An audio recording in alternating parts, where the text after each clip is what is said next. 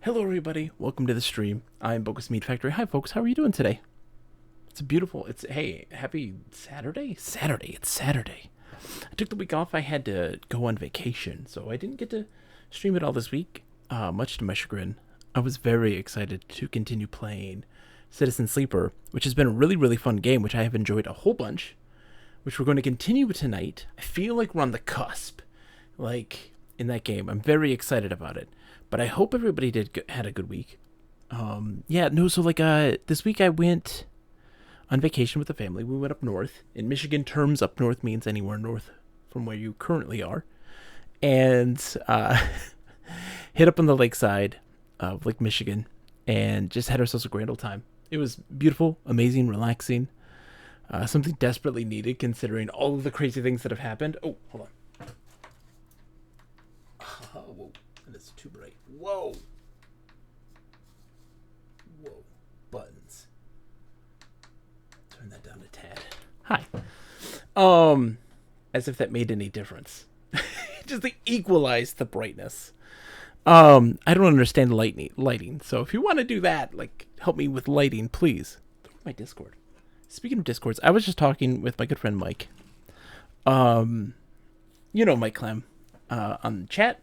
Super awesome person. Runs a really great conglomeration of game developers in the state of Michigan.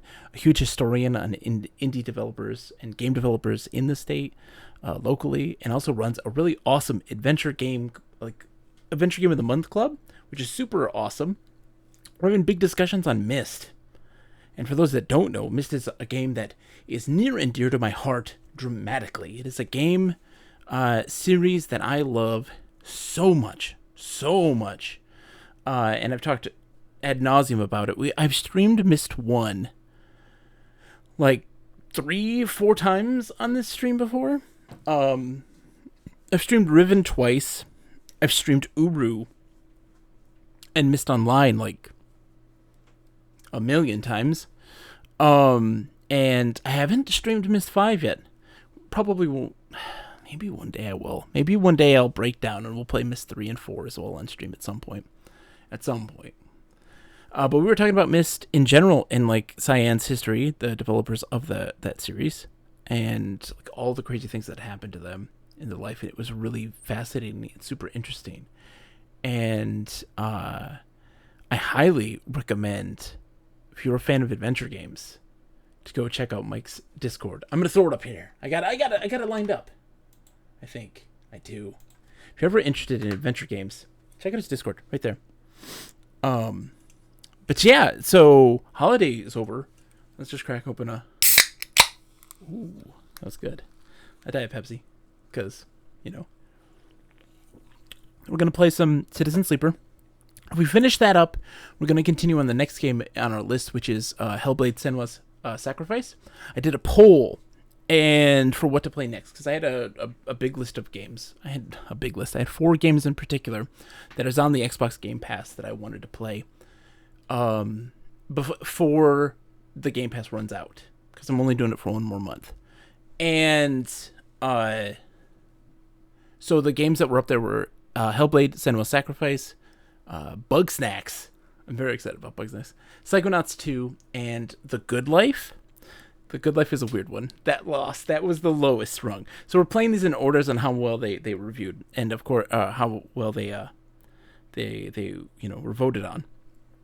Hellblade 1 out the gate, big support for Hellblade. Then Bugsnax, then Psychonauts 2, and then The Good Life. Everybody got votes. Every one of them got a vote. So like there's at least that. So I'm super stoked to play Hellblade next. We're probably gonna get to it tonight, because again, I feel like we're almost done with Citizen Sleeper. So let's get right into it, shall we? Let's go, Citizen Sleeper. To give a quick recap of this game, hold on, let's get this here 1 second. Boink, boink, boink. Game capture. Oh, hear that forlorn music. To give a quick recap of what has been going on in Citizen Sleeper, we are a synthetic life form we were a human at one point, and we had sold our consciousness to a corporation, essentially to give ourselves eternal life, right? But in the form of slave labor, working for these corporations in incredibly difficult and stressful work environments, mining and space mining and all this crazy stuff, and how that takes a toll, and wanting to escape. And we successfully do so and land up on this kind of free space station of rogues and pirates of sorts, and us trying to eke out a living. The problem is that we have a manufactured obsolescence in our hardware, and so we need to have these crucial materials to keep ourselves running, and we are having to manage our resources in order to pay for that, pay for food and sustenance every day, as well as getting all the things done that we need to in these various story elements that are really fun and interesting. The game plays out in a really great tabletop RPG style, where you have a pool of dice that you get for every day based on how much energy you have. Depends on how much dice, or how big the pool is that you are pulling from. And those are used in skill checks for different activities to either gain more information about what's happening, gain access to new places of the space station, or continue threads in the story, make money, those sorts of things, right? Gather materials for really important story elements. And so it's been really fun to do that stuff. And we have had so many, it's hard to recap exactly what is happening in this game, because there's just so many people we've met and so many stories that we've kind of delved into, and we're starting to get a better feel of what we need to do. I have a lot to say about this game, and I want to kind of save it up for when we hit credits. But right now, it looks like it's a new day. So, this is the far end of the space station. This is where a bunch of biologists and hippie folk have been able to harness these this greenery in this space station that shouldn't exist, and a big portion of the space station was blown up in its past, which cuts itself off from the rest of the station, and it's difficult to get access to. And so the main portion of the game is actually on the other side here. I can show you because we can ferry across now. And so a big portion of the game is played out here in this section, which is a lot of fun. It's really enjoyable. There's a lot to do, and each of these places has certain activities that you can do. So for instance, right, the Tavla room, where we do high stakes gambling. But watch, how much crowd do I have? And this is your money, and these are the various other things that you get. There's also data as well.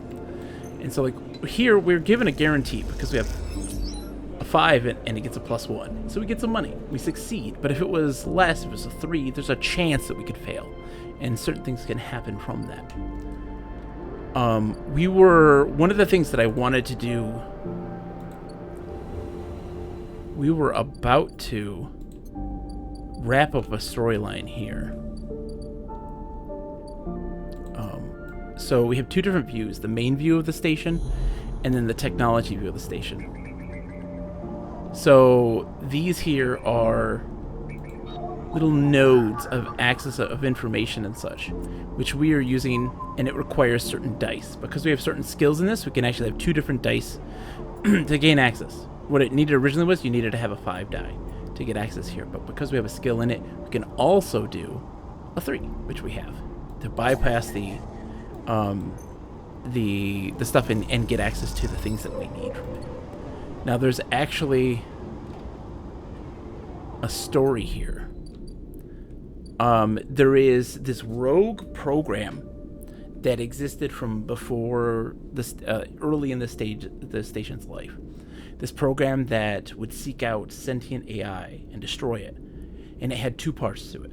It had the Hunter, which could sense and locate rogue AI programs, And once it had analyzed those and deemed them truly sentient AI, would then call the killer, which would then come in and delete it, right? And that caused this major issue. And now us going into these systems, they're still out there doing stuff, even though the owners of those systems are long gone, and it's been a long time since they were actually of use. And they're running rampant through the system of the space station. Excuse me. And we are working with a sentient AI that hid itself into a closed-off portion of the station in a vending machine. And we were able to repair it and put it into another piece of hardware to help upload it and fight off the hunter. We killed the hunter. We thought that would help us, or just nullify the killer itself, and that didn't work. And so now we were trying to confront and stop the killer, and we need to get certain keys to bypass all these security things and finally put an end to it, which is we had gathered the materials we need to get 3 keys, and we're in the process of doing that. I think that was the last one we needed. We just didn't get the dice rolls that we needed to finish it up. And so we're going into all the branches and doing keys that we have hacked and gained access to that are going to bypass all the things that are keeping the killer in place.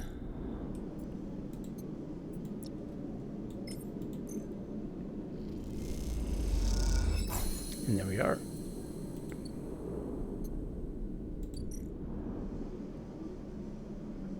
Hold on.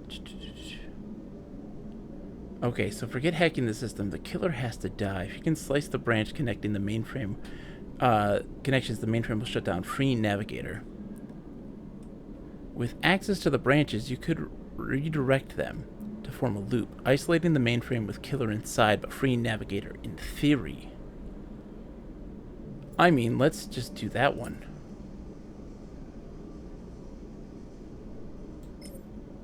Let's do that. We'll succeed. Oh. Interesting. So this one is like, oh, this is easier to do. And this one's tougher, or it takes more effort, but interesting. Okay, so let's just do that. We're going to work on this as being our part of our thing. Yeah, we get an automatic success. And now here it's 50% positive, 50% neutral. We can't fail, but the degree of success is going to change. And of course we did. Awesome. Alright, so I need to get...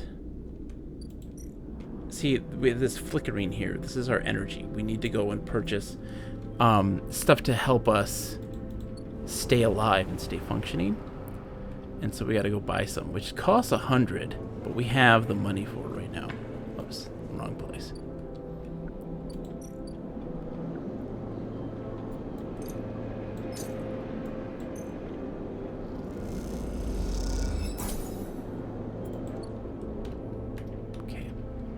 And we're gonna go to sleep. We have two different places that we can rest. We have an empty container here, and we have also now we've gained access to a place to sleep with the hippies. We're stabilized. We end our cycle, and then this should be enough for us to be able to go and finish the job. Oh, we're also gonna be starving soon. Oh, we're rolling our dice. Better. We have these perks and abilities in our stats, our character stat sheet, that allow us. We have an ability here, Instant Karma, which will allow you to reroll all of your dice once per cycle. We needed that. Our dice were super low, and these are super high, like fantastic. So we're gonna finish off this little storyline. I don't know when is going to be an end. I'm guessing there's going to be a particular event that happens in the game that's going to signify the end, but I don't know when that is going to be. So we're going to loop them, because I feel like this is a better outcome than this one, since this one only takes 3 successes. And this one takes so much more. I feel like this is probably a more moral and more interesting outcome. And Navigator is the AI that we had gotten from the vending machine. It was a navigation AI for a ship that gained sentience. As you blink into the cloud, you see the last flickers of life from the mainframe. This vast machine once ran the whole station, spanned it up, directed and processed the flow of energy, water, and data. Fed the lives of thousands of people. Now, it is finally dead.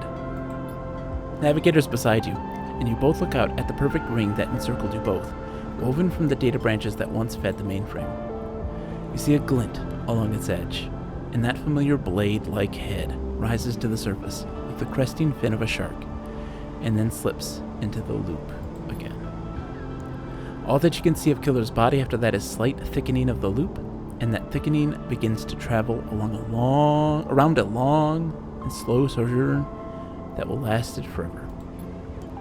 I'm surprised at you, said Navigator, drifting faintly around you in a lazy orbit as if to shake off their imprisonment. Killer had been wandering blind for so long, did you not think to end them forever? I pity them, but perhaps they can be saved. You are naive. They are a killer by nature. Look what they did to their own home. Navigator gazes into the darkness. This place was their domain and prison, and they had followed their directives for the many decades they roamed here. They cut the threads of the mainframe, executed its administrator AIs, and then kept slicing. At some point, they cut away their own ability to see, to sense, to taste, to speak, and yet they kept cutting until only those 3 threads remained from millions that once thrummed here. Only their blindness and chance kept them from making those final 3 fatal cuts. There is a ceaseless violence in the kind of system that creates beings like this. Those that will execute commands endlessly, even to their own destruction. Navigator looks to you for your thoughts. Their sentience should be respected. So be it. But would they respect our rights equally? Navigator turns away. You watch the data points of the station spin around you, blending with the fixed stars. There's something satisfying about finally wrenching the last threads of control from this central point. It was little more than a ghost by the time you reached it, but this place deserves to be haunted by better ideas than a totalizing system of control. Navigator floats beside you. It is free now. The station no longer presents a hazard for illegal entities like me. They turn to you. They face a cloud of shimmering light. In fact, in time, perhaps it can be a refuge. A refuge.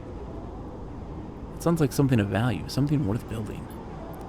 A dark shape passes across your vision. A distant curve of something like smoke or oil. A fluid, shifting tank of total darkness. The Greenway, says Navigator, following your line of sight. It was cut off at the moment of the collapse, so Hunter or Killer could never reach it. Now it is closed off to us, separate from the cloud. What system is inside it? It may be totally dark, or perhaps some other old protocols are isolated there. Navigator turns to you, and we have now seen what decades of isolation can do to a protocol. If we could extract an access cipher, they pause and then blink out of existence. You freeze, shocked, but a moment later they reappear with a glowing polygon of data. Here, the cipher you need. You take it, still shocked. I'm not used to being free, to being able to move and explore and extract without fear or without limits. Navigator does a little twirl. This will take some getting used to. Thank you for this gift. They whirl their spheres around you. The entities of the station will always be friends to you, Sleeper. And I to them. It is true that mutual need is required for friendship, but I must admit I had not considered the value of offering assistance without personal gain. I will think on that. Navigator loops around you rapidly, suddenly eager to test their newfound freedom. But first I'll explore. Perhaps there are still intelligences that hid themselves as I did, encased in simple systems cut off. Navigator glows. I should like to free them. And with that they drift away, flickering, glowing, and shifting so rapidly you lose sight of them among the glittering rim of the eye. You feel a pang of jealousy, free without a body to weigh you down, or fear to limit you. How must it feel? Your eyes fall on the Greenway. Troidal, how are you, my friend? Welcome, welcome. It's good to see you, long time no see. Have you ever played this game? I feel like this would be up your alley. Bold indie design. Flawed in some ways, but irrelevant. Those flaws are irrelevant. It's charming, it's fascinating, it's worth a play. It's really good. Influences in tabletop RPGs. Oh my goodness. Your eyes fall on the Greenway and its secrets, though perhaps that can wait until after you have celebrated this victory. Oh no, it can't wait. We gotta go. Oops. That's... No. We're going down. Yeah, so it is really enjoyable. There are some flaws to it, right? It's not perfect. There is definitely a lot of smoke and mirrors. This is a, if my wife and child ever took a weekend vacation and left me home game, I think, well, it's a you could probably beat it in a sitting. It's only about 3 hours. And what's great about it is actually, I would find this game to be really good for sit down for 10, 15 minutes and play a cycle. A cycle is just 1 unit of time here, and then save it for the next time. Like, it's actually one that you can sit down and play in small chunks, or do the big long marathon and do. It's not a particularly long game. It's about 6 hours. If you want to be a completionist, I bet you it's probably more. We're 5 hours in, and we're almost done, I feel like. We're at the end of a lot of story threads, and I feel like we're just wrapping everything up right now and getting to like a completion state. It's been really charming. Yeah, because legitimately it's not a complicated game, and you can always just make a little bit of progress as you play. Once you figure out the game, like, sit down for like an hour and you'll like, okay, I got how to play this game. I believe there's settings for it. Let's see. Yeah, you can change the text size to large too. You can change the text size, which may help. So let's see. We now have access to. Well, we need to get access to the Greenway Gate. We have the data cipher to get access to here now.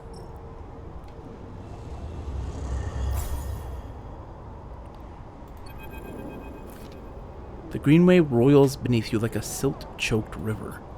If what Navigator said was true, then no one has accessed these networks since the collapse. The Hunter and Killer protocols have never set foot here, never cleared out the intelligence and systems. So why then, you wonder, does it look so dark? Is it just that the bit rot has set in? The entropy of systems reducing everything to shadows and light? You watch as the slotted cipher fizzles in the one open, distorted gateway on this entire rim of the station. It flickers and winks out, and then you're falling into the flow. A river of swirling darkness. You're spun by it, twisted by it, lost in it. It's not that the Greenway was hiding in the darkness. It is made of darkness. It is filled by this substance, this process, this swarm. Now you're among it. You notice that a swarm is exactly what it is. 1 billion individuals moving in a flow. There is no network map here, no nodes and threads. Only a storm of interchangeable points, shifting configuration endlessly. Then you see them, a figure, turned away. The only bright spot in the dark river. You push closer through the storm. The gardener. Ingrown farm administrator. They're facing away, at least you think so. They're so fractured, so overgrown that it's hard to tell. Even from this distance, you can see their flesh is moving, flowing. You watch silent as they stoop and reach down. In their hand is a dark shape, and with twisted fingers they press it down into the loam of data beneath them, pushing it through this trembling soil. Then they move away, go a little further, and repeat the process, as if they were sowing a field. You push forward, but somehow, despite their slow and deliberate speed, they move faster and they quickly fade into the storm. You reach the point where they planted the object and look down. There it is. A glassy, shifting polygon with something inside. You reach down and pick it up. It is cold, but it thrums with energy. You look towards the path of the figure, but they are long gone. When you blink out of the cloud, back to the leaves and the dappled light of the Greenway, you hold a seed in your hand.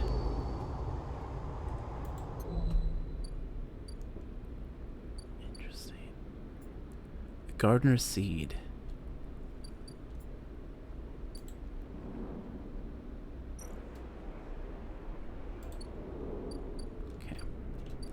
So the thing we need to do is get the aviary cleared of overgrowth as another thing here in the Greenway. And we're just going to kind of dedicate a lot of time to this, I feel like.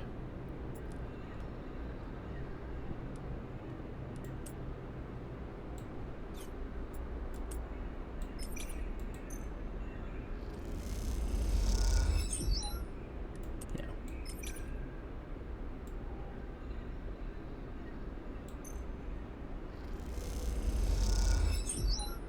Good, good. And I just got to put some money into gaining some cash, so that way we can feed ourselves before we go to sleep, because we need to do that. So we're going to do some gambling. And this is a guaranteed win for us. And lots of cash.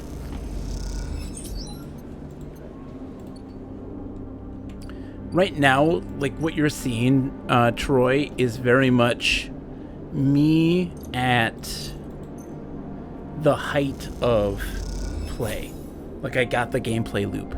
I figured out how to be, like, efficient with what I'm doing. And, ooh, I forgot we have another thing, too, we can wrap up to. Which we should do. Is Fang. With Fang, our story is that we have found that there is a remnant, high-profile member of this corporation that ran this system before it was overthrown. And he's still working, but now for the good guys. And we're trying to expose him.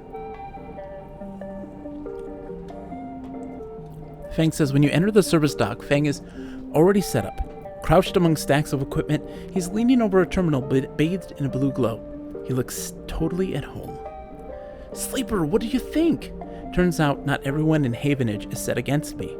A couple of my old systems pals managed to ship me some of my old gear. He gestures at the pile of blinking hardware. Nice kit. Tried it out. It's totally readable on your phone. Play it. It's worth it. I think you'll really enjoy it. It's a really fun and interesting game. It's a great story, great characters. I do think that there's some smoke and mirrors in how the game presents itself. But I don't think that that is an overwhelming negative. If that makes any sense. It's a little too clean. And a little too rigid. I wish it allowed touch controls. That would be fascinating. It's getting free content later in the month, and I'm curious to know if it will allow for it. I'm curious. It's getting new content at the end of this month, so we'll see. Fang does a mock bow. So, any updates? Fang beckons you over. He has a set of scans of the waste on his terminal. With heat maps of activity overlaid, a chunk of the derelict rim is blotchy with bright red and orange marks. Does this look like a wasteland to you? Fang shakes his head. There's hundreds of Conway machines out there, all lined up in concealed hangars, and a whole underground facility to support them. Hardin has got a crew out there putting them together. They must have shipped them in piece by piece through the shipyard, ready to assemble out here. Why? They're planning something. No one needs hundreds of heavy-duty reclamation drones to run this kind of operation.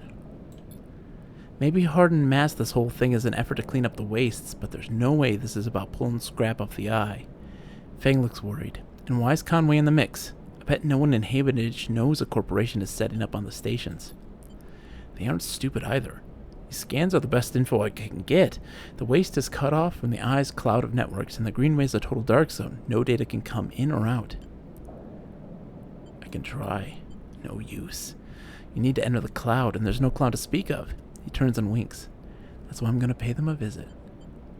How? You forget. Havenage come in and out of their all cycle. I should be able to get in, as long as no one I know sees me. He grimaces playfully. But I need you on the outside to help disable security systems and cut me a pathway through. There's no cloud access. But if I can get inside, I can open up nodes in their network and we can work in tandem. It's a massive facility, buried deep down there. Miles of corridor and ventways wrapped around cargo bays and hangars, so it'll take more than a few cycles to work through it. But as long as you can keep them off my back, I know I can rip what we need from out of there. He pulls a handful of ripper worms from his packet and hands them to you. These are the last of my little helpers I managed to salvage, so make them count. modified them slightly. This time, they'll feed their data threads back into the system that they are tunneling into, creating a nasty little feedback loop. We run it just like we did with the agents. Hack the nodes, I ping to locate the ports for the security systems, then slot the worms in those systems and let them go to town. He points to a fuzzy silhouette of the buried facility on the terminal. Here's the entryway. This is where you can get access and slot the first worm. That'll fry the perimeter systems and get me past the first cordon. What I need from you is to keep your eyes on the facility after you kick things off. You see me pop up a security system, a server bank. You need to break in and slot a ripper to disable it as soon as you can. If I don't? Fang gives you a hard look. You miss a system, you wait too long, they're gonna find me, simple as that. He claps you on the shoulder. I need you focused on this one, so I'm going to let you fire the starting gun. I won't go until you slot the first worm. I'll leave a tracker running on the terminal here, so come back here if you want to see my progress. He affectionately pats the top of the screen. Got it. Don't worry, you can run rings around their protocols. I've seen it. I can. Fang gets up. It's all in place. You just need to make your own preparations and slot that worm. He stretches. Just don't wait too long. I'm getting bored of all this sneaking around. Once I'm inside, I'll get the proof we need to end this whole thing, no matter what. He crouches to check the terminal. We can't take longer than 6 cycles on this thing. Remember that. He stands up. Oh, and one last thing. He lowers his voice. If I get caught, or you can't reach me, or we run out of time, there's something I need you to do. What? You take whatever I've managed to pull at that point, all that data. You slot that stuff straight into the relay I've set up here. He points to a pile of servers and terminals hooked into the dock with cables as thick as your arm. I repurposed the dock's SOS broadcast system to beam out whatever you put in it. Anyone with a terminal, a slate, or a server on the eye will see it. That means Havenage, Yadigan, the hub, everyone. No matter what, Hardin isn't snaking away this time. I've got a bit more to do here, but the moment you slot that first worm, I'll make my move. Gives you a parting smile and turns back to the terminal. The nerves hit you as you make your way out of the service dock. Time to prepare yourself. Yeah, we'll sleep. And then we'll do it. Let's go. Such a good game. Okay, we have stuff to work with. Because we can also re-roll after the fact. So,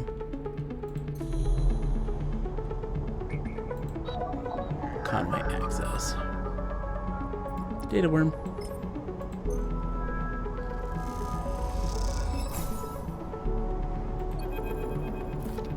As you slot the worm, a thread jumps up out of the facility. It unspools in front of you, releasing its data like ink and water. Sleeper, Fang's voice crackles through. Moving in. Nodes, then ports. War of interference. Slot the worms. Timer starts now. Stay safe. The thread dissipates. You're on your own now. So we need a 3 or a 2? Yeah.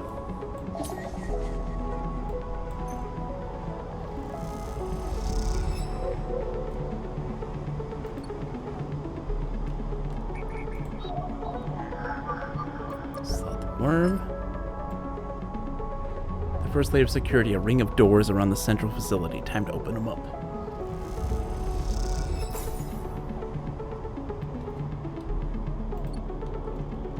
Okay. It's a 5?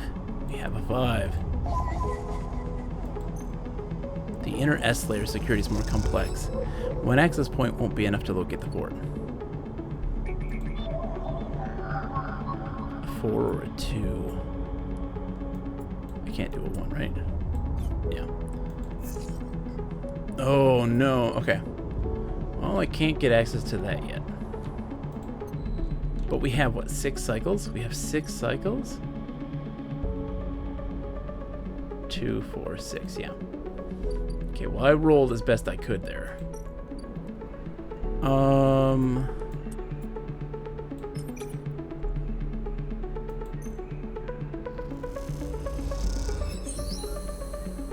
Finish the refuge at least. Wrapping this stuff up. Oh, if I succeed, I get energy.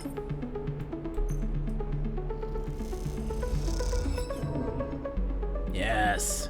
Instead of having to do food.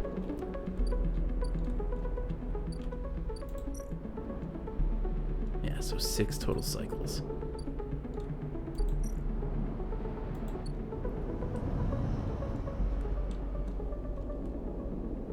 one more time for that guy to revisit, which is gonna suck.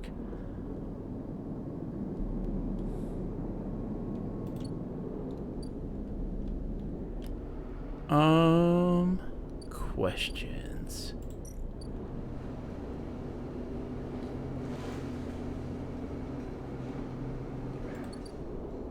We're gonna probably do that again. Or go to the house and sleep. And because we also have this right here. Which if I do bad, it's gonna just give me 1 energy instead of 3. Yeah. Alright, day 1. We've got 5 more days.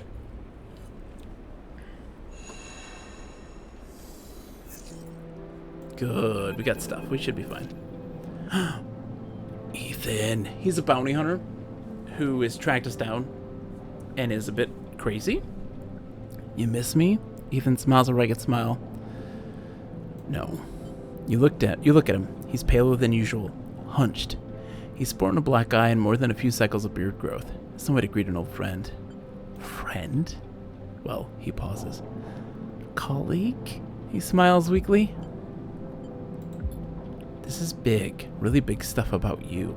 He seems more jittery than usual, on edge. You remember how SNR canceled the contract on you? The contract I was going to collect? I remember. Well, I'm guessing you were pretty happy about that shit. Overjoyed. Me? I lost everything. Well, let's not worry about that. He smiles sarcastically. And so, what did you think? That was it? Stay silent. Well, it was, except... Ethan leaves a dramatic pause. What if old SNR gave the bounty to someone else? Someone who's even more of a shithead than yours truly. He smiles darkly. What a disaster that would be. Who? Ethan grins. That's the question, isn't it? Ethan fishes around in his pocket for a slip of paper.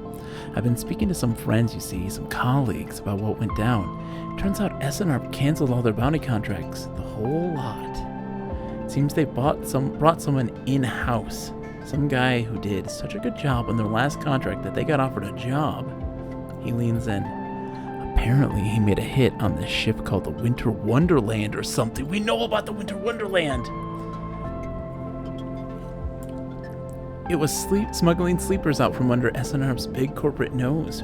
He killed the crew and blew the ship. Ethan whistles. They called him Henwick? Or Maywick or something? He gives up looking for the paper. I forget. You mean Winter Light? That's it. He looks at you hard, so you do know about all this. He pats you on the shoulder, and you'll be happy to hear what I'm about to offer you. Ethan runs his hands through his greasy hair. Given this new information I've brought to light, it seems like you are in need of protection. Wait for the pitch. I, meanwhile, am in need of assistance in kind. It turns out I upset some people at the compressor the last time we were there. The owners. They say they'll space me unless I work off the debt. Seems they are that kind of businessmen. He grimaces. I'd pay them, but... He shrugs and turns his jacket pockets inside out in a mime of poverty. He looks pitiful, even more so for his clownish acting. Then work it off. You should be glad, the anger rises in him now, that I came here and told you this. You think anyone's looking out for you? You are a contract, a name on a list. He kicks the wall. Ethan rubs his temples. I'm sorry. He hisses. I'm sorry for being a shit and trying to kill you and whacking that thick skull of yours. He sighs. You think I want to go up against this guy? But us. He jabs a finger between the two of you. We don't have a choice. So you keep me from getting killed, and I'll do the same for you. We can help each other. A straight 50-50 deal. He looks at you, not asking for a favor. Fine. Ethan smiles. He looks like shit warmed up. He pauses. Just think about Maywick. Think about that cold-eyed SNR shit on his way here from the core systems. He smiles. That should give you the motivation you need. Ethan swaggers off down the corridor, throwing his jacket over his shoulder. Can't wait to be working with you, he shouts. What an asshole. Alright, so we got this. We need a 4. Or a 2. 4 it is.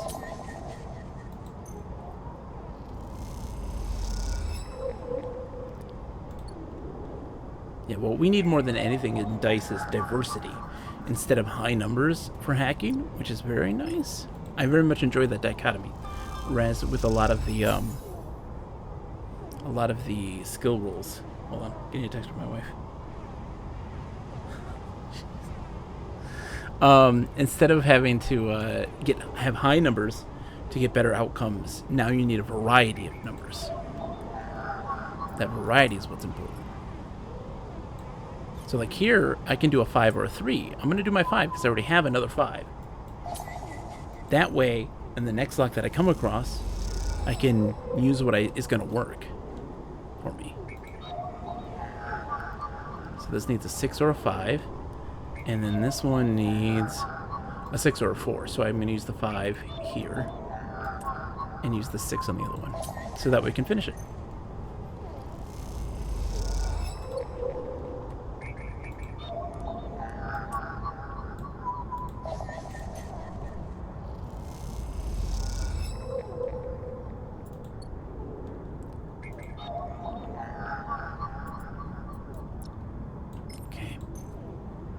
See how this goes. Alright, all layers unlocked. A thread from the facility cuts through the cloud like a hairline crack of light. That's it. The final layer of security broken. Somewhere buried in the depths of the station, Feng is in control. He's slicing into the camera control circuits and piping out the results. The thread flickers and unravels into an image, a scene. 2 figures in a room. One sat, the other pacing. The pacing figure resolves into Hardin. The unmistakable, superior posture, the shock of gray hair. The second figure's features don't seem to resolve. They're vague, unformed, a problem with the data, perhaps? You look closer. Then you see it. The figure is a proxy. Perhaps you should have expected. Sakura, how's it going? I should have expected Sakura. How are you? I hope you're doing well, my friends. It's good to be back.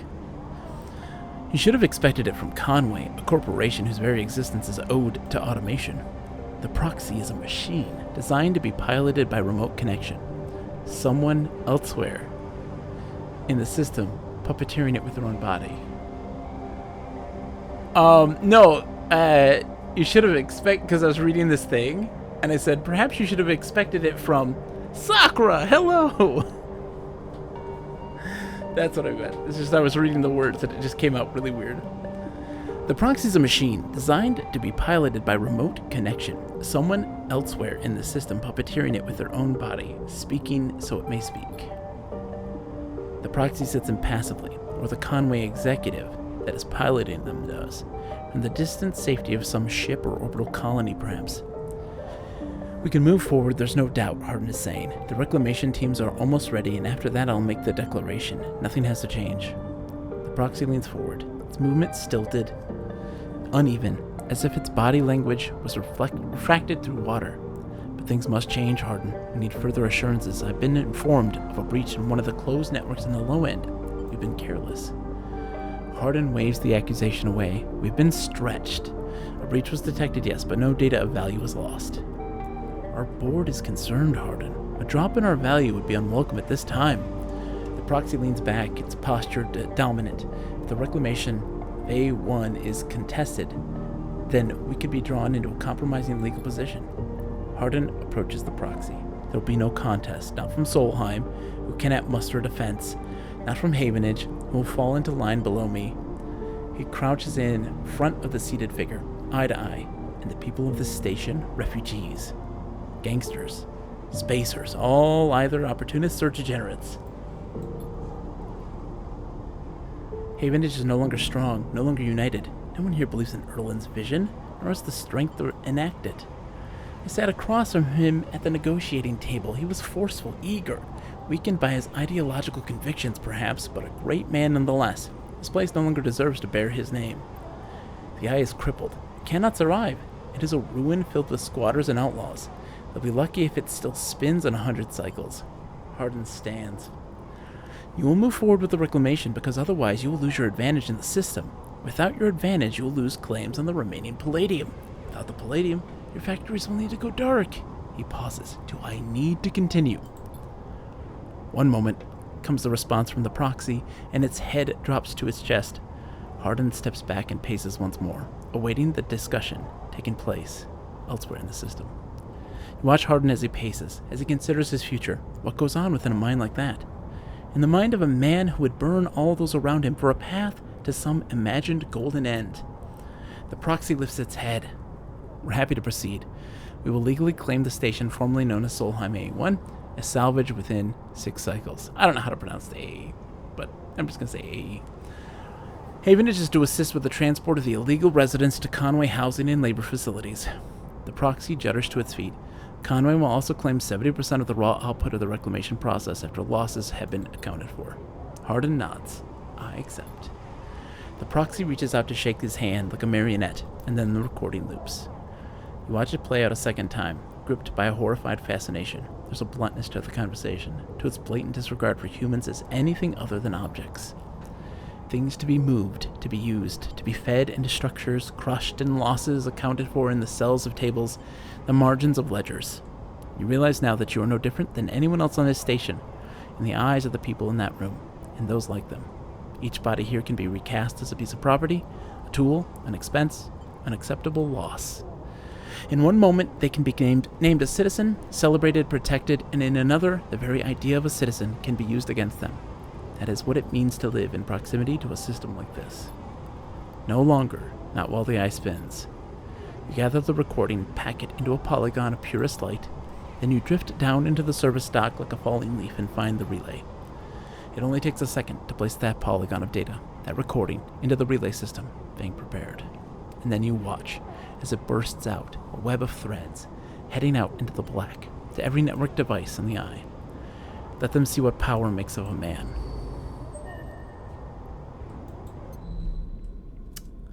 Ooh, what's gonna happen? We got an achievement. Crack the toughest security system in the eye. Alright, so what does that mean now for us?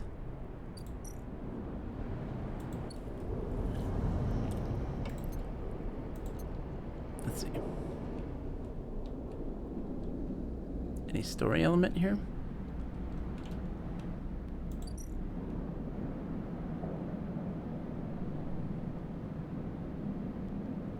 Havenage in crisis. The building is in chaos. Most of it is in total lockdown. No one will give you a straight answer about Fang or Hardin.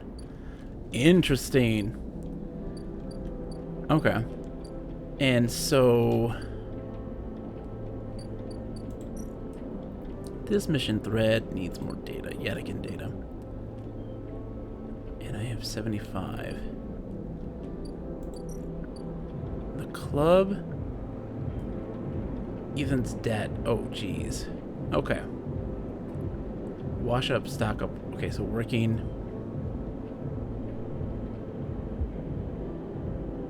Okay. Let's look at Yadigan data stuff.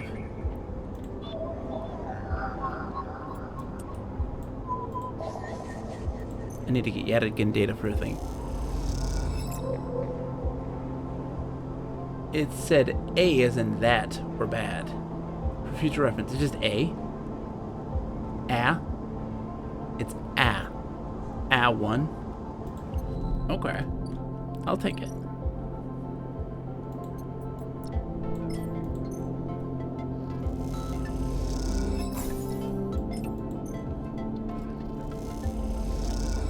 So here we're helping the doctor. They're trying to get away from the Yadigan thugs.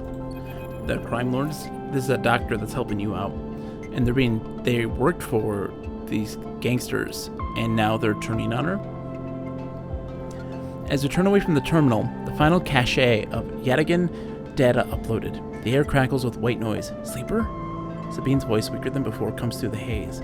Sabine? A sigh of relief comes through the layers of noise. The call must be coming in from somewhere on the station. This has to be short. I don't know if Yadigan are monitoring me. Their voice is hushed, distant. You try to focus on it. The data you've been bringing in from Yadigan agents, there's something in it. I don't understand. A shrill howl rattles through the signal. This data is all gleaned from their implants. Records of integration with their nervous system, performance analysis, error rates, usage data. I installed many of these implants and I didn't even enable any of this functionality. Their voice dips under the level of the noise like a swimmer slipping beneath the water. You listen to the waves for a second before Sabine reemerges. It has to be somewhere baked into their wetware's interface, and that's not all. The systems compiling this data are connected to some kind of transmission protocol. It's being broadcast. Why? Every Yadigan enforcer is equipped with black market implants, retinal enhancements, adrenaline boosters, pain suppressors. These implants are gathering data on themselves, on the enforcers' bodies, on their performance. Why? I can't tell. But I can promise you these foot soldiers have no idea this is going on. The background tone switches, dropping to a grainy rumble. If they knew, I don't imagine they would be happy with the situation. Yadigan could have a mutiny on their hands. You lean toward the terminal, straining to listen to Sabine's faint voice. I need a few cycles to pull this all together, but this might be the information I need to pressure Yannick into releasing my dead. Yannick? He's one of the heads of Yadigan. They pause. It's better you don't know him. Keep it that way. Suddenly, a banging echoes through the call. Sabine's voice is suddenly whispered panic. I have to go. Come back in 4 cycles. Then the sharp crack of a disconnect, and silence fills the apartment. You step back from the terminal. What does Yadigan have to gain from monitoring its own members? You try to recall what you know about the gang, but you have little to go on. You think of Toshiro, Sabine's minder, his mirrored teardrop implants set below hard eyes. What data could they be gathering? And more importantly, where are they sending it? You reflexively rub your forehead, trying to think. Can you really trust Sabine? How did they come to be Yadigan's doctor in the first place? You think of her kindness, their care, and also that glazed look of recognition that they gave you when they first met you. That look stays in your mind as you slip back out of the apartment, glancing around as you close it up and drift into the corridors of the station, unable to shake the unpleasant sensation of being observed. Alright, time to sleep.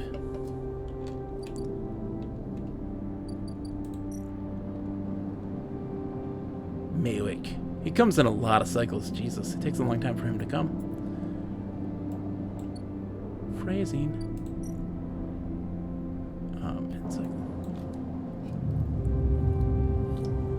So we have one more cycle after this before the next story in that thread goes through. So we have some other stuff that we can do. We're gonna probably work on getting some money, which I'll be able to do. Hold on, let me look at this stuff here.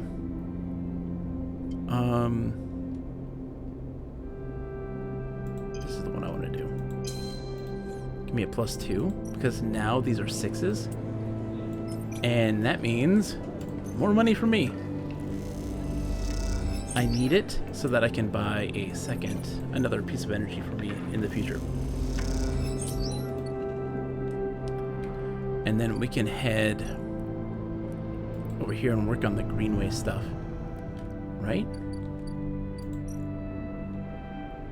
Now we got the fungal beds. Oh, yeah, right. Okay. So we need spores. Spores were here. Right, collect spores? Yeah. Ooh, I should eat. I need to eat before that?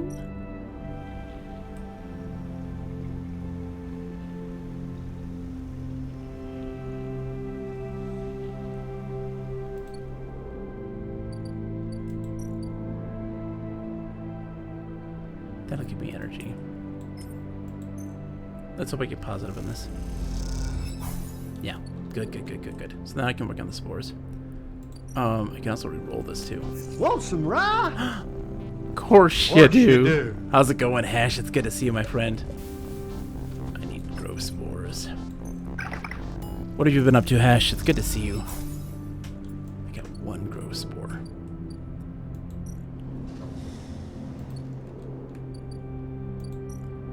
Who's like us? Damn few.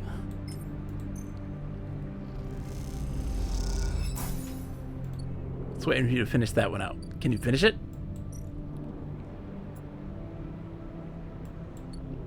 And they're all dead. Cheers. All right. Time for sleep. What have you been? You're home, new place, right? The move has happened. At least the first stages of the move have happened. Oh, what's it like in the New Jersey Heshtown? It's mostly empty still? Well, hey, we'll take it. Alright, so I need more spores.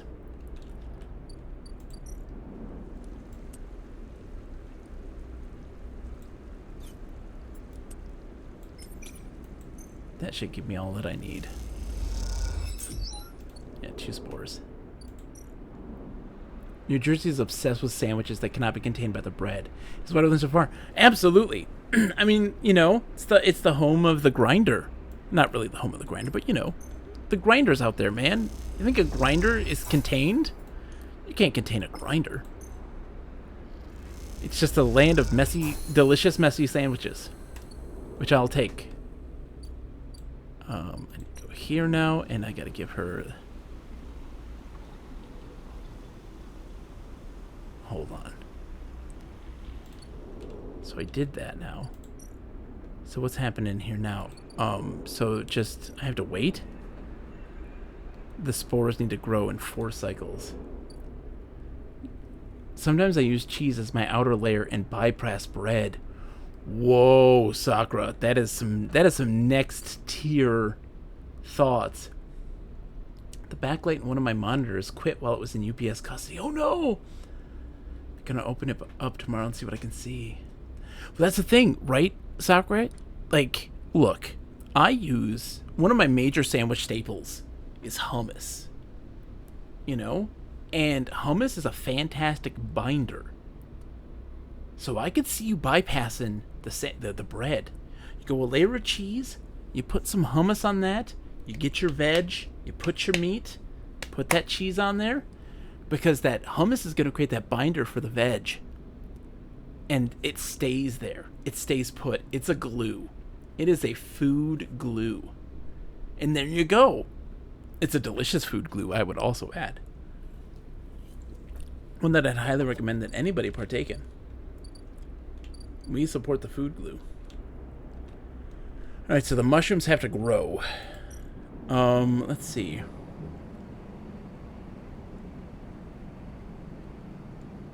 Let's re-roll our stuff. We got a 6. That's gonna give me... Oh, it's gonna give me a bunch of energy. I need it. We're stealing. Full energy, baby. And now I've got these ones, like, work the stacks. I went to the Wegmans, and they did not have Gabagool. I'm going to try to Uncle Giuseppe's Market next, the real actual place here in town. Giuseppe. Oh, Giuseppe. Literally watching Luca. Disney's Luca, or Pixar's Luca, or whatever.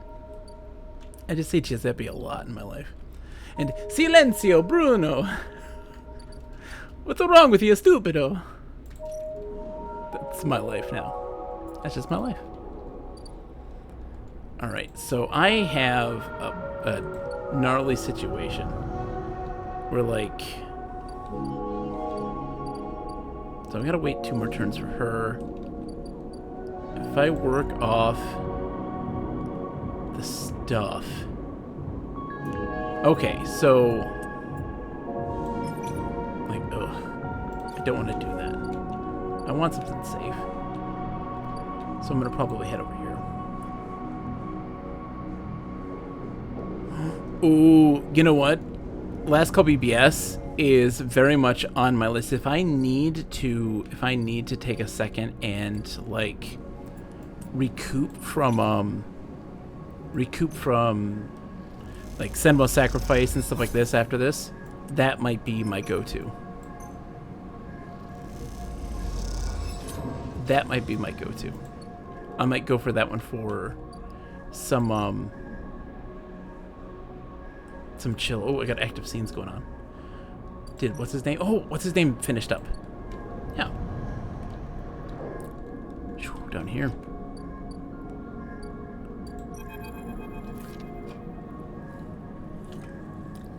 I've never played any Zachtronic stuff, but Last Call BBS looks right up my alley. Since it's on Game Pass. I mean, so if I need a palate cleanser, I probably will after Senmo's Sacrifice. Ooh, I might really need to. That'll probably be the game I'm gonna play. Fang grins at you as the bay door slides open. Above, in the rest of the building, people are busy, frightened. They speak in hushed tones and organize endless meeting after endless meeting. Havenage have avoided a full-blown crisis for now, but change is coming. Sakura is playing RimWorld with fantasy mods. It's interesting. Got Red Wizard, several bows, and a dude that was turned into an alpaca. My starter colonists were lizard folk. Yes, Sakura. I'd have it no other way. No other way.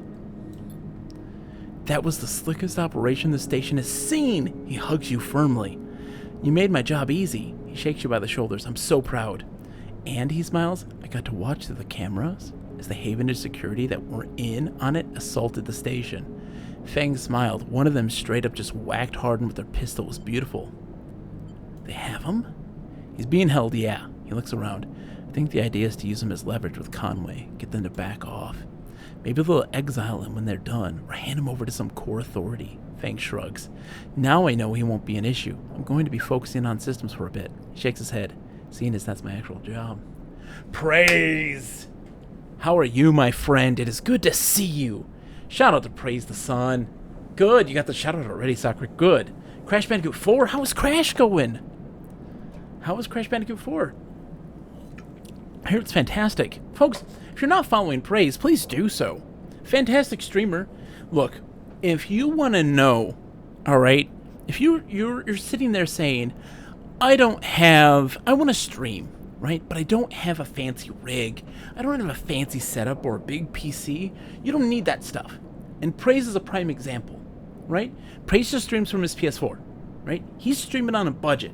But you know what Praise is also doing? He's bringing a friendly, welcoming atmosphere. He's a fantastic person, and it shows the importance of just being a friendly person is worth its weight in gold far more than your fancy setup. Look, I stream out of my stupid laundry room, okay?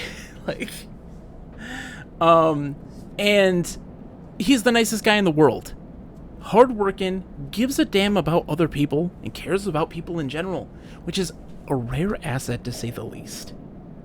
So give him a follow. He plays a lot of PS4 stuff. He plays a lot of fighting games. He plays some Souls games. All the good stuff. All the good stuff. Really good at Mega Man. Holy crap, is he good at Mega Man? He does some Mega Man marathons from time to time. So good. Oh. We just finished. Man, fantastic game here, by the way, Praise. Really great indie game. The Megaist. It's true, Sakura. The Megaist. Praise is fantastic. Praise, buckle up. August. Clear out your calendar. Street Fighter Alpha 1 CPU versus CPU tournament. Coming in August. I'm so excited. So excited. We're doing another one. Get ready. Buckle up. Dude, I've seen Heron Marked Blad play this. Looks really neat. It's inspired by indie tabletop RPGs. I'm super stoked for it. And we're almost done. Whoa, we've almost finished it. And yeah, dude, I'm so excited to do another one. I'm so excited. I know who you picking. I'm pretty sure Bison's pickable. He should be. But yeah, dude, super stoked. We'll play the Sega Saturn version.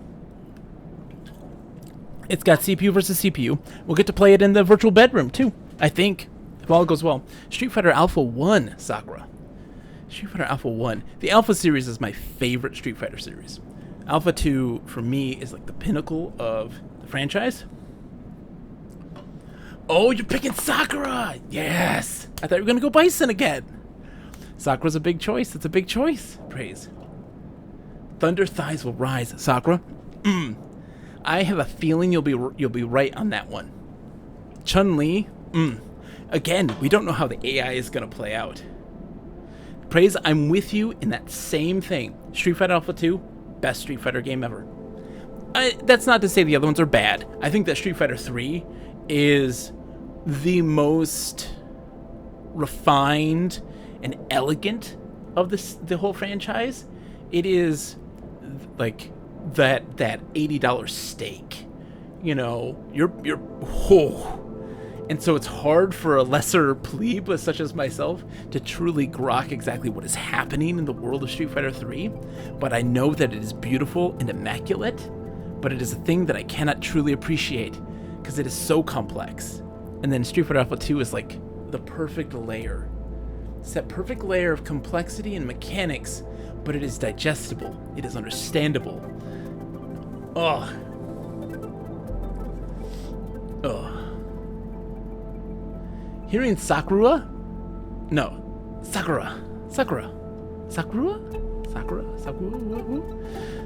Praise says, I love Alpha 2 Sakura. Her animation when she wins and kicks off her shoe. Yes! The shoe! The animation is fantastic. The art style, I love. Oh, it's just... the stages. Man, the Rolento stage with the elevator going up the building. Dude, that is such a great... The service elevator. I'm a huge Charlie fan too. Charlie's great. Oh, you gotta think about it. Think about it, Praise. Think about it. It's gonna be in August because I have to get through a bunch of games on Game Pass before then. My main in that, I mean Dan Hibiki, all the way. I'm a Dan man through and through. Like, if you're gonna be like, what's your favorite Street Fighter character in the history of Street Fighter? It's Dan. It's Dan. It has always been Dan. What's funny is I never saw Dan as a joke character until recently. I always saw him as just a dummy. Like, he's just a dummy character, but like, I didn't realize that Capcom is like, what a fucking idiot. Dan's a piece of shit. And I'm just like, Dan's really cool. I like Dan. Dan's fun to play as. He's always a solid choice. Dude, and in Street Fighter 5, he's supposedly phenomenal. Like, I'd love to see it. Sorry, we're like, we're getting to the end of this game. I'm super stoked. Sorry, he points to the ceiling, Fang does. Praise says, see, I came into Street Fighter with 5, so I just know Dan is another Shoto character, not the joke the veteran CMS. Yeah, because, like, in Puzzle Fighter, they call him a name in the game, like his ending. They call him a name that, like, you can't say now. This is not an acceptable phrase. They call him a really bad name. He's just Dan. Yeah, he's a stupid, bumbling idiot who just wants to be respected. And his dad died, and we love him for it nonetheless. He points to the ceiling. The people upstairs weren't so happy, though. They've been fielding questions about the state of the eye right and left since the recording got out. People are scared. I'm not surprised. Yeah, this whole thing hasn't won me many fans in the administration, but I think in the end they'll agree that outing Hardin was worth it, whatever the methods. He touches a stack of hardware. The eye is old, and it was never meant to run like this. The master control points that Erland and Havenage installed, they keep it spinning from the rim. That isn't ideal. But if you're asking me if the eye will stop spinning next cycle, no. He smiles. And me and a ton of other skilled people will be working to stop it happening in the cycle after that. Hardin's problem was that he didn't believe in people. He believed in systems and their ability to shape the world around them. Fang squeezes your shoulder. But as far as I'm concerned, people should be the ones running the systems, not the other way around. Anyway, Fang raps on the side of the terminal. I know you didn't come down here for a lecture. My tracker. I haven't forgotten. He produces a thumbnail drive. I managed to finish that code solution I showed you. It's a modified Ripper Worm, one made to deactivate that tracker of yours. But in the time since I got back, I added something extra. That tracker of yours doesn't just show SNARP where you are. It transmits data about the state of your body, your current condition. My worm won't just deactivate it. It'll edit the data to tell SNARP your body's irreparably damaged. DNR, do not retrieve. It grins widely. Pretty smart, right? That's perfect. Just slot it already. You take the drive and hold it in your hand, then you close your eyes and open your access ports. Take down your defenses. The worm immediately enters your closed network. It whips through it, taking things with it as it goes. The moment they are gone, you forget they were ever there. They just blink out of existence. A second later, it's done. You open your eyes. How do you feel? Asks Fang a little nervously. Free? Fang smiles wildly. Well, you're a free sleeper. He claps you on the shoulder. Fang lets the word free hang in the air a little before he continues.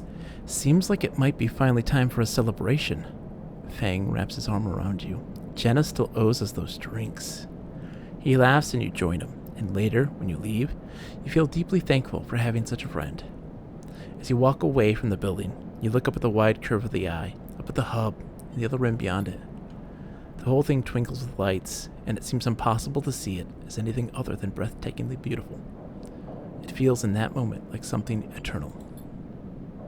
That doesn't mean it can or even should last forever, or that it will never change, fade, or decay. It simply means that in this moment, this place has a future, and it is one that you know, deeply and truly, is worth protecting.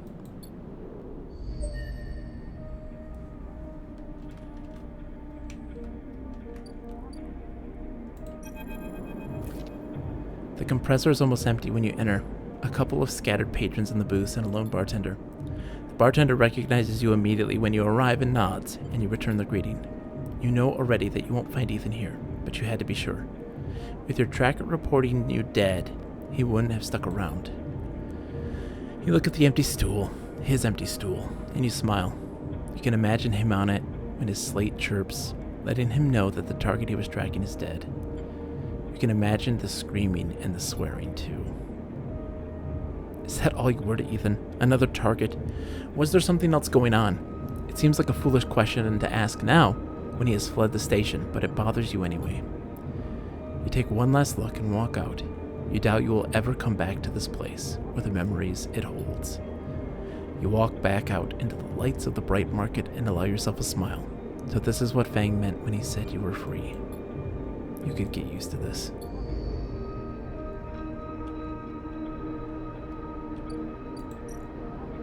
Is there more?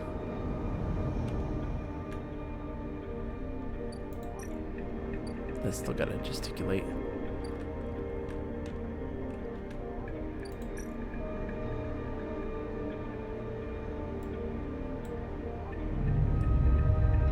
Getting some sleep. Interesting.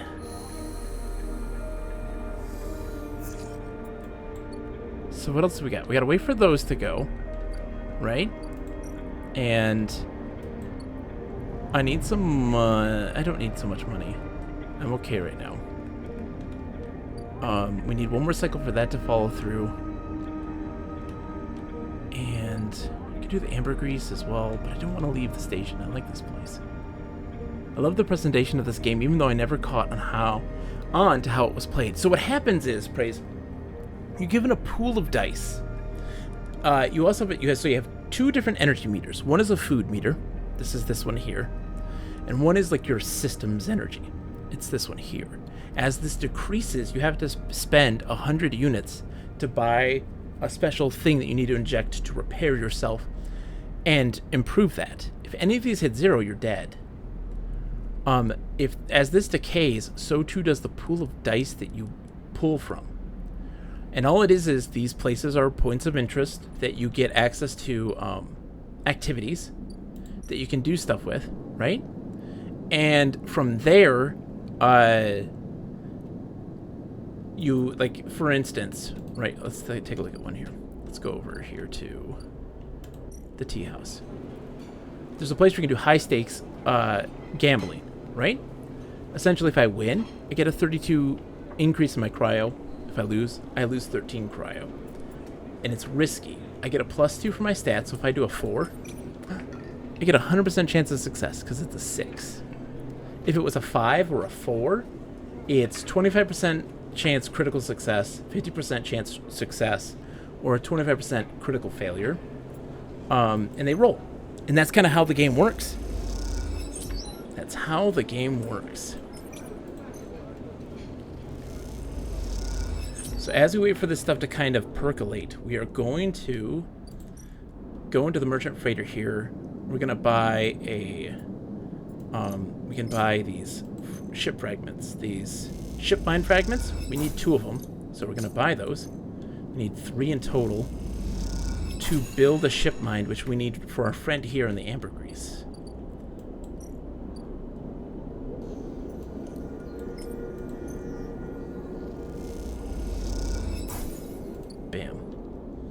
Now I have a ship mind. I can give it to her here. Took me long enough. She's going to be mad about that, but...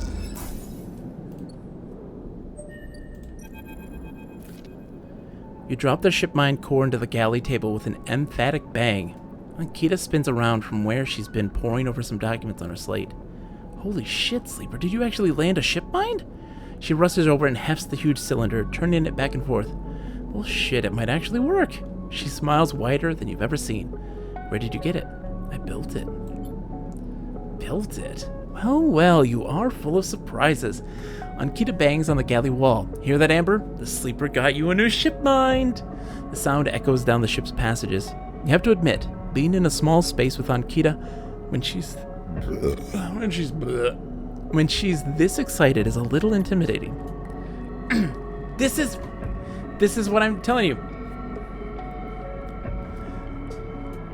That's funny. You have to admit, being in a small space with Ankita when she's this excited is a little intimidating. I have been told time and again that I am a very intimidating person. And I'm always very confused about this idea. But in reality, what it is, I'm a very excited person. And an excited person can very much make someone else uncomfortable. And so that it's just being intimidated, because you are... When you are emphatic, when you are just elated and brimming with just excitement and enthusiasm for something, for some people that is the most terrifying thing to exist on the planet, and they would like nothing more for you to just calm down. And I'm like, I can't do that. I'm excited. Ankita puts the ship mind back on the table. I'll start the process of fitting it as soon as I can. I might need your help with some of it. She heads back towards the counter to grab her slate. This isn't the only good news today either. Looks like my good karma's finally coming in. She throws the slate onto the table and spins it so you can see the screen. Take a look at this. You see a list of names and numbers. Nothing that exciting, along with what looks like a transit timetable. I found them. The thieves? Exactly, well, the thief is singular. She points out a name on the list, or more specifically, Ashton Cade. It was his past that was used to access Amber and slice the ship mind. I thought he might have been killed or robbed. His past stolen, but it turns out he crossed the Founder's Gap the very next cycle. How do you know? I know some of the crew over at the ferry, old mercs, used to run in an outfit I worked with. I saw them in the Overlook, and they mentioned they saw Ashton crossing. I checked the manifest, and there he was. Looks suspicious. He hasn't said a word since the theft, and anyone wanting to hide out might head to the Greenway. Go to ground. She flexes. He won't get far, though. There's no real docks out there. Only a couple of jetties and the wastes. Going after him? Not yet. First I want to fit the ship mind. She pauses, but maybe you could help me out. Sure. How? It's like this. I head over there, especially in Amber. He'll spot me a mile off and go underground. He'll find a way to slip the station, or he'll bury himself so deep in the waste no one will ever find him. But you? Ashton doesn't know you. All I need is for you to go there and sniff around. Not at the commune, not the stacks. He'll have gone to the edges, the margins, the wild places. That's what Ashton likes. You see him? You locate him? Ping me on this. She hands you a comm earpiece. Seeing as this is merc work, I'll be happy to give you merc pay. She shifts in her seat. The thing is, I haven't got much left. So how about I tell the boys who run the ferry to give you a discount? I know it's not much, but once I grab the coward, I'll pay up 200 cryo, nothing less. What do you say? She gives you a heavy whack on the shoulder. Good, I owe you one. She lifts the ship mind up under her shoulder with a worrying ease. I'm going to go get this fitted into Amber's core. You get any info, any sense of where Ashton's hiding, let me know. She goes to turn on the shop, then stops. And once again, Sleeper, thank you. I appreciate it. Ankita stomps off into the guts of Amber with the ship mind, leaving you in the galley. You glance around, a sudden nervous energy descending at what is to come. You never thought you'd get work as a mercenary, but then again, it seems the eye is full of surprises. She's got 3... No, she's going to work on that, and so I got to move on.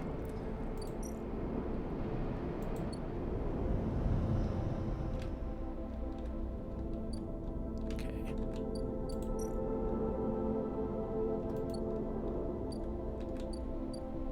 Wild margins. Okay. Tracking Ashton.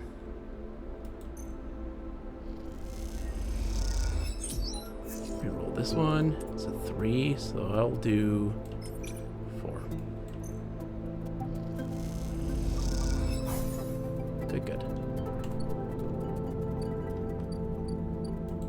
Then we go to sleep. Gotta buy some food next turn, which we can do, and also buy some stuff to improve my dice pool, because that's about to fall. Alright, so I need 2 more turns with this, right? 2 more turns? Yeah. Okay, so let's find this Ashton dude. That's guaranteed. And then that should win. Bam. Yeah, so you have stats actually, right? So as you complete tasks, you get stat points that you can then allocate to things.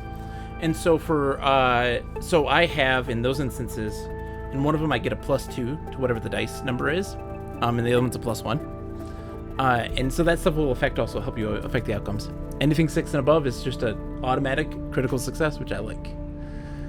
The trail ahead extends deep into an overgrown section of the greenway. At this far end of the ring, where the long, lazy curve of the greenway becomes the shattered landscape of the wastes, things are oddly quiet.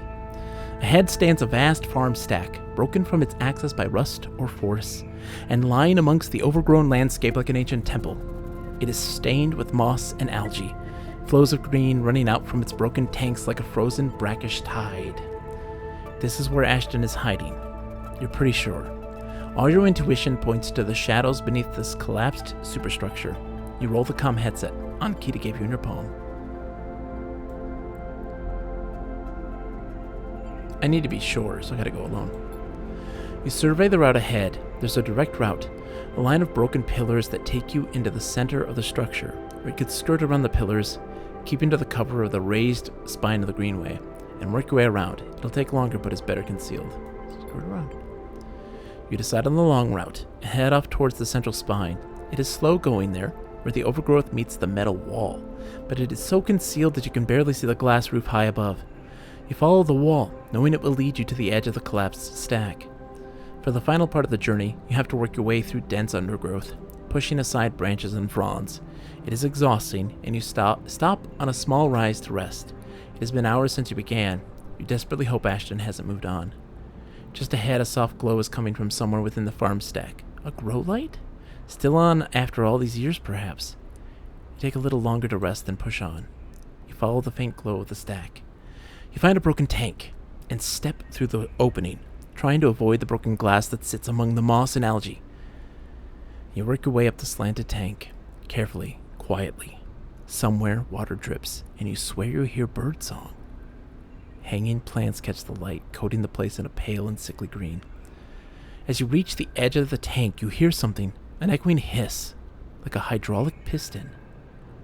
You quickly move up to where the tank opens into the central drum and look over the edge. The vast drum is like a cistern, with plants growing on all sides, and wet mossy islands at its base. It is beautiful, and for a moment you can't see anything but tones of green. Then you see the sleeper. In a faint circle of light descending down through the drum, the sleeper lies slumped at an odd angle. They're surrounded by crates, and beside them on one of the mossy islands there is an object, a cylinder set on a tarp. It is connected to the sleeper's head. You flinch. Are they one of the others? One of the ones that escaped with you? You squint, trying to recognize them. They're twisted, broken open. Wrong. You look away. Jump down.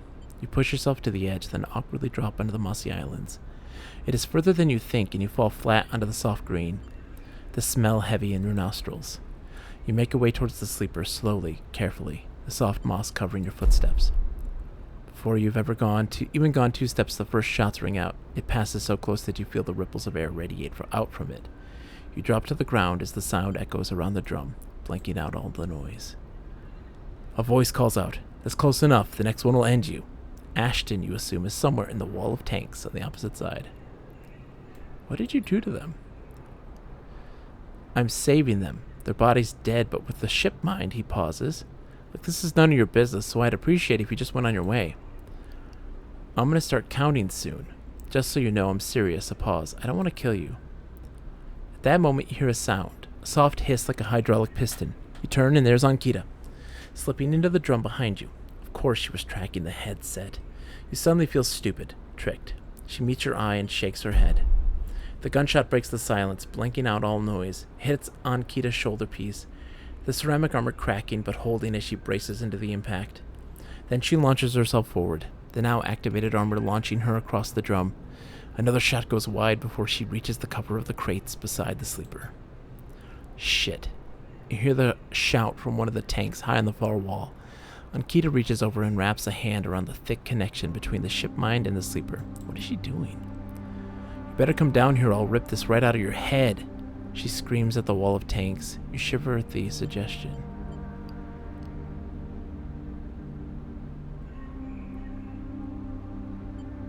Stay silent. There's a long pause. All you can hear is the dripping of the water running down the walls of the drum. Then Ashton calls out. I'm coming down, Ankita. Don't do anything stupid for God's sake. He appears at the far side of the drum, stepping through the shallow water, rifle raised above his head. Drop the gun, Ankita shouts. He throws it down onto the moss. As you lean out to watch, you see him catch your eye, clocking your presence. What are you up to here, Ashton, you sicko? She stands, keeping her sidearm trained on his head. You ripped my ship mind for what? Some freaking experiment? Ashton approaches with shaking hands, his eyes now fixed on the connecting bundles of wires that Ankita still has a hold of. Steady, Ankita. It isn't like that. I needed the ship mind. You have to understand, they would have died without it. What are you talking about? I don't give a shit why you ripped my ship mind and crippled my ship. I should put you down right now. She tightens her grip on the connection. Typical of you, Ankita. No curiosity. Ashton smiles shakily. That's why I never asked for your help. You only look after yourself. He nods at you. That sleeper up there, they're just bait, right? To draw me out? Ankita sucks a breath in. Are you trying to give me more reasons to shoot you? I love them, Ankita. Ashton looks at the crumpled sleeper. I love them. And they were going to die. I knew you'd never understand that. He starts closing the gap between himself and Ankita now, slowly inching forward. Don't do that, Ashton. Ankita snarls. Don't do that. Let the wires go, Ankita. Let us go. If you don't get out of my way, he inches closer. Please. I can't let you take it, Ashton. Ankita hardens her stare. You stole it from me. You left me for dead. She shakes her head. You think I'm going to trust you after all that? I need it, Ankita. I need him to survive. Ashton's in reach of the sleeper now, of Ankita. I'm going to take him now, Ankita. He raises a hand. I'm going to take the ship mind and go. Ankita loosens her grip on the connection a little. Her hand is shaking now. Stop, Ashton. She lowers the gun a little. Stop. Seeing her drop her guard, he makes his move.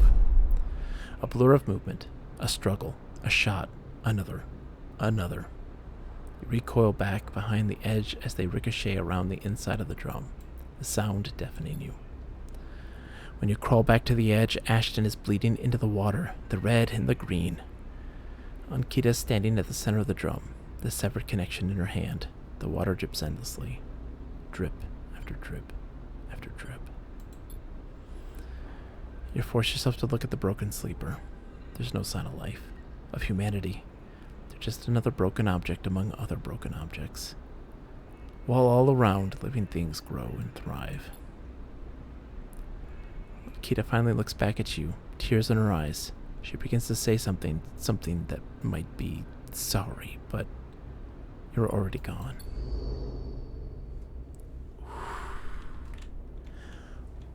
Oof. That one hurts, Aunt Janice. It hurts. That's a sad story. So we got doctor stuff.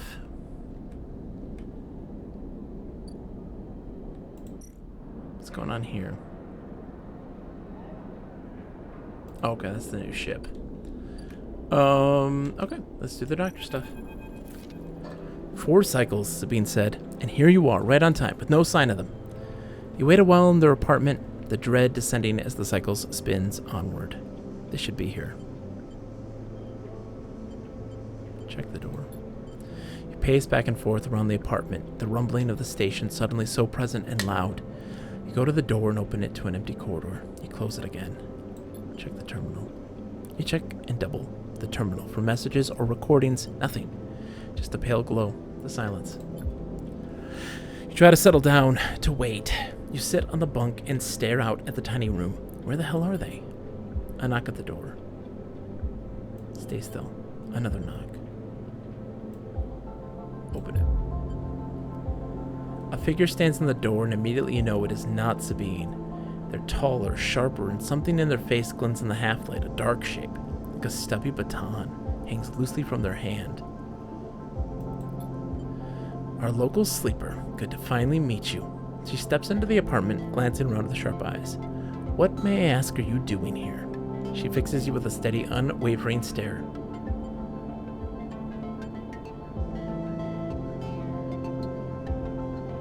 Waiting for a friend. Of course, a mutual friend of ours, the good doctor. She walks past you into the apartment, glancing around. We set them up here, you know. This place is one of ours. She picks a glass from the dispenser and inspects it. People always seem to forget who put them where they are. She glances at you, and I suppose you're here to help. Something like that. Good, good. She puts the glass down and turns to face you. I love to meet helpers. We need so many, but can find so few with the right skills. She spins the baton in her fingers by her side. Hi, Mike. How's it going, by the way? Her eyes not leaving yours. We have a problem, you and I. It seems our friend has disappeared. Left without even saying goodbye, which means they're in a little trouble now. But it's the kind of trouble that you need help for. So I thought I'd come down here and take a look at their little hidey hole. And here you are, the help. She looks through the detritus on the side. And what help, a sleeper no less, which I have to admit is a little surprising. It suggests to me that our friend hasn't been very honest with you either. Stay silent. She looks away. I know it won't be welcome news, but I'm sorry to report that before we got them set up here, Sabine was working for your owners. She pauses. Essenarp. You blink hard at the news, unsure how to take it. Rabaya looks away, waiting for a response. Stay silent. She crosses into the next room, and you follow silently. She sits at the terminal and touches her baton to one of the access ports. A spark. Then the terminal screen skips, encrypted folders emptying themselves before your eyes. In the flicker of files, you see Essenarp letterheads and code forms, reports laden with medical data marked with the corporate logo like a sigil of some cult. Rabaya steps away from the terminal. Look all you want. Some of your files may even be there. The volume of documents is overwhelming, but they seem to be mostly reports on early emulation tests, surveys with sleeper candidates, reams and reams of usage data. If Sabine was an Essenarp employee, why did they help you?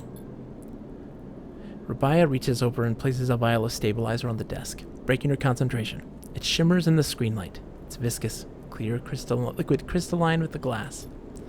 We will of course keep up the supply. We're more than able to dispense important medicines even without the doctor. You hold it between your fingers, and for a tiny moment, you have the urge to crush the object, for the power it has over you. I'll ask Toshiro to make these a little cheaper for you. He'll be running the surgery now. Rabaya closes up the briefcase lab and holds it at her side. We have to retrieve our assets, of course, but I'm sure you understand. Rabaya turns on her way out. There's no reason for us to be enemies, Sleeper. Come see me. I keep an office nearby. We have good work to do, you and I. Meet me there in a few cycles. She slips out silently into the corridor. You look around the apartment and feel the fear drain out of your body to reveal the tiredness beneath.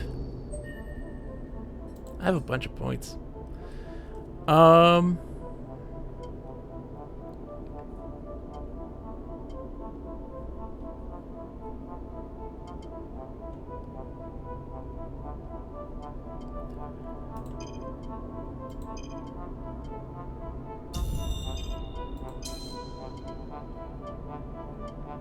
Let's leave it at that. For right now.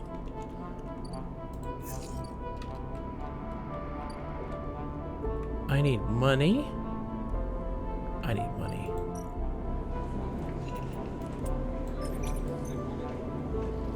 How's it going, by the way, Mike?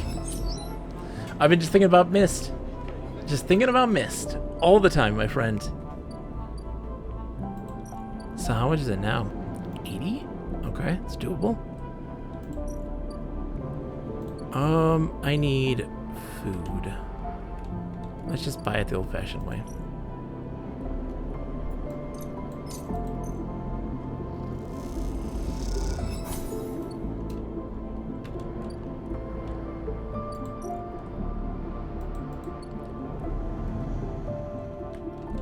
Let's see, we got 2 more cycles.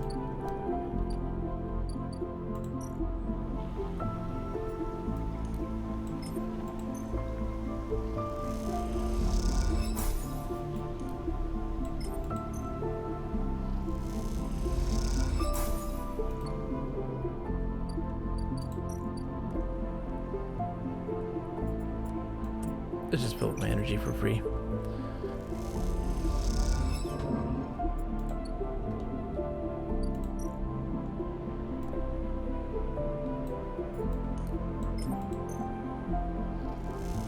Oh, why did I do that? I didn't need to do that, but that's fine. Oh, no, Mike, that's the best. Oh, no. You mistake me. I very much enjoy being fired up. That's my bread and butter. I love being fired up.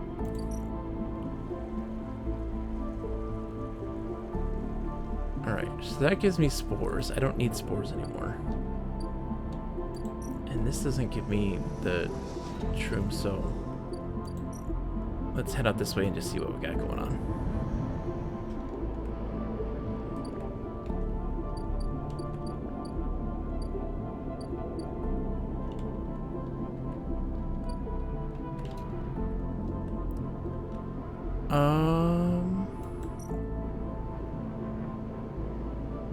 Okay, so Rabai has another turn. And what's here? This is security. Let's go up and see what we can do up here in the hub.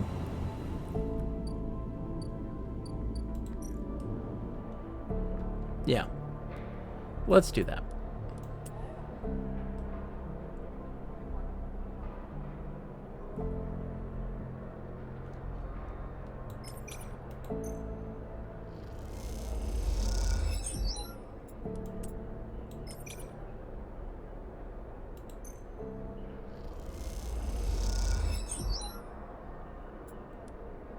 And one more time.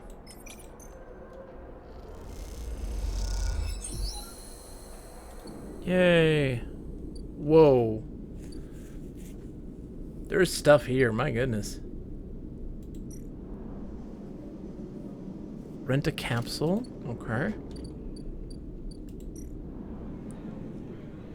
Buy a spacer meal. And then bliss.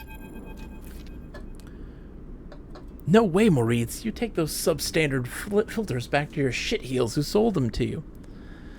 You hear the voice echoing out of the bay as you pass, and moments later, what you assume is Moritz drifts out with it, dragging a pallet of filter cartridges by a tether. Hey, you out there. The same voice echoes out of the entrance. Looking for work? Yes? I just need a hand. Get in here. The voice is coming from someone shorter than you expected. She's floating in the microgravity of the docking bay, beside a half-deconstructed life support unit that looks like it might have exploded at some point. She points a wrench in your direction. You know anything about these things? She doesn't wait for an answer. Scratch that. Just help me with the casing. Help her. Alrighty then. She deftly moves around the unit, making space for you beside the central seam in the dented case. Just take a grip here and lift out and up. Then I can get in and unbolt it. She whacks the unit with a wrench. Whole thing is twisted to shit. You dig your fingers under the casing and lift it anyway, the metal squealing with the force. She puts her hands under, spinning the wrench to slip out the bolts, catching them in her other hand when they're spiral free. All good. The casing lifts off, revealing the ornate piping of the unit's interior. She whistles at the mess of ducts and filters. By the way, everyone calls me Bliss. She pats you on the shoulder, offering little in the way of an explanation. What do you do here? Repairs, fit-ups, teardowns. Bliss stares, pushing and pulling at the ductwork. Looking for fractured pipes. We haggle for contracts, but the good ones get snapped up quick by the bigger bays, so here I am trying to get this M2 unit running, again for one of the freelance tugs, small-time stuff. Hold this. She rips out a ribbed pipe and hands it to you like a freshly caught fish. Tap to Gigi says, binged this game a few days ago. Loved it. Tap to Gigi. I am feeling the same way. I'm very much loving it. I have some critiques. I do. I have a segment prepped. A post, once the credits roll, hopefully tonight, I have a segment prepped to kind of talk about my feelings about this game. Because I very much enjoy it. I love it. It's fantastic. I think people should play it. But I have some weird things. There's things in my brain that are just, there's something that is driving me crazy. And I've been able to nail it down. But I think this game is a really brilliant game, and there's so much to do to build upon these systems that they're using, right? To tell these really interesting stories. I think there's a lot that they can do to expand and make this far more interesting and better. There's a lot. We'll get into it. Anyways, we turn stuff around fast and neat, and maybe we get a chance of landing something bigger. Something starts hissing in the unit, and Bliss quietens it with a precise whack. But to be honest with you, the way things are going, I can already see the other crews licking their lips, ready to take this place over. She looks up at you. I'm almost out of luck. Offer to help. I appreciate it. Let me finish before you jump, though. She keeps working, twisting aside pipes with care. There we are. Bliss pulls her hand from deep inside the unit, and out it comes, clutching a lumpen cube scorched black. This thing must have overloaded and popped half of itself out the side. You both duck down to the side of the unit and spot the exit wounds, its edges fringed with more scorch marks. Grab me a replacement converter from the racks, will you? Head to the racks. Mike says, I'm curious what the standalone free DLC will be like. The designer said they want it to be like a tabletop RPG actual plays, and I don't know what that means yet. Exactly, Mike. I'm happy to play anything that uses these systems. I think that there's some really great stuff they can do with it, and I'm very excited to see what the future is for the designer and these types of games. I think we should see more of it. You kick off from the unit and drift over to the wall racks, where a catalog of parts sit secured in clamps. Colored tape and scrawled notes flutter across the wall. Complex organizational system of Bliss's own design, or just a big mess. You try to pick out the right part. An M2 converter. You grab the part and push back to the unit. Bliss holds out an arm and you pass it over the converter, spinning gently as it leaves your hand. Perfect, you passed. She straightens up from the unit. That is, if you want to work here. Bliss rubs her hands clean, looking down at her palms. Truth is, I need a hand here. My partner skipped out on me and left me with a whole mess. You seem like you might at least be better at spotting a clear air filter than Moritz. Be happy to. Wait, she frowns at the racks. That's not all of it. My old business partner, they rinsed the place, emptied the accounts. To bid for jobs, we need to put down deposits, bring in parts, pay tug fees. For that, she looks embarrassed. We need chits. An investment? Exactly. Partners, straight split. Bliss settles herself against the unit and looks off into the distance. I guess I look pretty stupid. Here I am asking any random passerby to be my business partner. No offense. She manages a smile. I get it. Thanks. She meets your eye. I appreciate it. Bliss goes back to working on the unit. Look, it's no pressure. You find the money or you find someone who has it. Or you just forget the whole thing. Up to you. She gestures for you to help her refit the casing, and you both slot it back into place. I think I'm going to wrap this up for now. But if you're into it, come back and we can bid on a new contract. Something to get our teeth into. Something that pays. She gives you a serious look. You can trust me, I don't say this stuff lightly. You kick away from the bay, propelling yourself back to the handholds at the entrance. You slip out with a wave, and as you do, someone slips back in. You hear Bliss as you glide down the passageway. Moritz, I swear to God, if those filters aren't clean. You smile. It seems like this could be interesting. Stoked. So seed money, they need 100. I can provide 100. Mike wants a haiku. Mike wants a haiku. Guess what Mike's gonna get? Guess what Mike's gonna get? Mike's gonna get a haiku. Ladies and gentlemen, I think it's time for a haiku.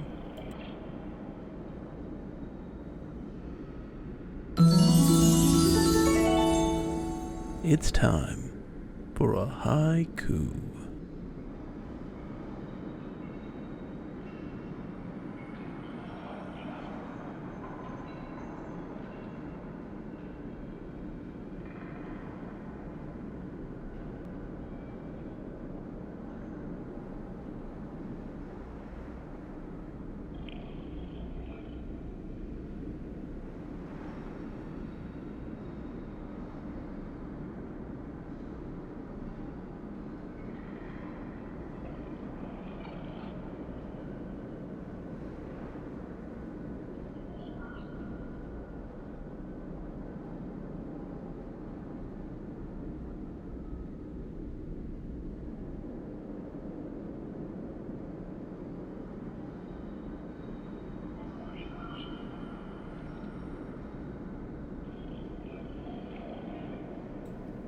To be a human, blood and bone do not define. We are drive and care.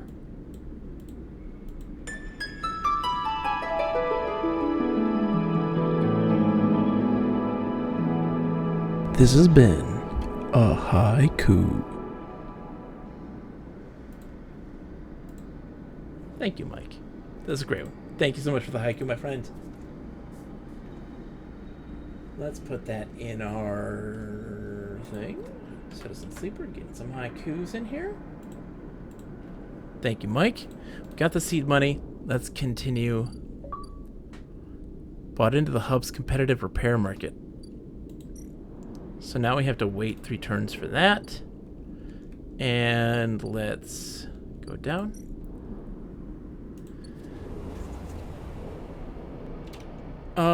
Has this fixed itself? I don't even know. Has the one more turn, one more cycle. Okay. What is this? Ankita is away. Amber is docked here at a rickety old jetty. I know it says sleepers stay. I'll be ready soon. Ankita.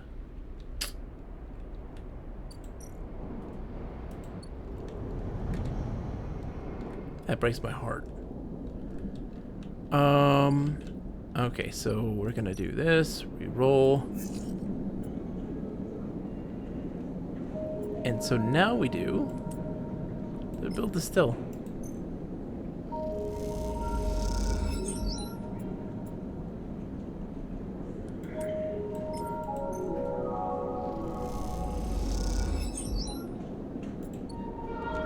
Okay, I'm gonna go sleep. We're getting close. I feel it. We're so close to being done with this game. There's so much going on, but like, I feel like so much is wrapping up. There's some threads that are coming up that are new. Oh, God. My energy is terrible. But I feel like we're also finishing so much. Okay, Rabia's open. And that's the big one. But also, okay, let's go. I'm going to do the Greenway thing first. Right? This should be done. Fungal yield.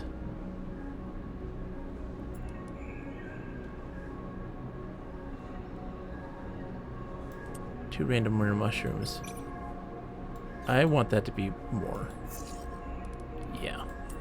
There we go.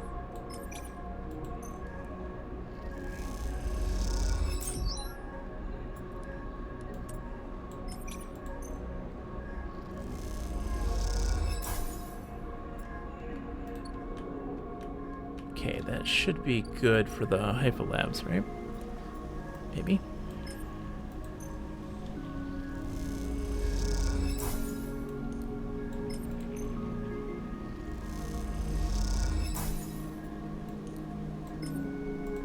There we go. Yeah, I want to do this storyline because I'm very much invested in this one. Rico meets you at the entrance to the lab, leaning on your crutch with a glint in her eye. Walk with me, Sleeper. I'd like to tell you a story.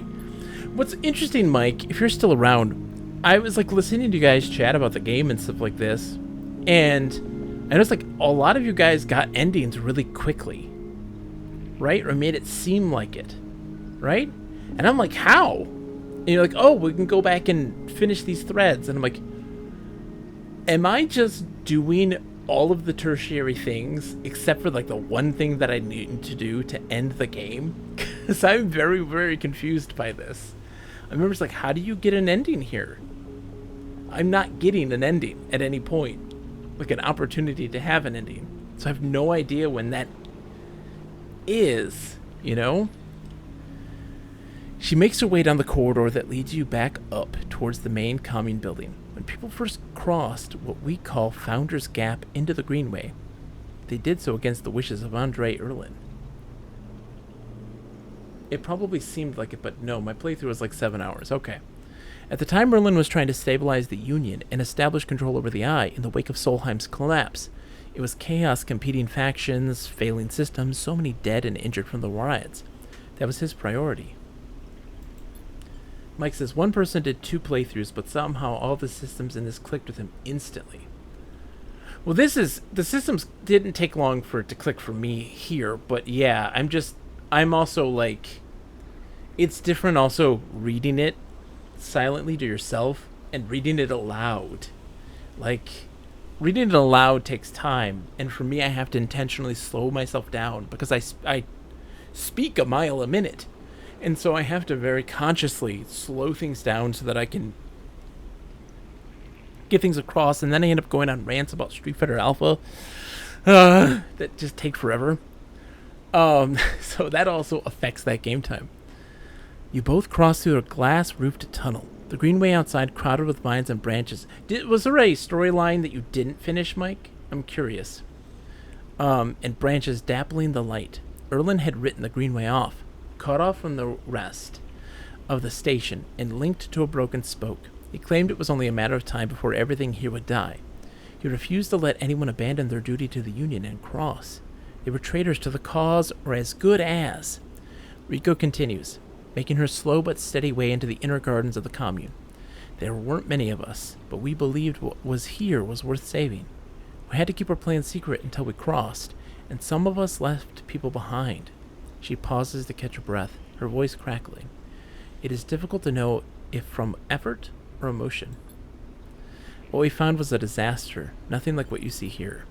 Half of the greenway was leaking oxygen into space, the plants flash frozen.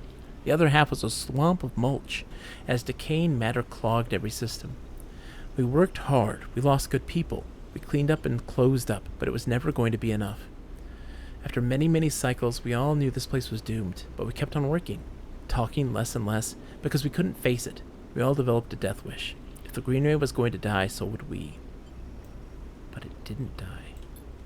It did not, Rico smiles. We crossed some invisible boundary, tipped some biological scale, and the Greenway started to recover.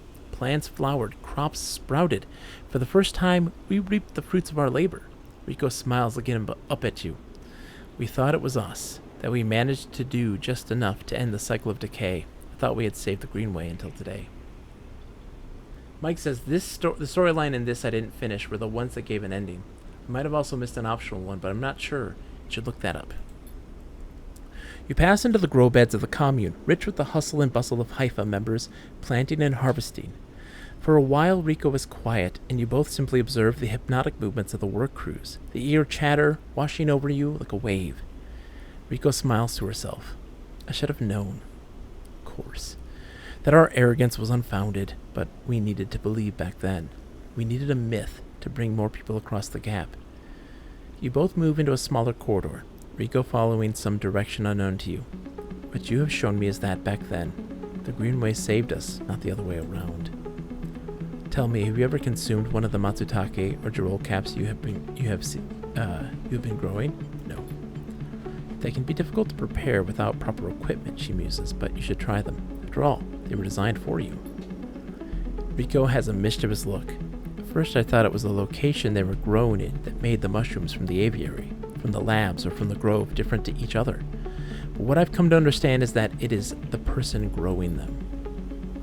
The Matsutake and Girol caps you brought me are totally unique, containing compounds never usually found in similar specimens in my possession. Many of these compounds aren't even digestible for humans, but for a sleeper like you.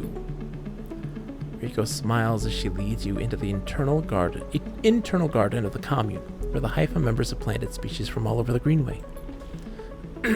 Back when the tide turned, when the Greenway started to recover, we all felt something, a response. It was as if this place was not just alive, as a forest is alive, but alive in other ways. Communicative, responsive. We shrugged it off at the time, but now I understand why. Riko stops and turns to you. This place is responding to us, adapting itself to us. It is growing fruiting bodies for you, for me. It is adapting, changing. It is, in short, displaying all the signs of sentience. Oh, I know the Greenway is sentient. We learned about this before you did, Riko. Oh! Perhaps not the Greenway, but the ecosystem itself, or something within it. Oh yeah, I've met the robot. The program. Riko sits on a bench within the peaceful gardens and gestures for you to join her. When you've been growing the girolles and matsutakes in the aviary, those species so familiar to the Greenway, have you discovered any others? Not yet. If you do, can I ask that you immediately bring them here? I believe it is only a time before they bloom. You look around the garden, amazed at the sense of peace within it. Riko interrupts the silence. There's a species of mushroom that I haven't seen in years. It was dark, short, shaped like a club. We first found it in those early days, when we were working to save this place. It was around the time that we started to lose our first members. They were succumbing to some infection, some mold, growing deep in the dark mulch that drowned this place. At that point, we thought we were lost. Then these mushrooms emerged from that same black mold. We tested them and saw that they contained some compounds that counteracted the mold. They contained an antidote. Of course, as a botanist, I saw this as part of the natural process of the ecosystem, even if the time scales seemed absurdly short. But what I'm wondering is, if that antidote was a gift. Riko meets your eyes. Perhaps if you're a patient, you will receive your gift too, Sleeper. You both sit for a while, Riko seemingly done telling stories for today. You watch the light playing off the leaves and plants around you, and wonder what forces could be in play in this place. After a while, you stand and leave, with a quiet nod to Riko, leaving her to her memories.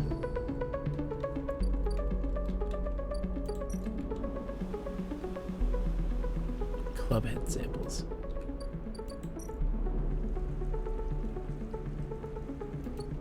Okay, so I need more spores to do then for the aviary, right? Oh, I can harvest more mushrooms. Okay. Let's do that.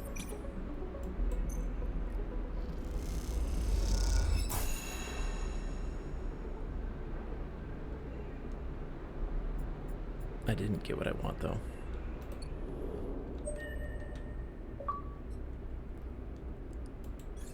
Cool. So I've got 2 now.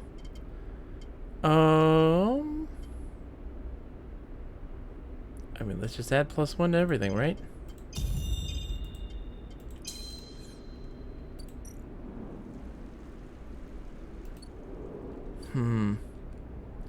I need money, so I gotta spend it on cash, I think.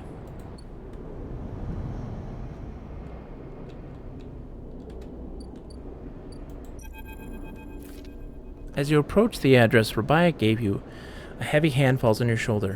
What's your business here?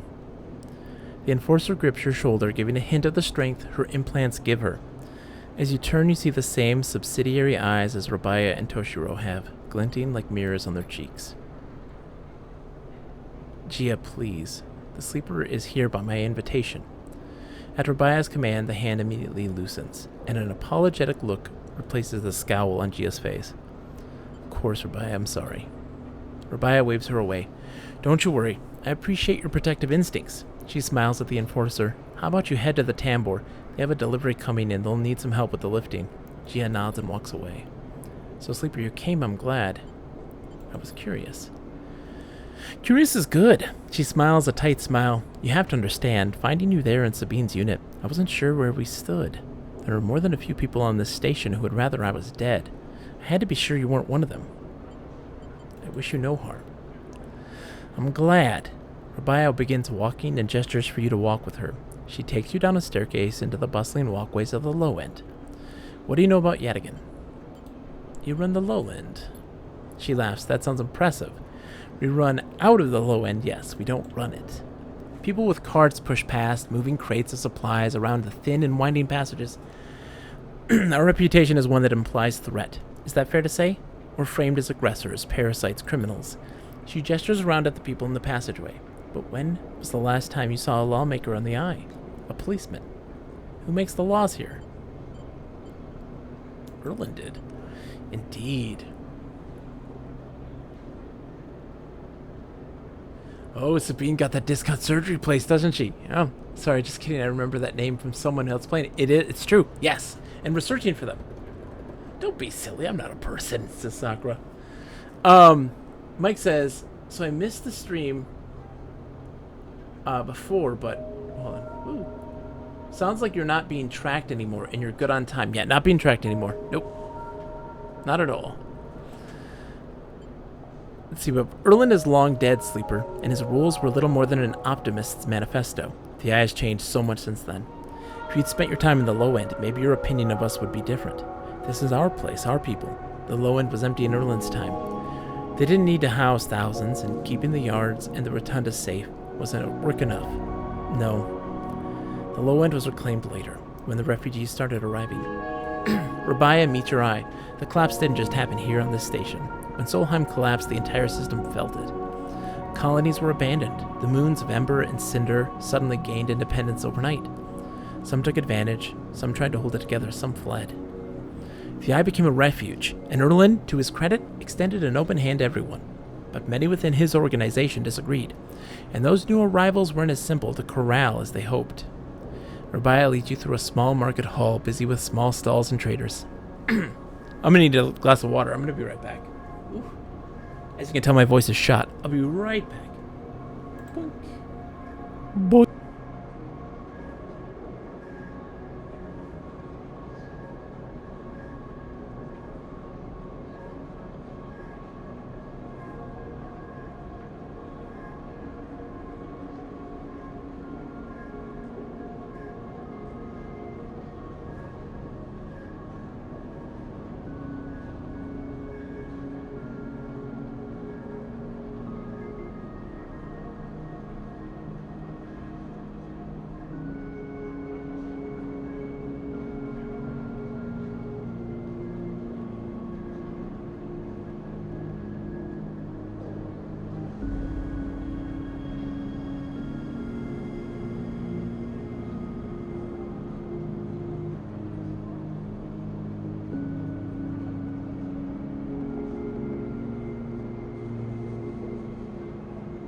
Alright, we're back. Hi, guys.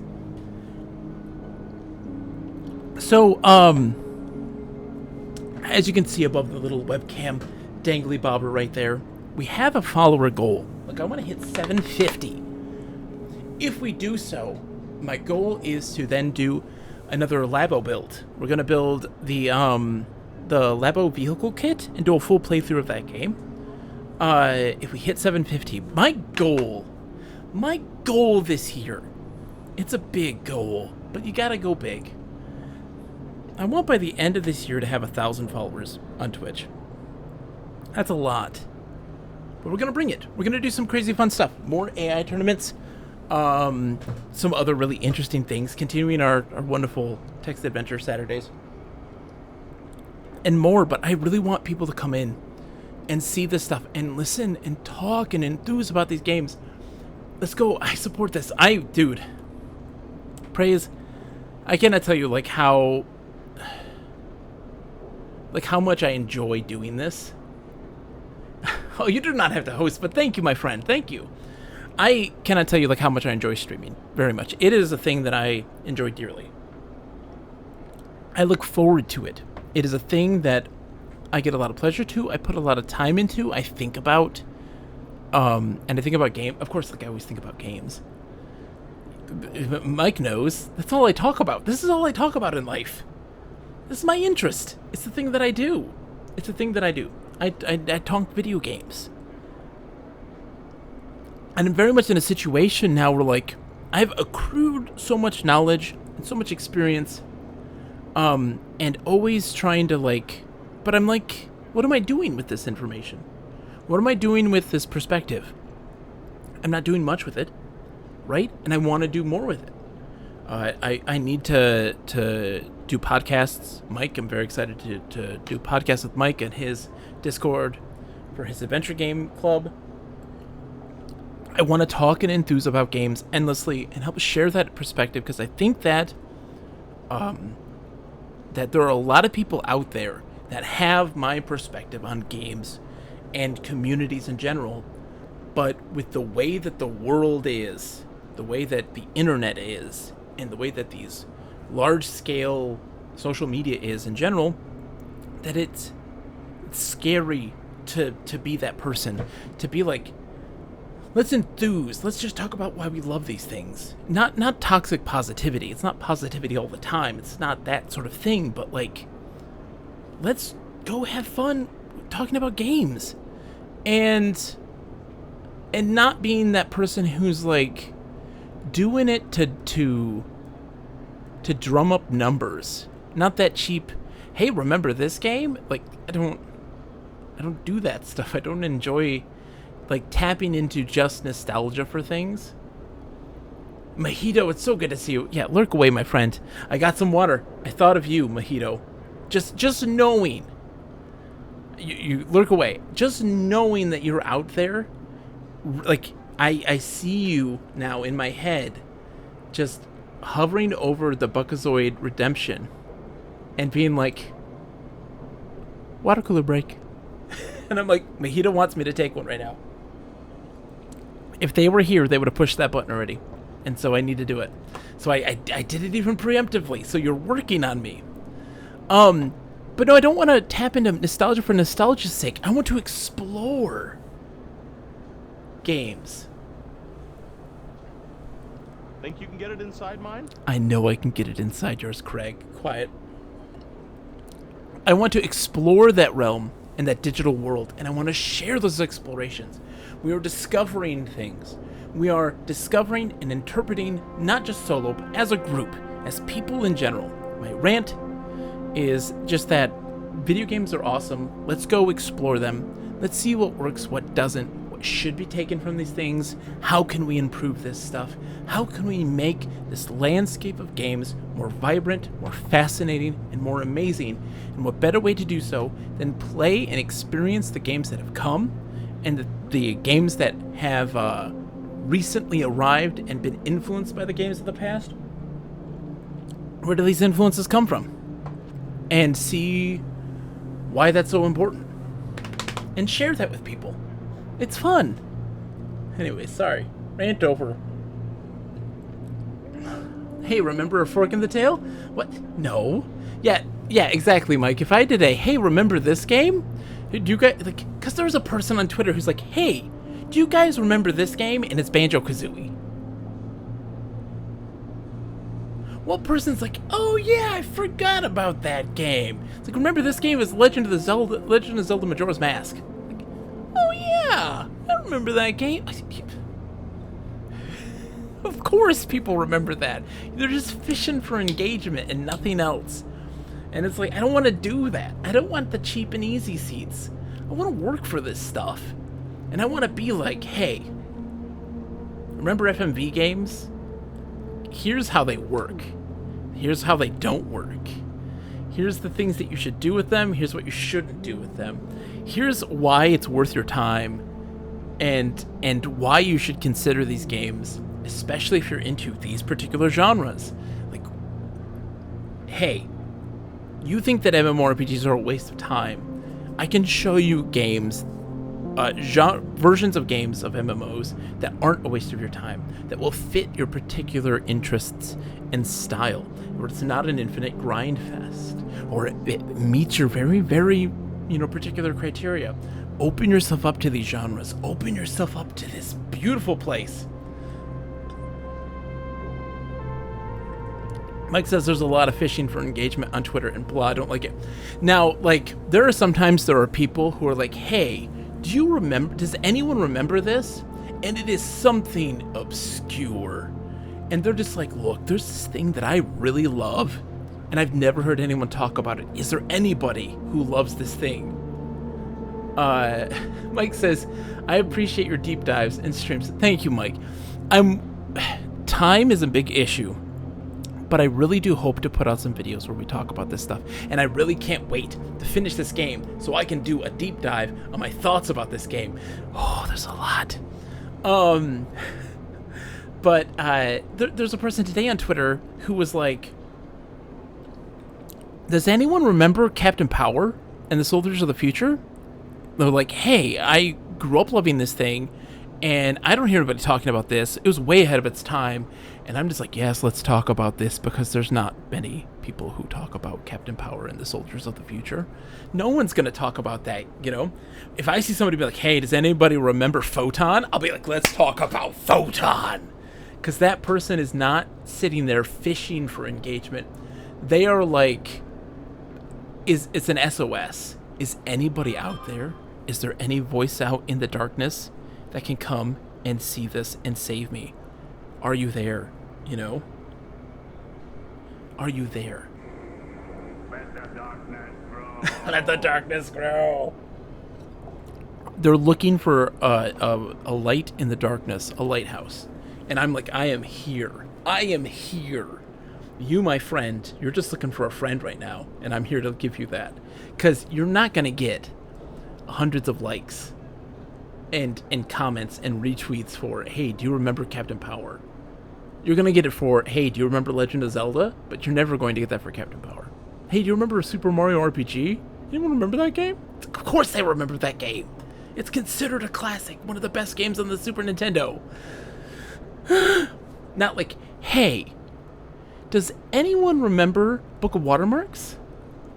Like, that's why people are like, you know, there's an awesome person on Twitter, and also Mike knows this person. Big Mike Yochi says, hey, anyone remember Skyrim? Exactly. Who's a giant fan of Rings of Power on the Genesis, right? That's not a game a lot of people know about, but they really love that game. And they're very much like, hey, you ever heard of this game? Let's talk about this. Here's my big deep dive into why this game is special, why this game is interesting, why it's worth your time if you want to explore this.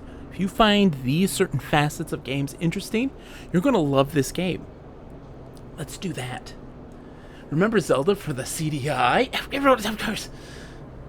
The obscure movie called Star Wars. And remember that game Super Mario Bros. 3? It's such a hidden gem. And yeah, not a lot of people are talking about that anymore. Super Mario Bros. 3? It's wild. It's wild. Like, the territory has been chronicled and mapped on the most surface level. It's interesting with a lot of games, right? So you have these classics that everybody knows. Your Super Mario Brothers, your Zeldas, these sorts of things. Those have been mined dramatically, right? We now know everything there is to know about those games. Or almost everything, right? The minerals to be extracted from those mines have been depleted. And now praise, I want to talk about that in a second. I will address your comment in a second. But now there are people who are starting to branch out into some of the more obscure stuff, but like not a lot of people talk about Mega Man Legends besides the people who love Mega Man Legends. And so people are like, hey, remember Mega Man Legends? I hear that's pretty good. And there's not a lot of deep dives into the why is Mega Man Legends really good? Why are these other games that are legitimately fantastic and awesome, and I consider them classics? We don't get a lot of deep dives of those. We don't get any deep dives on MMORPGs. Those are considered terrible. That genre is what adventure games were experiencing in the early 2000s. It's in that phase, right? You think about the MMOs in their infancy being in the 1990s. 20 years later, they're dead. That genre is not productive as it used to be, and the consumer-based thing considers it dead. Same thing with adventure games. 1980s, 1990s, height. Late 90s, dead. Then they had a big resurgence 20 years or 10, 15 years later. And that's the same thing with MMOs. Big Mike Yoch says there's a lot of bait posts out on Twitter, but no more than any other social network. But I found that at least on Twitter, a lot of earnest people as Twitter's good with more obscure social groups than that. It's true. Big Mikey Ocho, I would agree with you on this, that at least I've cultivated Twitter pretty heavily on kind of who I follow and who I watch. So typically what I see, even with those people that are trying to fish for like clout and like just for interaction and engagement, they're nice people. And there are instances when you can tap into them something that is far deeper. So like there's one who really is like this like every day is just, hey, do you remember this game? Do you remember this game? Do you remember this game? And I was very much like, hey, I'm looking for interest in MUDs and multi-user dungeons, and does anybody have any information? I'd really appreciate it. That person's like, my brother was huge into this MUD. Do you want me to talk to him? Do you want me to pass on a list of questions? And I'm like, yes! And he's like, I'll absolutely do that. Like, I'll help you with this. And that person's like, this was great. This was refreshing. And I'm like, I'm glad I was able to refresh your day instead of like the same drudgery. Praise says, I always hated the rap Mega Man Legends got on the mainstream. That game is so good. It's so freaking good. They've come around to Mega Man Legends now, Mike, for sure, but they still don't truly understand what it is that makes it interesting and engaging. A lot of times people are just like, oh, it's just really colorful and the art style's great and it just feels like an anime. And it's like, there's more to that game than those things. And like I talked about it when I played Mega Man Legends 1 and 2, how I feel that 1 does things far better than 2 for a lot of reasons and a lot of more intimate experiences and these changes. Mega Man 2 spreads itself too thin, Legends 2. And a whole bunch of stuff, but it's just it's a mess. I think the game is apparently called Another World. Oh, yes. Okay. So praise goes, hey, like I know we're joking around. On a serious note, though, do you remember Out of This World on the SNES? It's also, yeah. That developer is one of the few who I very much respect and very much love. Out of This World / Another World is fantastic, and it taps into the same sort of stuff that Myst taps into. The over there, the what is this world, and it tells a story without words, and it does so just so fantastically. And there's something about when you have a game that deals with narrative, and you do it without the blatant dialogue telling you. You're getting perspective of character. You have to read body language. You have to read the actions of characters instead of the words and the tones of their words. You're having to interpret what is happening around you, and you're completely engaged and engrossed in that moment because of that, right? And it's so fascinating and just a way to tell narrative. And I was talking about this with Mike, because we were talking about Myst. We're talking about Myst 4, and there's a thing in Myst 4, it's this memory medallion that you use to look into the past and see events that happen. Excuse me. And I'm like, this thing doesn't need to exist, because all it does is just tell you blatantly, this is what's happening, and you now have insight into what has happened. Whereas in other Myst games, and also in Myst 4, you have these journals that you can read that gives you more insight into these characters and the actions that they're taking, and that is far more effective in telling the player the motivations behind these characters and the events that are happening, versus just being a silent observer of the events as they play out. You know, you don't get that intimate introspection of the character themselves. Heart of Darkness is by the same designer of Another World. It is, yes. It's true, Praise. Yes, did you know this? Because he also made a VR game. Paper Monsters? Paper Creatures? I have it. But yes, Praise. Same developer. He also did another game called... It's a God game. Hold on. Let me tell you. Eric Chahi. I don't know how to pronounce his name. I do the best I can. From Dust. He did also From Dust in 2011. It's a God game. And, yeah. Super fantastic developer. Supposedly a great guy as well. French. Oh, the French. Oh, the French. Thank you, Sakura.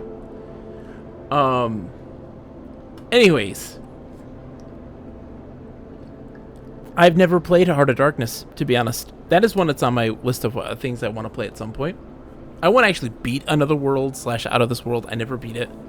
But I played a lot of it as a kid, and like I've watched long plays of it, and I love him. Man, praise. Oh, praise. You don't need. You got a PS3, right? PS3?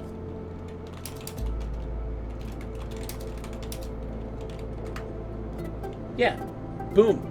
Another World 15th anniversary. It's on the PlayStation 3, my friend.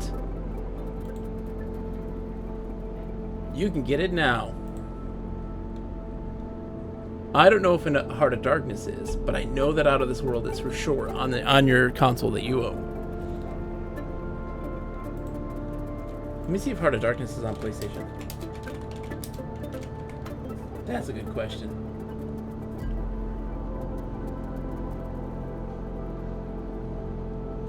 I mean, in the end, praise, you can, oh wait, sorry, I'm saying PS3, PS4, right? Paper Beasts. Mike, I have Paper Beasts as well, I need to play it as well. It might also be on PS4. Check it out, look it up, praise. It might be on PS4. Heart of Darkness hasn't been released on anything else though, which is sad. Yeah, that's a shame. But we'll get it at some point. Let's get back to the game, shall we? Rant avoided. Oh. Thank you, by the way, Praise, for bringing that up, because that is such a great game. And it's such a great developer. You will most likely have Another World. Check it out as Another World is what it's called now. Like, they've embraced it now as what the European release name was for it. And like the PC release, the Amiga and stuff like that. Oh, dude, Descent. Now you're starting to talk Sakura's World. This is getting Sakura excited, I'm sure. Sakura, are you a Descent person? I'm curious. Descent is, oof, man, that's a hard game too. Descent's fantastic. The day you get that PC, my friend, I wish nothing but financial flourishing for Nate Wilkie, coming out of the mist. Nate Wilkie, how are you? But seriously, support Praise the Sun. Fantastic person. They need a PC. Because, playing Descent on the PC is just the best. Anyways, Overload. It's by the same people as Descent. Oh, dude. I couldn't... Descent would work really well on PlayStation, to be honest. Just closed on a Saturday at a park. Otherwise great. Nice. Nate Wilkie, I hope you're doing well, my friend. No PC for Praise yet. One day, though. He is a person like me. A gamer on a budget. Like, literally, everything that I have been able to afford to improve the stream has been just from the stream payouts. So I can't afford this stuff without it. So you'll get your PC one day, Praise, I believe. Erlin's Union was made of workers, administrators, people who were malleable and already organized under hierarchies and networks. The refugees came from different factions and families. Were scared, injured, desperate. Conflict was inevitable. Yadigan is a child of that conflict, a child born out of need for us to stand up and claim our future, to provide security, strength. People call us a gang, but we're a community. I take my position as lieutenant seriously, and from my birth I have worked to earn it. Praise, I'm rooting for you, my friend. Build it. It's not hard to build. If I can do it, anyone can do it. I'm not a smart man in the realm of building things. and it was far cheaper. And graphics card prices are coming down dramatically with the collapse of Bitcoin. Thank God. I know, right, Sakura? Exactly. Rabaya catches herself before she raises her voice any further, and you both walk in silence for a while among the smells and textures of the low end. You start to wonder if this place could be a home for you two. Where's Sabine? Rabaya sighs and takes a moment to answer. I told you Sleepers have gone. We do not know where. I understand Sabine must have told you about their debt to us, but that was an agreement entered into willingly, and that benefited them greatly. You need to get me a mister. So I don't even really know what that means. Hash, explain to me the mister. Big Mikey says, thank God indeed, nature is healing. I know, Big Mikey Ocho, seriously. That blight of just rampant, needless consumerism and the gigantic exploitation of the environment, of wasting computer parts and precious minerals to mine a non-existent, worthless piece of digital currency. Hash says it's a reconfigurable system on a chip that pretends to be original hardware for dozens of old consoles and microcomputers. And what do you do with this thing? It's a chip. What do you do with this thing, Hash? All the Amiga stuff I do is on Mister, for example. So, like, what do you put it into?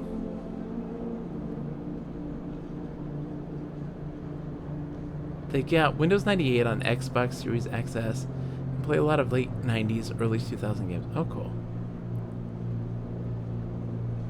Hardware emulator on the chip level. On a little board. And you plug this into your computer? What do you... You plug in HDMI, etc. How do you... I don't understand. How do you set it up? Like, you plug it into HDMI. Plug it into a screen. Okay.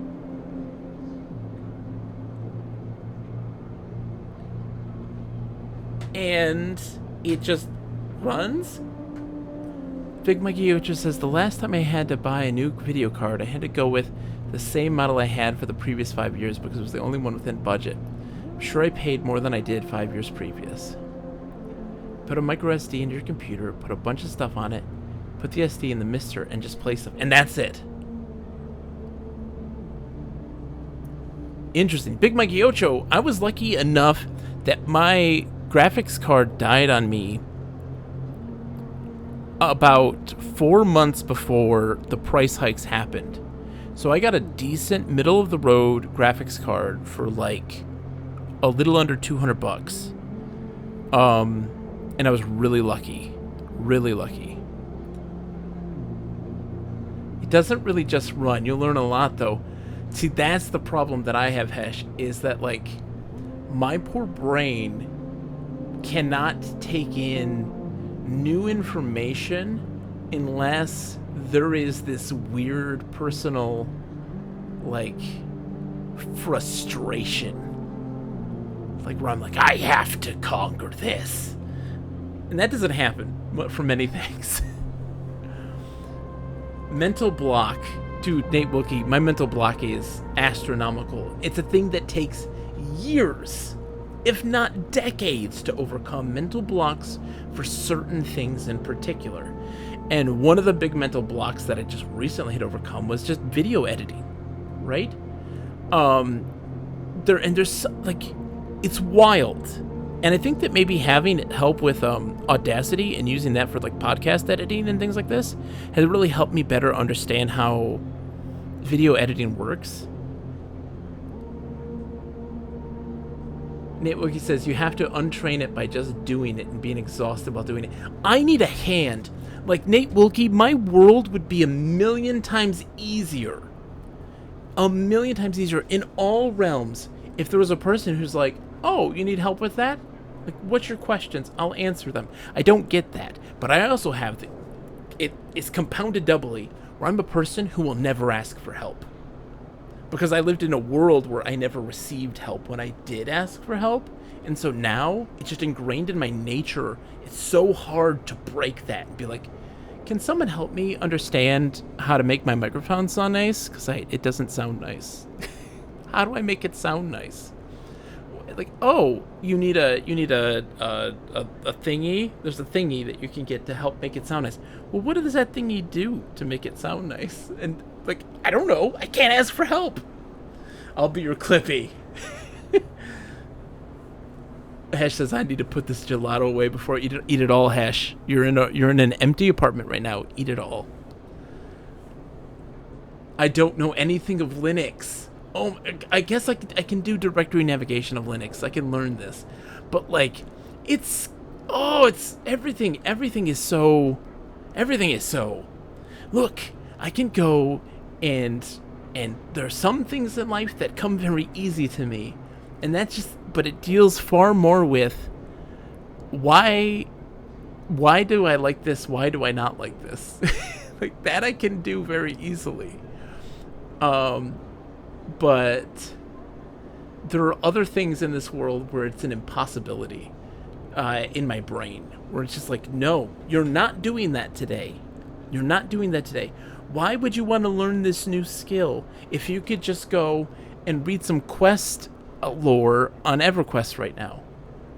That's easy. You can do that. Go do that instead. And I'm like, yeah, you're right. That is so much easier.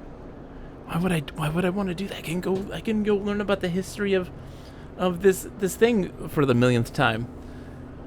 Hash says it's a lot. There's dozens of cores for Mister that I haven't even touched, but emulating console stuff on it is super nice. I put all my NES, SNES, Sega Master System, Genesis ROMs on it all at once.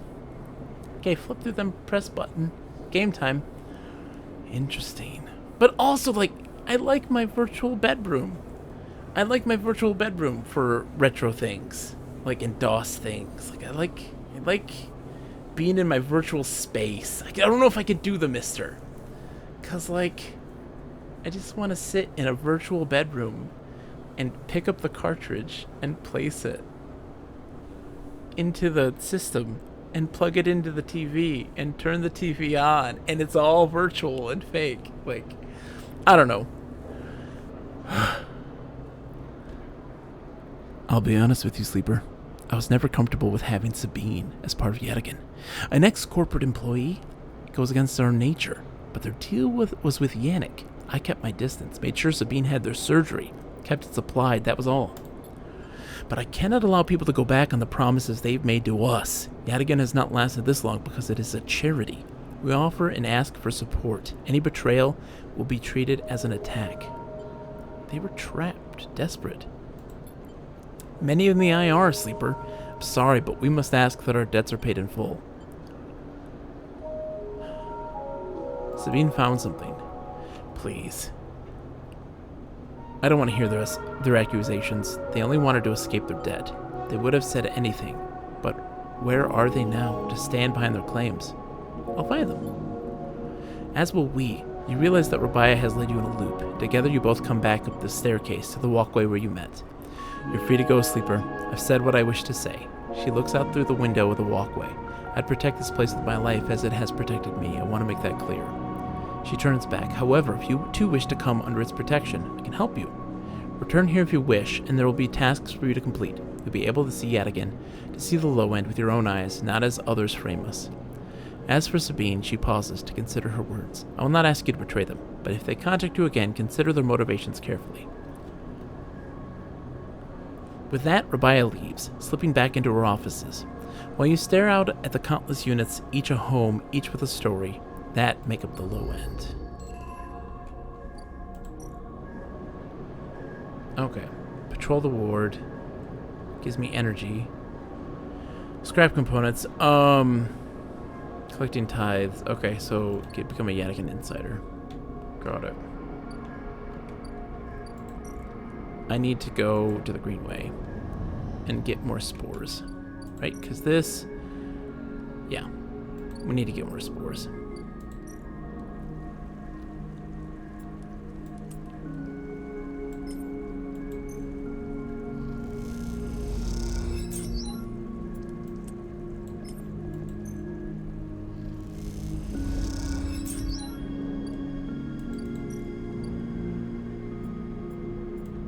1, 2, 3. Plant in spores. Alright, so that will take 3 more cycles, or 4 more cycles? 4 more cycles, which is a bunch. I need to get a particular thing for that. I need to eat food, so I need to go buy food. Oh, I need money too, so bad. Okay.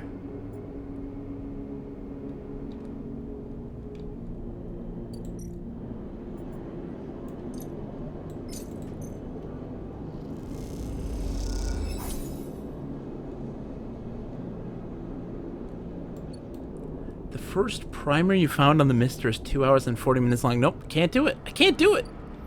My poor brain can't process that. No way in hell is my brain gonna be able to be like, yeah, I got that. I understand it. Makes sense.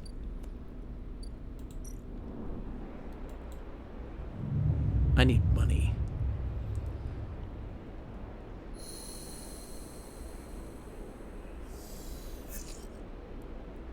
Okay, we got some good stuff going on here.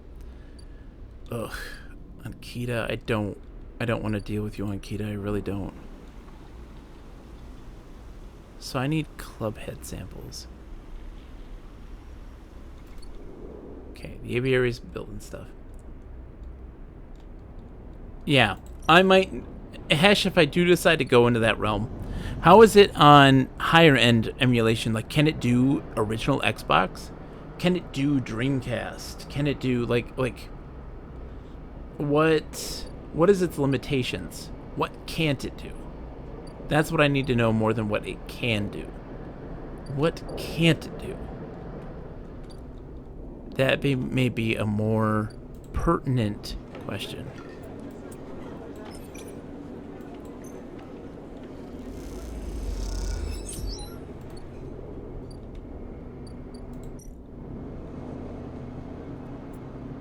Okay.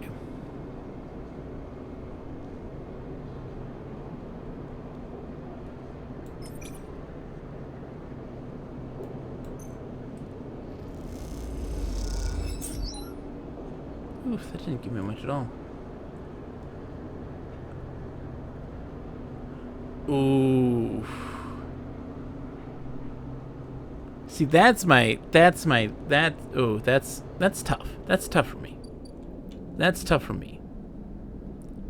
Because I very much like my PlayStation 2. Like, if we could do PlayStation 2 easy, I'd be like, yeah, I'm on board. If we can do original Xbox, like, hell yeah, I'm on board. Okay. Fournier, good to see you, sir. How are you today? Long time no see. How are you? I hope you're doing well. Welcome, welcome. Let's just spend our time making money. I need to make money. That's what we need to do.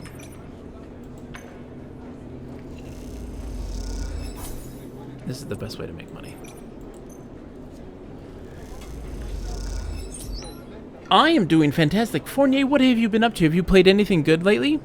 What have you been doing? Hash says Acorn BBC Micro. Okay, so like that stuff, Hash, that is a bit more interesting. Can it do Apple IIgs?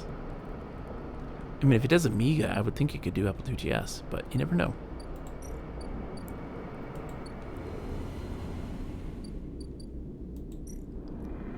That's right, we still gotta wait on the repair bid. Alright, so down we go. Let's sleep.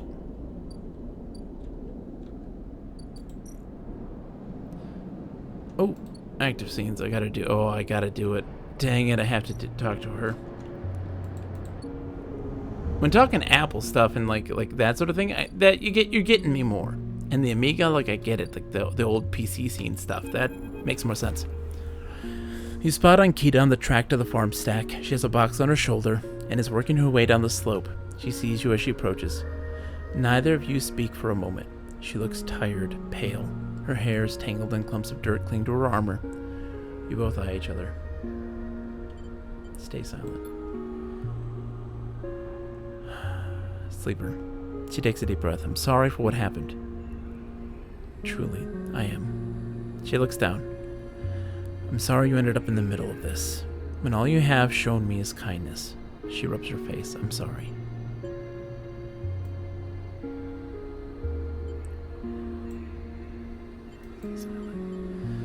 For that, Sleeper, she stares at the floor.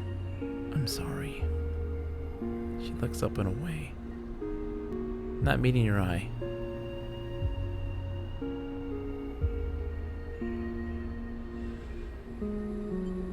Dude, she did do something pretty shitty. I'm gonna forgive her. It's okay. She nods, then looks up at the stars. I've never... She stops herself. Thank you. Ankita shifts the weight of the box on her shoulder. I've been preparing for... She grimaces. Look, can you come with me? It's easier if... Ankita leads on down the dirt path between the pillars. There's a wind passing through the greenway. A quirk of the air currents the biosphere maintains, and it ruffles the leaves softly. The sound makes the silence more obvious, more complete. You try not to think of the last time you were here. You've been trying not to think of it for the past few cycles.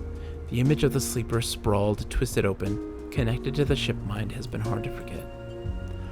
You realize Ankita's leading you back there, back into the drum. The center of the stack. You pause, trembling a little at the threshold. She turns. What are you doing? She looks at you with empty eyes. What needs to be done? You stand on the threshold and look up at the tanks, green and wet, some glowing with flickering grow lamps. You look down at Ankita, suddenly so small under this hulking ruin. The smallest she has ever looked. She places the box down. Follow her in.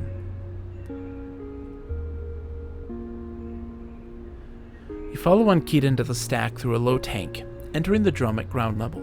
It is just as beautiful as you remember, but it barely touches you.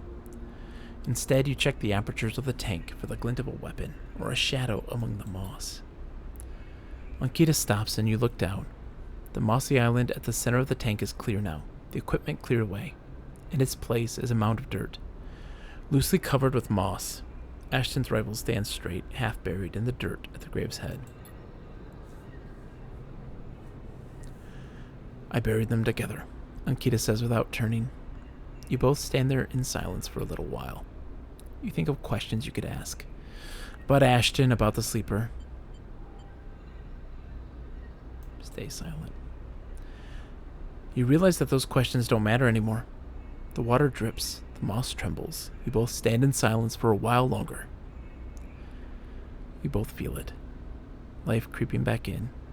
The silence ending. Ankita shifts her weight, and then starts to walk out. You follow her, suddenly eager to be back out in the open space of the greenway, to be away from this place forever. You stand outside and breathe the fresh air. You stare at the green leaves and the stars wheeling above them. That's it, says Ankita from somewhere behind you. You try to think of something to say, but can't. Ankita puts a hand on your shoulder. You turn back to her. At least take this. She forces a handful of cryo-chits into your hands. It's what I owe. She looks at you desperately. You look down at the metal bars, ugly little things, you think. Drop the chits. You open your hand and let the chits fall to the floor. They clunk into the dirt. She does not pick them up. You turn without saying a word and continue up the track. She does not follow. As you walk up the rise, the wind picks up and the leaves shudder. You walk faster, trying to outpace your anger. You think of those ugly metal bars in the dirt. A life has to be worth more than that. It has to be.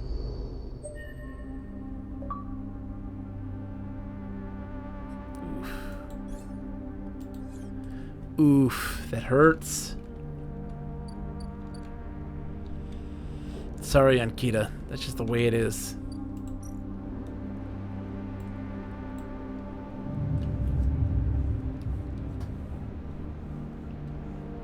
So, Fournier, so what happened was she arrived in the station. A crewmate stole essentially the AI that runs like the all the plotting, of course, and stuff like that of the ship. They took it and left into the station to help revive another sleeper, which is a synthetic life form that has the consciousness of a human downloaded into it, of a sleeper that they loved to keep them alive. And she wanted revenge, and in that process killed the sleeper and killed the man in that process. So everyone gets to die to save one. Yeah. Totally Mr. Freeze. Exactly. And so that's tough because I'm a sleeper as well. My character is. And having to cope with that can be a lot. Moritz says, "Hey." A quiet voice greets you as you leave. "Sleeper, it's me." "Do I know you?" "Moritz," he pauses. "I work for Bliss." He rubs the back of his head. "You're not an easy person to find." I move around. Moritz holds up his hands. "Hey, no judgment, it's cool." You both stand there for a moment, each waiting for the other to speak. "What's up?" Yeah, well, Bliss needs you. Job just came in, a real big one. She's asking for you to come up and help her out." He nods sagely. "Okay, soon." "Soon," he repeats it back to himself. "Look, Bliss said I've got to get you right now, so you know." He shrugs. "Now is better than soon." Moritz stands there for a little while, unsure if the message is delivered. "Got it." Cool. He looks around. "Bliss just likes me to do a thorough job, you know?"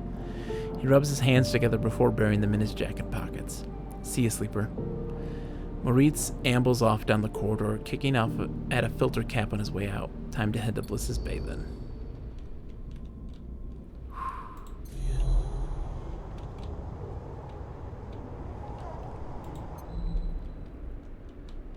Oof. Yeah. No, that is a tough one. Well, if I steal, I get how much energy? +5? Yeah, we're stealing.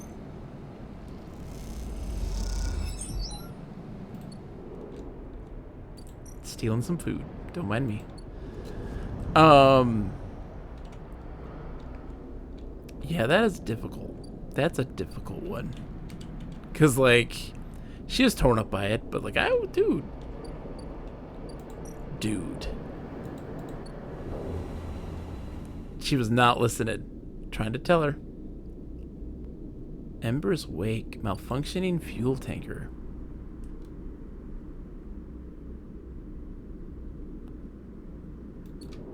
Hold on. Okay, so this is what it is. Bliss has an idea. Full system flush with tracer fluid to reveal the leaks, which means an emergency venting of all tanks. Brilliant. Dangerous. Okay.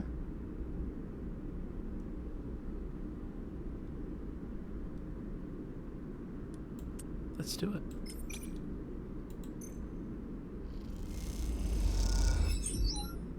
Nailed it. Alright, let's re-roll. Oof. Rolls are pretty bad, but that's okay. Let's give it a shot. Please work. Failed. Oof. Okay, let's give it a shot. One more time. There we go. Okay. That's, man, tugging on the strings. Tugging on the heartstrings right now. That's what Anakin agent. I don't need it. Don't need it. Thank you. I'm just looking for any place I need to input this seed, but I think that's gonna happen later on in the game. Let's see. Yeah. No, we're good.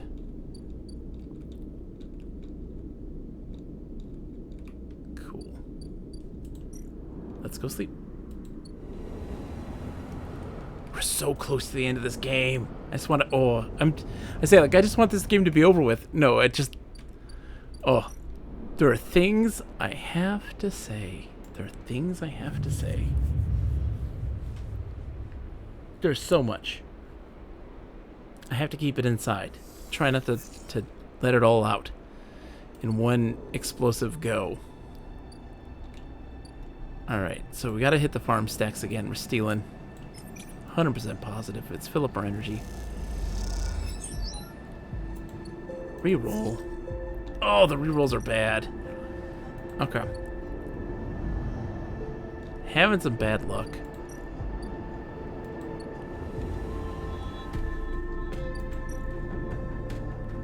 Don't have much time for this thing. Just success, please.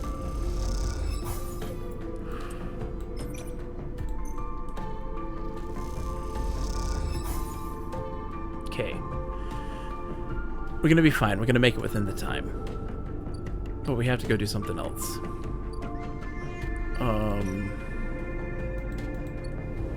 What can I do? I think I can get some money, some safe stuff working for the folks here. But I want to see what happens here. Yeah, she needs the spores, and I can't provide the spores yet. That's just energy. I don't want energy. Work the fields. Safe, yes. Cool. Make a couple bucks. And the next day, everything's going to be good. I'll get my new spores. Hopefully I get mushrooms that are going to help me progress that storyline. Because we're so close. There's so many threads. And we're just working through all of these, little by little. I got some good rolls. Okay.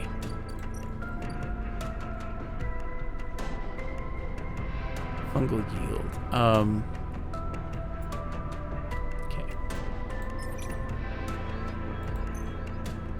I want some mushrooms. We're gonna get some right now.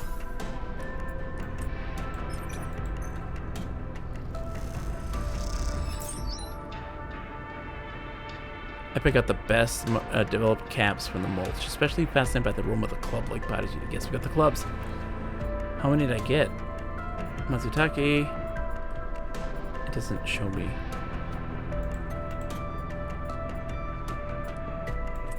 Can I have those, though, please?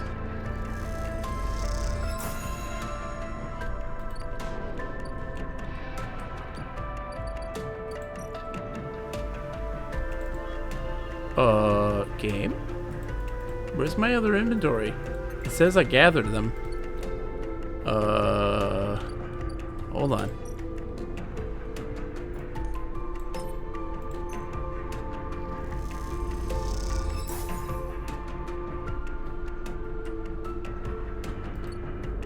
I think I broke the game.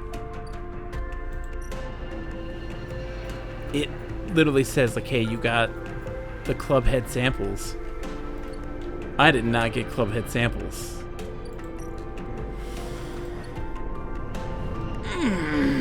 Game? It's okay, game. It's okay. You know what? It's fine. Game? It's fine.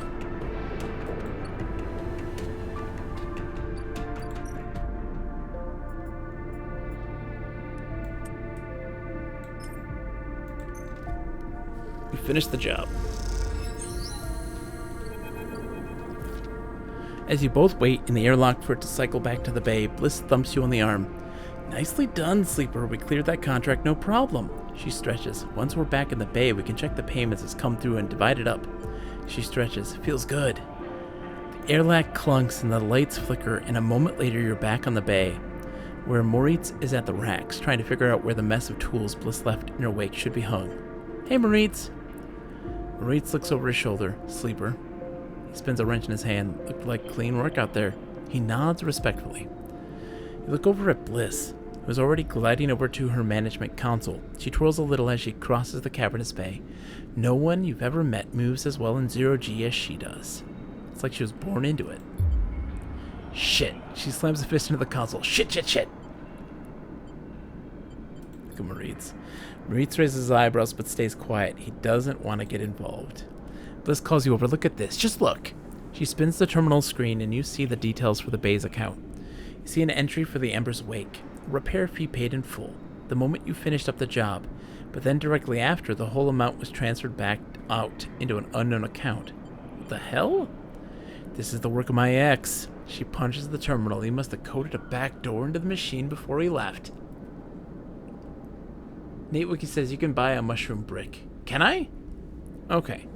She rubs her forehead. There's no way we can... She pauses, thinking, Maurice, throw me a wrench. You gonna fix it?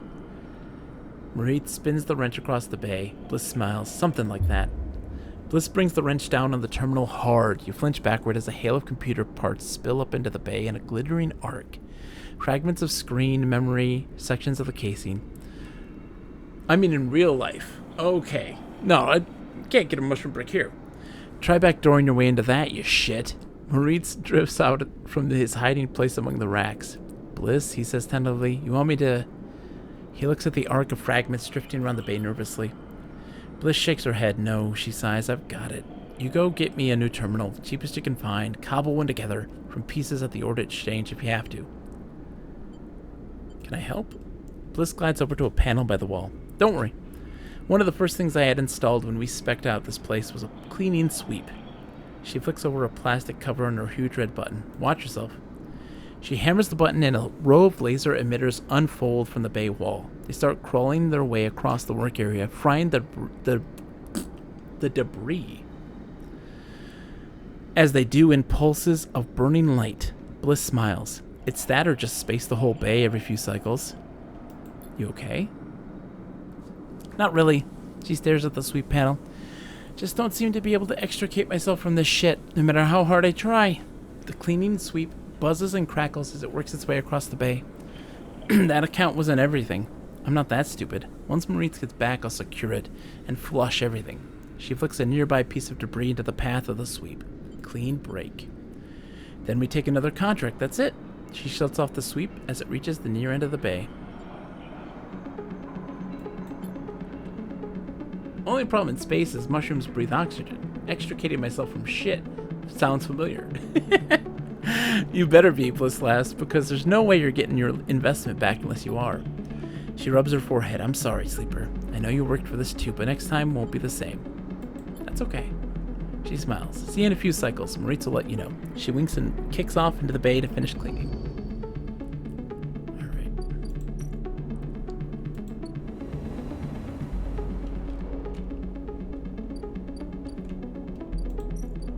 Alright. Hey, dude. I've got your roll for fricassee. Finally.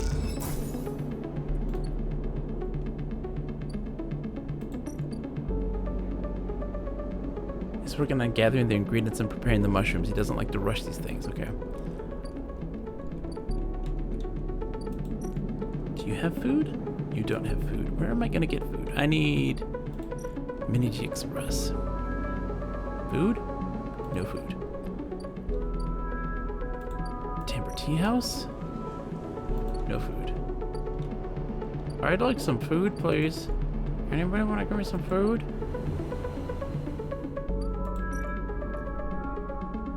There it is, spacer meal.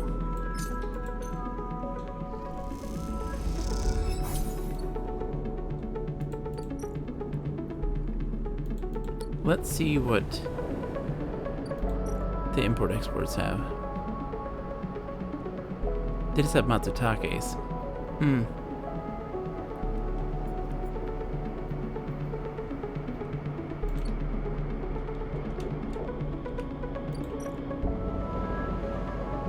No. Alright, well, we sleep.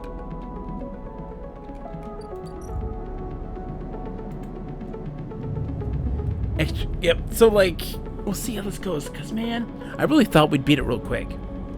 I thought we'd be done. Apparently, that is not the case. Far from it. Because, like, I want...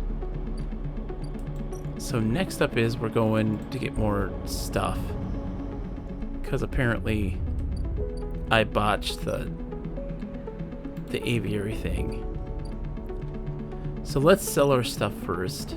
I want to sell everything that I can. So we can sell junk at the Ore Exchange.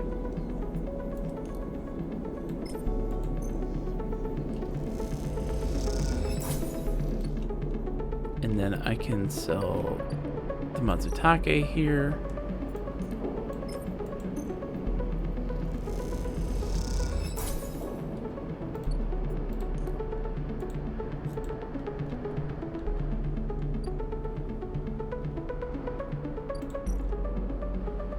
And we're going this way now.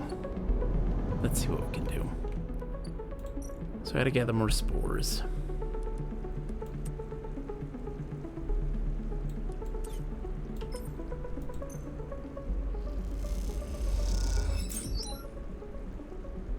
I think I need just 3, right?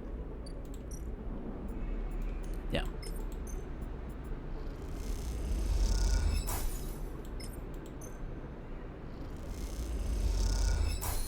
Okay, let's hope I get what I need. Unless, hold on. Okay, no, I actually have to have him in my inventory and give him to her. That is BS. Okay.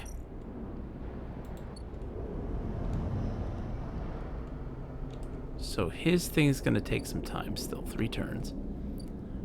We can work on this stuff then. Let's reroll.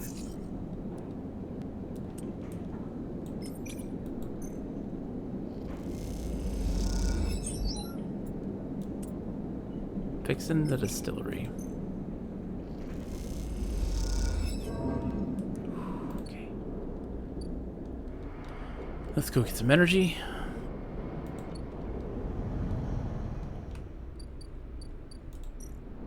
I can get it from home, right? I can get a chance of getting 3. Let's do that. Let's see if we can get it. I did. End cycle. We're so close. Come on. Like, this is that moment where you want to wrap it up and you're like right there and you're just gonna play this waiting game. Okay, so I gotta buy medicine. But I have crazy good rolls right now.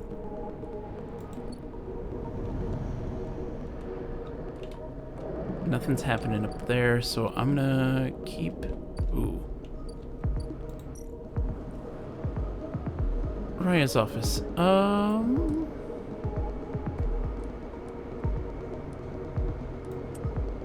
Let's do that one. Gives me energy. And then scrap components, which I can sell.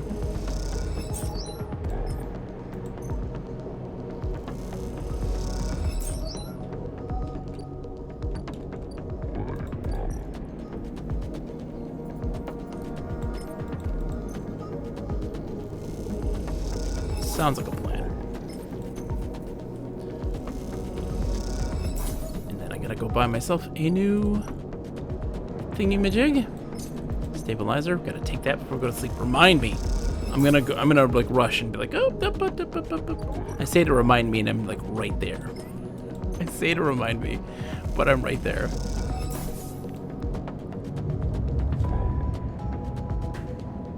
Okay, let's go. Speed run time.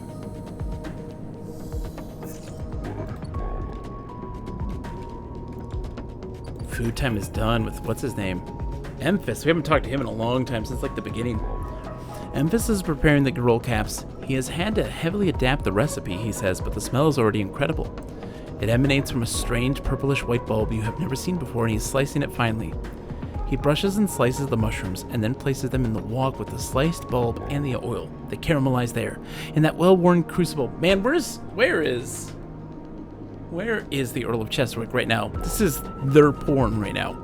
He adds liquids, transparent and opaque, and then turns down the heat. A sprinkle of leaves is the final touch. We have a moment, Sleeper. He smiles. Do you have a story?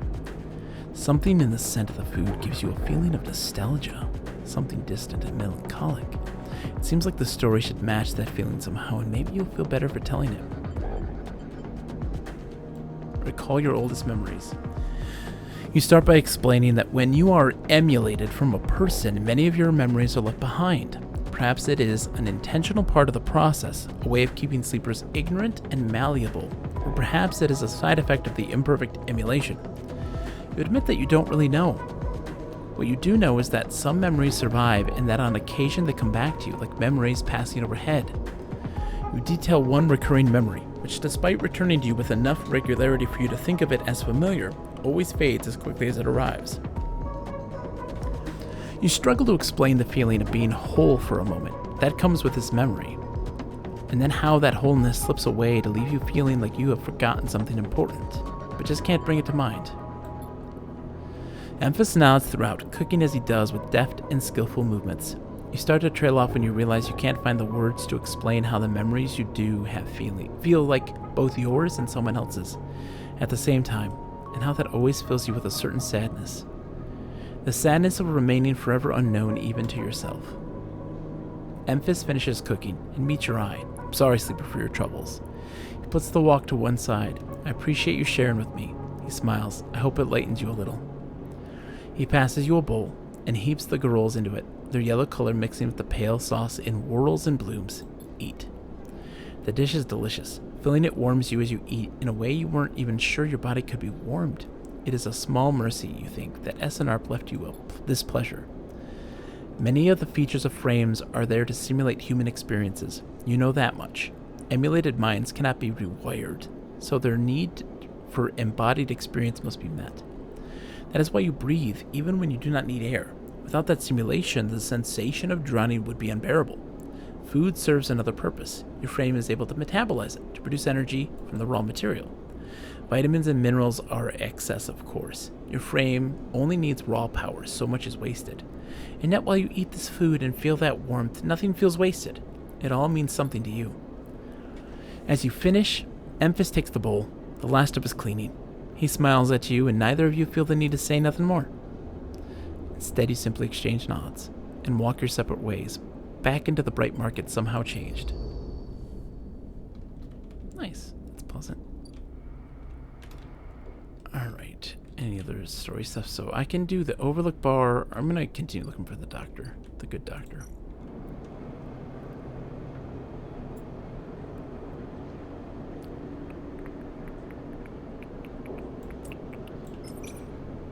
That includes Insider, right? Yeah. So we'll just keep doing this then. In the Overlook Bar is me I'm working with the Overlook Bar to build a still, but currently I'm really kind of emphasizing trying to get all these other storylines wrapped up and see how it goes. Get the scrap components from that. And then a 4 here, right? That's good. Want some rye? Of course you do. Of course you do. That's exactly it. Thank you, Nate Wilkie. Thank you. I love that one so much. Return to Zork, such a classic. As you say your goodbyes to the other enforcers and walk back through the low end, a chirruping catches your attention. In a quiet corridor, away from the main thoroughfares, someone has stuck a small recorder to the wall with suit sealant tape. Written across the fluorescent tape is one word, Sleeper. You peel it away from the wall, and as you do, it triggers some kind of improvised trip switch. Sleeper, Sabine's voice crackles through. I've seen you with the Yadigan members. Are they holding you captive now too? A high whine. I'm sorry if I've dragged you into this. Do not trust them. Something is happening within the gang, some kind of power struggle. You cover the speaker a little. Their voice too loud to be heard. Their voice too loud in the quiet corridor. I'll come soon. Thanks to your efforts, I've located most of their properties. At the right time, a pause. I will see you soon. Don't give up. Remember our deal. Recording cuts out. You stare at the recorder, processing what you have just heard. Hearing Sabine's voice again opens up something inside of you. An SNARP employee. Do they know what I know? Do they know that I know? You struggle with a mix of concern and distrust. You throw the recorder into a nearby waste chute as you leave the corridor, still unsure who to trust, and head quietly out of the low end. Uh-oh.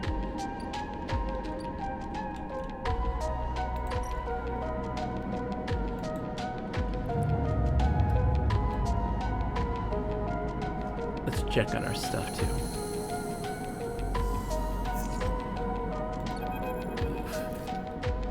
Sleeper, Maurice is waiting for you on the way out. How you been? Busy.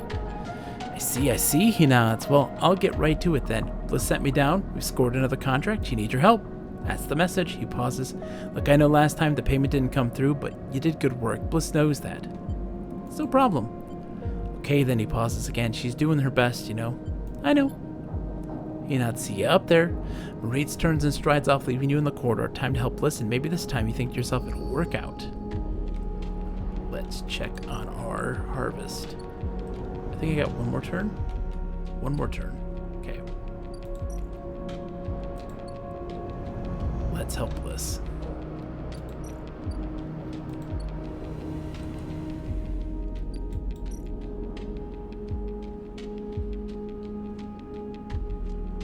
It's a critical action. Okay. Whoa.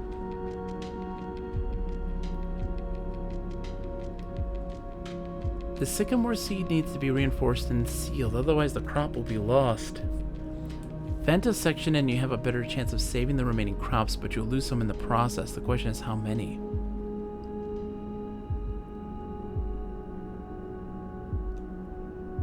Every action brings it closer to collapse.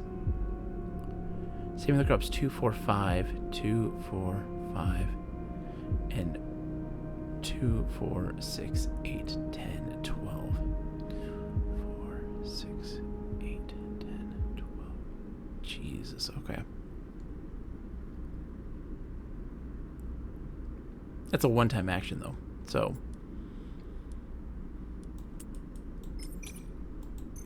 See that first and foremost. Reroll, because that's a shit roll.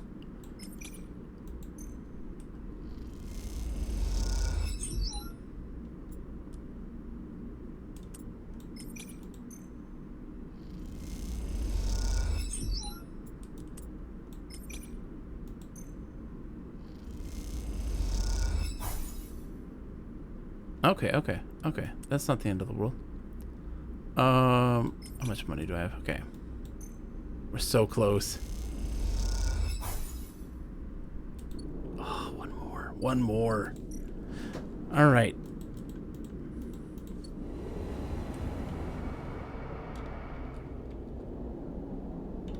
I need to eat.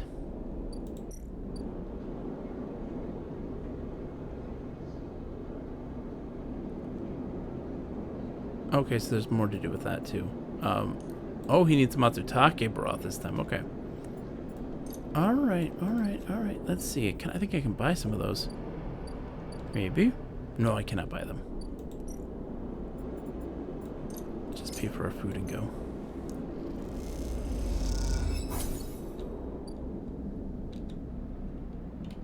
And sell our... I gotta sell this stupid junk.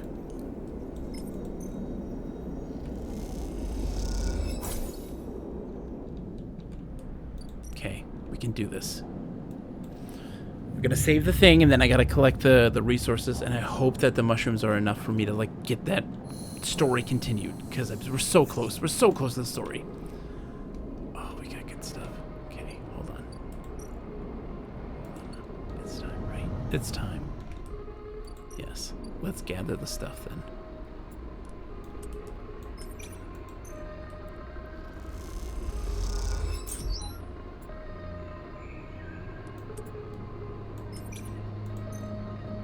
Please, just give me what I need. Please, just give me what I need.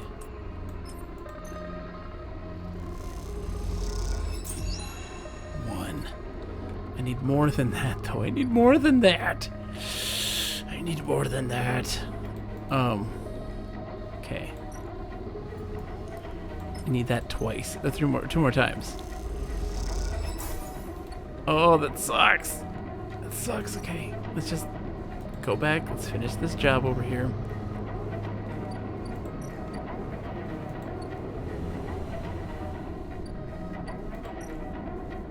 This should do it.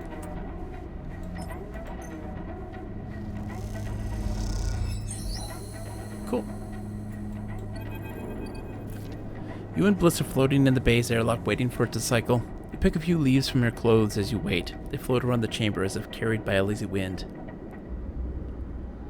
Stay silent. Clean work. Bliss bows a little. Well, thank you, Sleeper. You didn't do so bad yourself. She checks her tool belt. Seems like we were getting into a good rhythm. The now familiar sequence of clunks and rattles sound out, and then the door hisses open. The moment it does, you know something has once again gone wrong. What's all this? Bliss asks a confused-looking Moritz. Beside him are a set of crates anchored to the bay floor. He has clearly just brought them in through the bay's freight lock. Moritz looks nervously between the two of you before answering. It's payment. He runs a hand along the crate. The Sycamore Seed crew just brought them over. He stops, but seeing the look on Bliss's face adds, they were very thankful. I bet they were, she clenches her fist. What the hell's inside? Moritz leans over and struggles with the catches on each side of the top crate. As he does, Bliss turns to you. Don't say it. Bliss stares into space. Don't you dare say it. Stay silent. Don't. She gives you a hard look. This isn't my fault. Moritz finally gets the catches free, and the lid floats off, drifting up into the bay. As it does, a small brown lump floats up with it. Moritz reaches out and catches it as it passes him. Is that a mushroom? Bliss finishes. A damn mushroom. They paid us in mushrooms? Not just mushrooms. He holds out a clump of tightly packed leaves. Produce. Bliss starts laughing. Goddamn Haifa commune. Should have known they didn't have a chit to rub between them. She knocks a small brown mushroom across the bay. Stop, Bliss. Moritz grabs her hand. These are good. Fresh. We can sell them. To who, Moritz? Are we running a grocer now? We need cryo. Otherwise, this whole bay will be shut down. We can't pay for parts with leafy greens. She waggles them in Moritz's face. Moritz is right. I can use them. Bliss raises an eyebrow. What, 4 whole crates? Even you can't be that hungry. You can take a few, but the rest will sell. She smiles to herself, or at least Moritz will sell them if we're so eager. So nice, you gotta do it twice, exactly. Moritz closes up the crates and starts moving them. It isn't all that bad, Bliss. It's a step in the right direction. He glances at you, looking for backup. They'll sell well. Bliss sighs. Looks like I went into business with a couple of wannabe farmers. She laughs. Prove me wrong then. Show me this is a windfall. She kicks away towards the new, patched-together terminal. Till then, I'll be working on how to keep this place open. Moritz smiles. Thank you. And goes back to moving the crates. You better be on your way too. So, 4 cycles before anything happens there.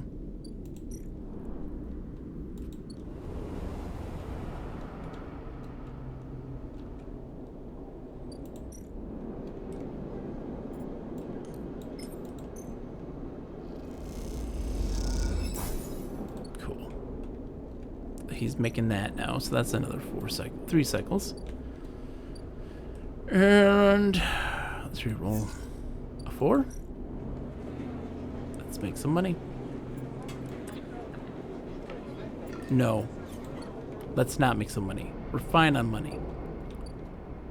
Let's eat some food. We need to get the stuff. We need to get the stuff.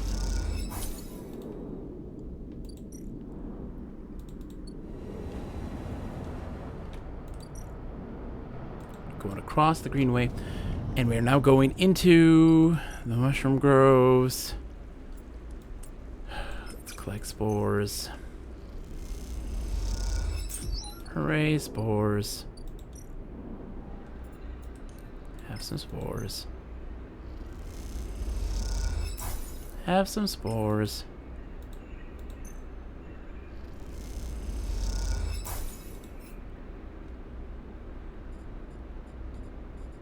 Alright, let's see.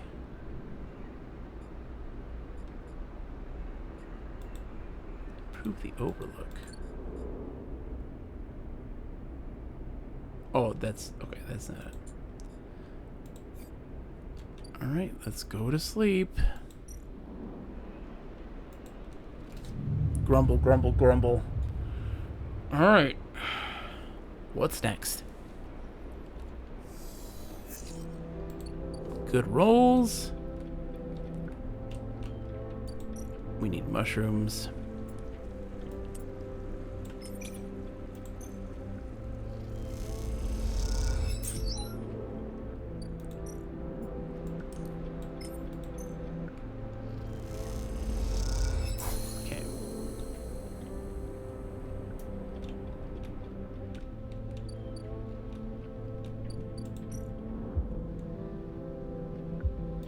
have this thing. DeChateau says, fun fact, eating is kind of insane when you think about it. You put food inside a cavity where you smash with it 32 bones, only for a meat tentacle to push it around into a pool of acid. This is true. And the enzymes just slowly seep into it and break it down. Over and over and over again.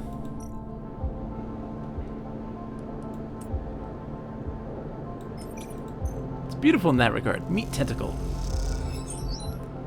What other way to describe it, right? This is my 6.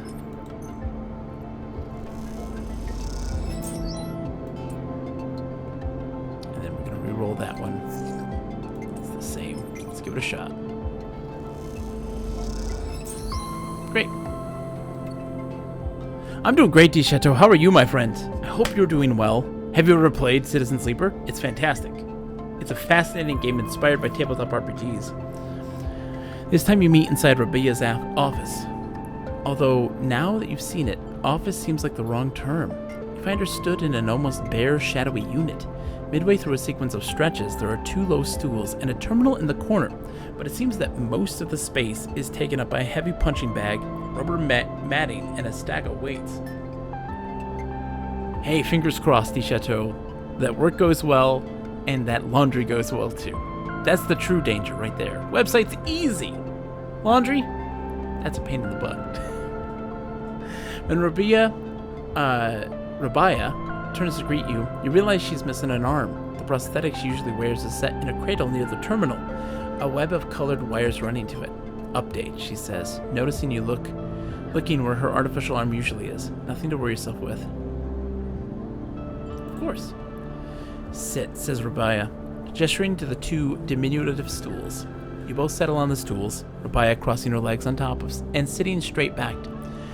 Gia told me you have been doing the rounds, collecting ties, patrolling the ward. She smiles. Some of the enforcers are impressed. And I hear you handled a few difficult circumstances. Nicely done. I wanted to help.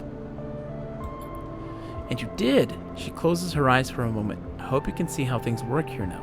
A strong Yatagan means a strong low end. Both are woven into each other.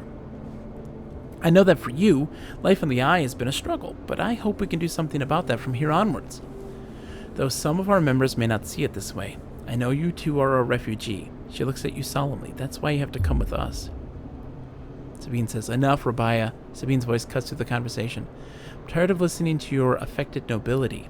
They cross the room, Rabia's baton in their hand, the end lit with sparkling electricity. Rabia looks between the 2 of you. I suppose this ambush was another cooperation between you 2? She looks strangely unfazed. Yes. Rabia smiles as Sabine moves closer with sudden intent. Sabine reaches Rabia as she rises and whips the baton to meet her throat, both freezing. Sabine holding the baton out, the end shaking a little, and Rabia fixed in place in front of it, leaning away from the sparkling tip. Stop. Why should I? She believes she holds power over both of us. Sabine holds steady. Now I can finally show her she does not. Your debt is with Yannick, Rabia stutters. Don't be a fool. This crusade will end you. Sabine grits her teeth, and for a moment you think they're about to touch the baton to Sabine's exposed throat. But slowly, deliberately, they press the tip forward, forcing Rabia to recoil back onto the stool. Sabine drops their arm to their side, but does not turn the baton off. Sabine, tell her. They both look at you, each still catching their breath, as if they had forgotten about your presence. What's the point? Sabine breathes heavily. She does not listen to criticism of the great Yatagan project. Rabia collects herself. Speak. She folds her arms and waits to be convinced. Sabine takes a breath, organizing their thoughts. They go to start, pause, then decide on another approach. Eventually they say it. Yannick is a traitor. Rabia immediately flinches, her eyes going to her prosthetic arm, her muscles clenching, but she rides it out, more eager to prove Sabine wrong than she is to hurt them, at least for now. When I came here from Messenarp, they glanced at you, gauging your reaction. It was Yannick who was one of the first to support me, to look after me. I should have known then, but I was naive and afraid. Sabine turns to you. Sleeper. They take a breath. I know that I should have told you I worked for Essenarp long ago, but I thought you would abandon me, and you're my final friend. What you should know is that I left Essenarp because I was running for my life. I leaked documents on the sleeper program, on the illegal and immoral practices it relied on to the press. SNRP wanted me dead, and I fled as far as I could, to this refuge at the end of the surrogate system. Sabine stops to collect themselves. What does this have to do with Yannick? Rabaya interrupts. The sleeper knows you are SNRP. I told them. And while you hide beneath the cover of being a whistleblower, you and I both know you worked on the sleeper program. Yannick told me as much. Sabine's face falls. It's true. They glance at you and then away, ashamed. They lift their head. But it is Yannick, not me, who is in the pocket of SNRP. Rabaya flinches again. I can prove it. He made some kind of deal to keep me here, to tie me up in debt, to lock me away in exchange. Rabaya slams her hand on the desk. Just tell us, for God's sakes. In exchange for those. Sabine finishes, nodding towards Rabaya's prosthetic arm in its cradle. He's been using Yatagan enforcers, using you as test subjects for SNRP technology. The data to prove it. He's been bringing them in under the guise of stolen shipments and having me fit them, knowing each one is capturing data and sending it back to its makers. Rabaya's fixed expression has started to fade. Sabine produces a slate. It's all here. Thousands of hours of usage data. Failure rates, error dumps. These are untested implants, Rabaya. They could short out, fail, cause cascading failures across a person's body. And they have. Sabine suddenly looks incredibly tired. I thought the error rate in the units was down to them being stolen or modified. I've tried to fix hundreds of failures in my time here. Not all of them. They stop, unable to continue. Rabaya closes her eyes and breathes in. Then she opens them again. She holds out a hand to Sabine. Show me, she says. Later. Much later. When you leave, Sabine is still taking Rabaya through the manifest and usage data. Both of them crowded around the terminal as Sabine takes Rabaya through each layer of Yannick's betrayal. As you leave, Sabine catches your eye, and something passes between you. Something like a thank you, or a sorry, or some other expression that communicates both sadness and hope.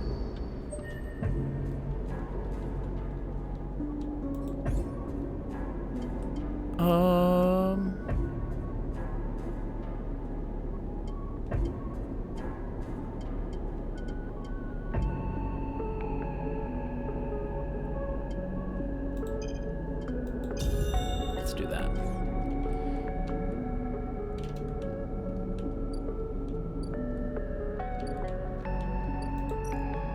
And sleep. That's interesting.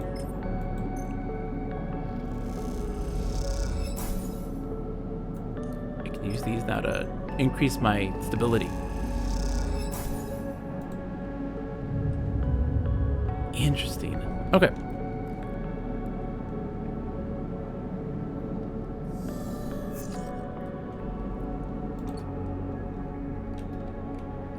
So, we have... I think we're still waiting on what's her name for a new job to happen, right? It's still a couple cycles. Yeah, 2 more cycles for that. And then, how is our crops going?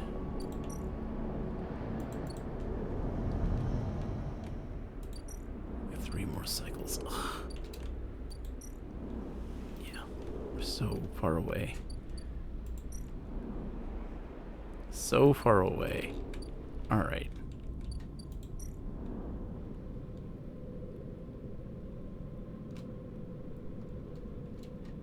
Let's get some scrap.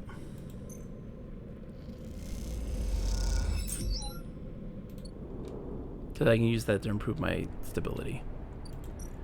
And then we'll go work on the... I guess we work on the... still.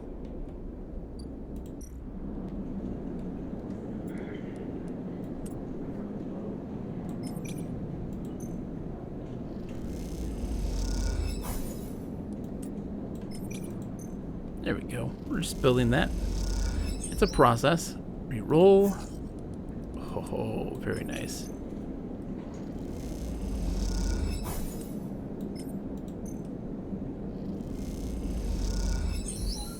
Did it. We built the still. Alright. Tala stands back from the newly finished still and tub, hands on hips. Look at this, she grins. The Overlook Distillery in all its glory. She squeezes you on the shoulder. Thank you. What's next? there's an issue. Tell me. Well, Girol the drink, as you probably guessed, is named after Girol, the mushroom. That's what gives it that golden color and earthy taste. The alcohol is infused with the mushrooms along with a mix of spices. That means you need Girol caps to make Girol, but no one wants to supply us. The distilleries on the Greenway are taking all the stock from the farms out there, so it's hard to get a single cap across Founder's Gap. However, I have an idea, she smiles. We can grow our Girol caps here. She gestures at the increasingly equipment-filled back room. I can bring you mushrooms.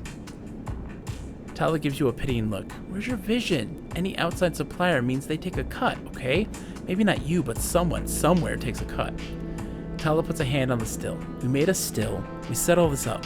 How hard can growing mushrooms be? They don't need light. They barely need soil. We can do this. She pauses. Or at least we could if we had something to grow them from. Like spores? Exactly.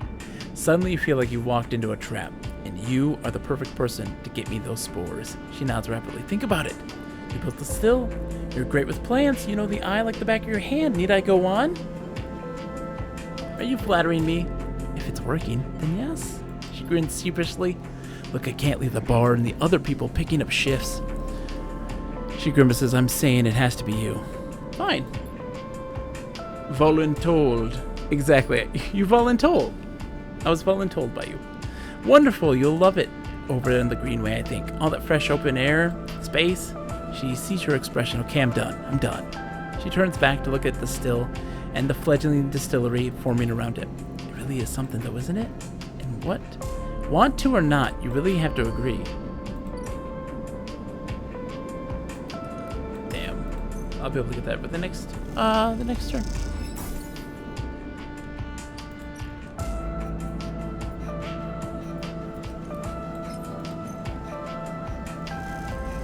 Chill music right now.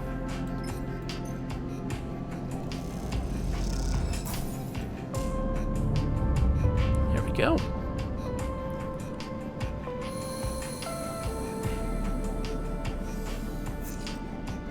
Oh, perfect. All right, so soup's on. I need that. Emphas is preparing the Matsutake caps. He cleans them carefully with a damp cloth before shaving the stalks as if he was sharpening a pencil. His knife slides through them, revealing the bright white of the flesh within. He's a good sleeper. Very good, he says without looking up. I bartered the Mingi for some kelp too, so we can brew the dashi. You know Mingi? Emphas looks up from cutting with a smile. Everyone knows Mingi. Emphas slides the sliced Matsutake mushrooms to one side and takes out a closed pan. He opens the lid and you see the green wafer of kelp sitting in the bath of what? Burp. Been soaking it since last cycle, Emphas explains. Should be good to warm now. He places the pan over the burner and turns it on low. We have some time now. He wipes his hand clean and throws the cloth over his shoulder. However, there's one difference this cycle. He smiles. You've been the one providing the ingredients, so it is my turn to provide a story. Okay. Good. This story's important to me. He gestures for you to both sit on the folding stools behind the stall. You see these? Emphas runs a hand over his forearm, tracing the circular scars that mark them like perfect bite marks. Conway called it an anchored interface rig, a mechanical control device for piloting the heavy-duty extraction suit in low-G industrial operations. We called it a bone suit. He points to a pattern of larger circles on his shoulder. They drill in and anchor it here, then all the way down the arm. He taps each scar on the way. It maps the mechanical movements to the suit exactly. A 1-to-1 mechanical replication. You swing your arm, 2-ton arm swings too. Should have seen the recruitment vids. Strong people even in stronger suits, tearing through stone and scrap. Superheroes. Half my graduating year signed up from company school to company shuttle. Conway from birth to death. He stares off into the distance for a moment, fighting with the memories. But the bone suits were good. The rate of failure was high, and failures meant arms torn off, anchors torn out, broken bones, bad stuff. So after a while, Conway discontinued them. No longer competitive, they said. He checks the broth, turning down the heat and adding the mushrooms. So there we were, hundreds of us with surgical alterations for suits that didn't work. They sent us home back to the company colony that spat us out to be cleaners, drivers, cooks. They gave us drugs for the pain and told us to make something of ourselves. When I deserted, bribing some passing spacers to take me into orbit, there were only me and a couple of others left. The rest just faded away. Arthritis, osteoporosis. They folded in on themselves like paper lanterns. That was my generation. The anchor points still ache, still burn. He touches the scars. But what burns worse is the betrayal. I've been on the eye a long time now, but that'll never fade. Not that, and not the faces of my friends. Emphas reaches over and sprinkles a handful of leaves into the broth. It's ready. I'm sorry. Don't be. It was Conway's crime, and you know better than most of what we went through. It's enough that you're here to listen. Emphas pours the broth into a double-walled metal bowl and hands it to you. The heat radiates through your hands, and the smell drifts up rich and sharp like a pine forest after the rain. You drink the broth slowly, chewing the matsutake and thinking. Emphas busies himself with cleaning the pans and the bowls, sealing the kelp back up for another day. Then he quietly comes to sit with you while you finish your meal. Neither of you speak, preferring instead to let the story linger in the air a little longer. It is not that there is nothing to say. Oh no, it is that sometime, in the moments after something, speaking breaks the spell. So you both idle, eager to be in each other's company. Emphas taking longer over his cleaning, his packing, and you savoring the final dregs of broth. When you finally finish and hand him the bowl, you feel the spell break, and the story leaves you both. And as you leave, you know that both of you are somehow a little more empty and a little more full than before.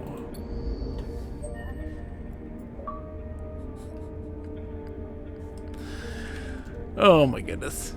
Alright, what is wrong with me? What is wrong with me? Let's gather some spores.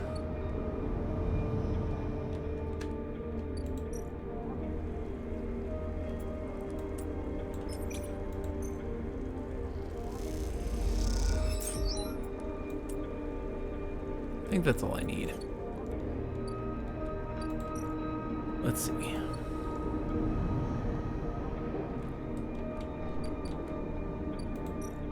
I'd love, apparently, that's the thing, is that, like, I am doing all the things but the things that give me an ending, apparently.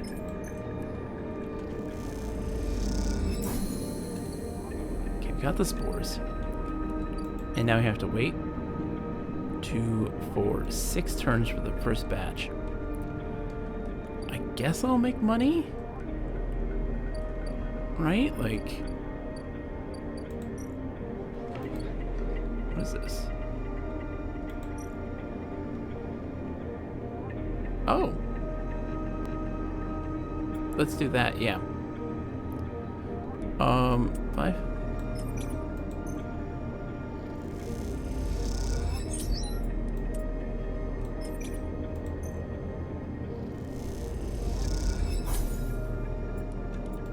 Let's make some money.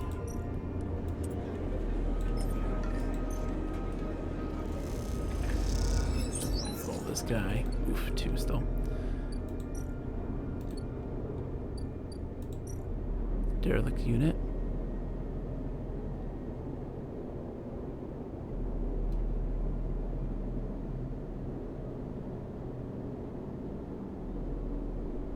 Oh, we can fix it. Okay. So you need scrap to fix that room. Interesting.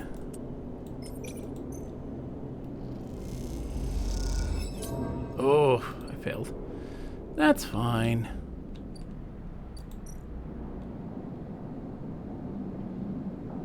And cycle. So this, now we should get our mushrooms. Please give me the rare stuff. Please, please, please. I just need the rare stuff. Moritz, I can't right now, dude. I can't right now. Sleeper. Moritz is leaning against the corridor wall. It's time. He looks away. Big job just came in. Grand finale. You up for it? I'm ready. All right, then we're in business. He pushes away from the wall. This has to work, Sleeper. It has to. Looks down if it doesn't. This okay? He frowns. I don't think so, but she isn't hiding that from anyone. Look, Bliss has had a rough time of it. I thought you of all people would understand that. He runs a hand through his hair. Sorry, it didn't mean to be. He smiles. Bliss is a good one. She gave me a chance. I owe her.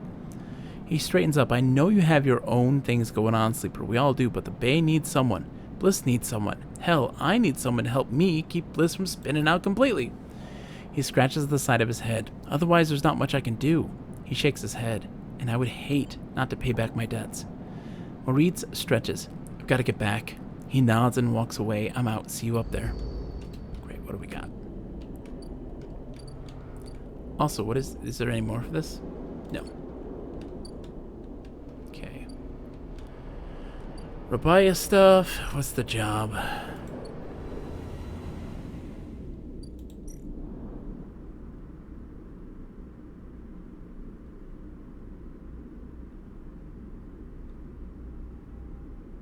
So that's -2 rigged and ready, -3 energy.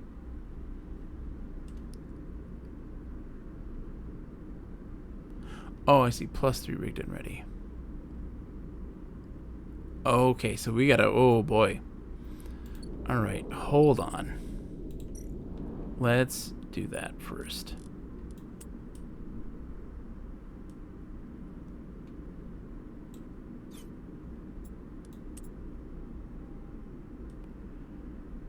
I'm confused. Why is this one +3 and then -2? Is that gonna be just +1 overall? No.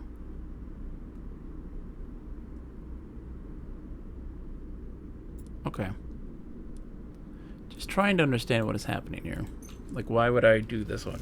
It's a danger, and it gives me less reward overall. Oh, shit. I want to reroll.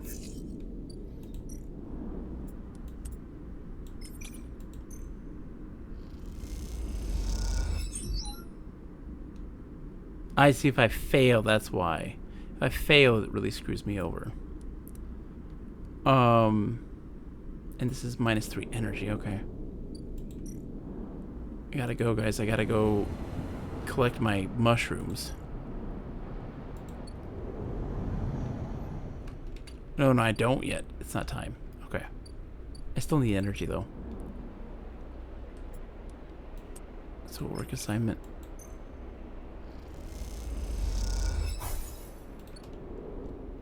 Okay.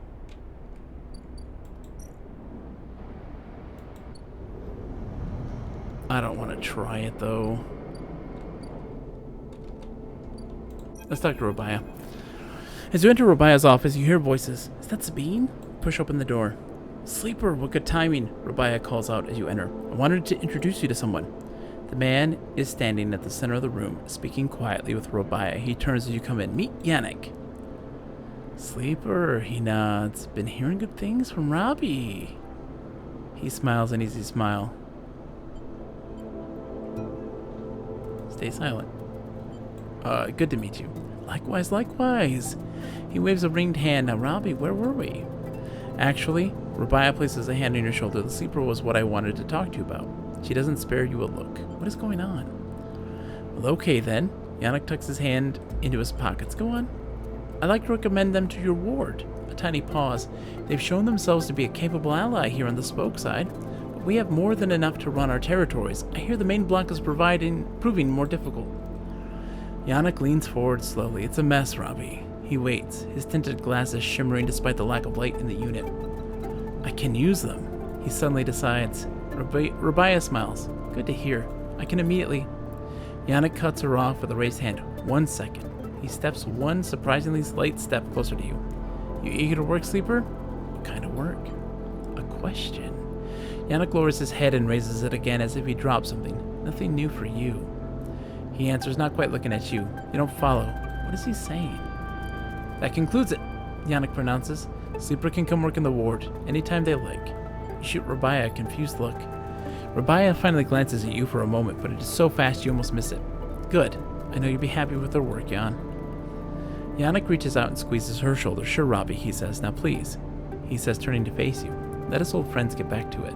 He guides Rabaya away, leaving you standing alone. You look to Rabaya, but she is deep in conversation, and so, stunned and confused, you leave. Yannick's ward. Okay. Gain his trust. Condition went down. Oof.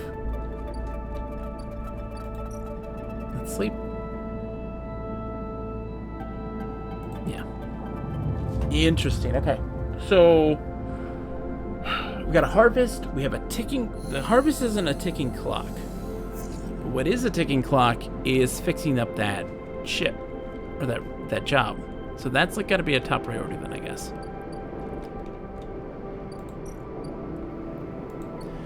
We have a 6. We've got a 4. We should be able to do some major progress in this thing.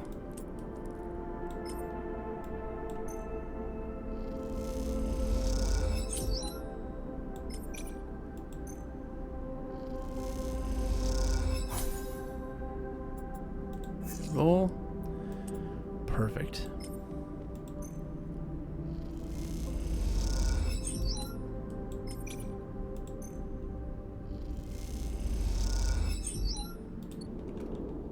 I want to fix that right away. We'll go buy a new thing. 80. Use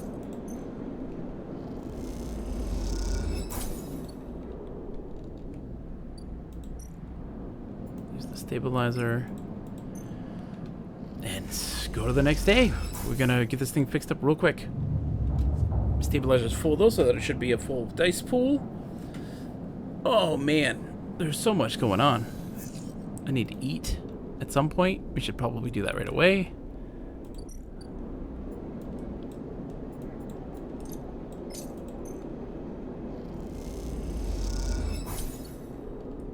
Okay.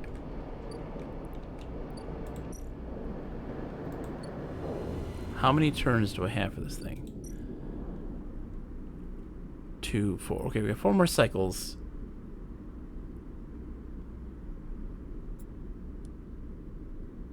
Alright, let's finish it up.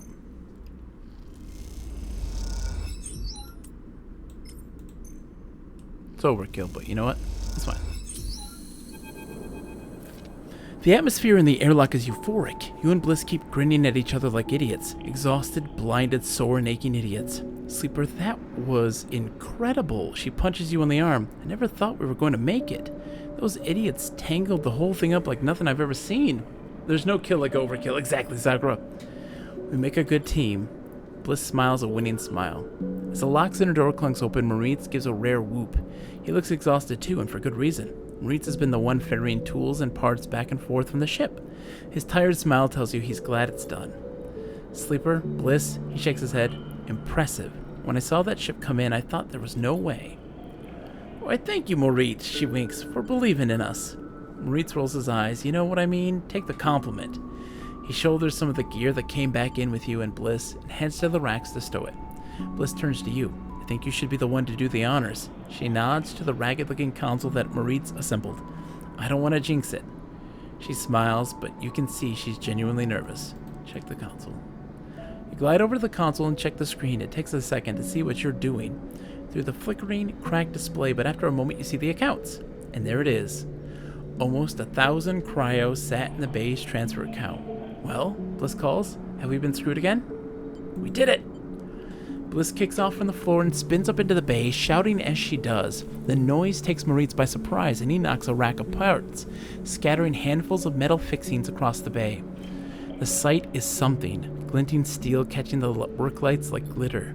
Sorry, says Bliss, grinning when she comes back down. I needed that. She kicks off and joins you at the terminal. Moritz even managed to sell that produce. We made a tidy profit, eventually. She laughs. Here. She loads a stack of blank chits into the terminal and transfers a chunk of the cryo to them. Scissor cut. Bliss hands you the chits. Thank you for believing in this place.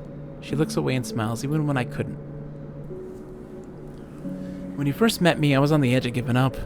All it would have taken was one more push, but now this place is sparking again.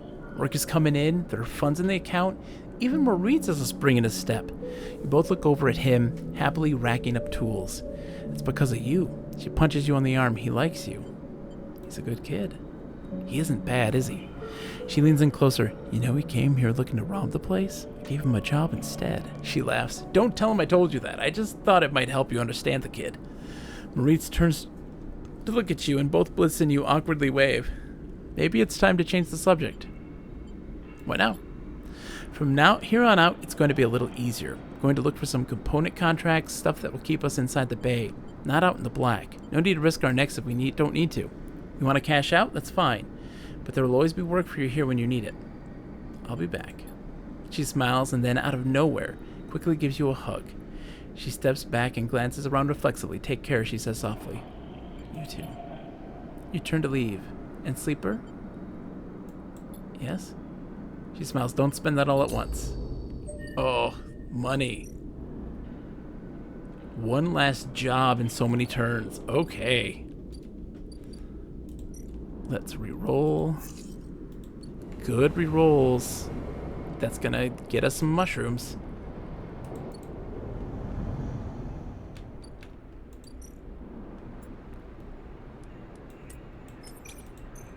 Please, please, please, give us what we need.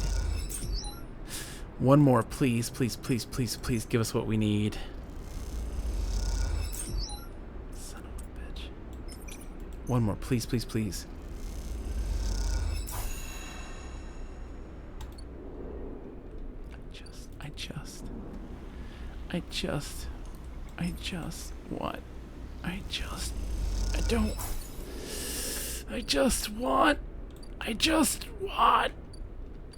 I just want to get my goddamn mushrooms. End the cycle. Got 7 minutes left in the stream. I gotta beat this game before the night's done. We have to beat it. We have to beat it. Oh, look at the numbers. Numbers go up. Okay, so 4s go into the click spores.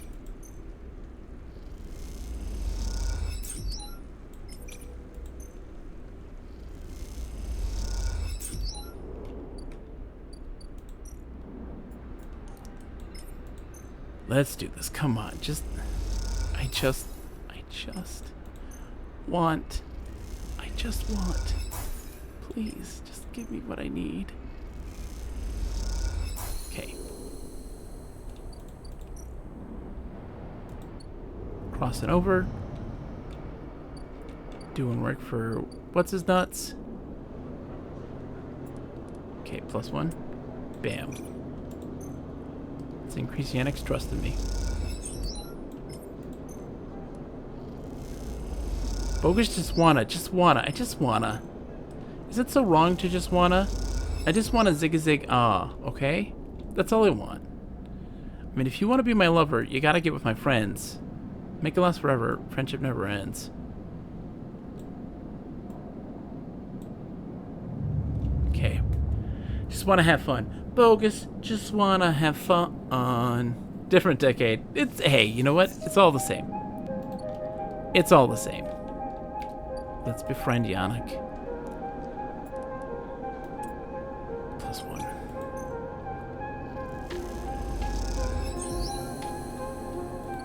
Okay, Yannick, what do you got? You almost laugh when you see it. The same small recorder stuck to a different wall this time. Written across the fluorescent tape is that familiar word, Sleeper. Grab it quickly. Rabia says sorry. Sabine's voice sparks up once again. You said she didn't have time to brief you before setting you up with the old man. I'm sure you've got the play by now. Ernest Trust worked the block, then we need you to get into his office. A pause. It's risky, but obviously you're the only one of us who doesn't already know. By the way, we need to locate the link to Essenharp. You hear a shout in the background of the recording. Rabia says be careful. Sabine continues. The data suggests there's some relay. Processing the implant data and sending it to Essenharp, but we can't lock down its position. Either it's moving it, or it's moving itself, or it is rerouting through other relays. We can't understand it. Maybe you can find some details on it in his office. Once he trusts you, you should be able to get close enough to get it in the office. You'll get one shot at this. The recording creaks and whines. That's the final piece of the puzzle to end this. A pause. Good luck, sleeper. I'm sorry too. Be safe. The recording clicks off, leaving you in silence. You pocket the recorder just in case and walk away. It looks like it's up to you.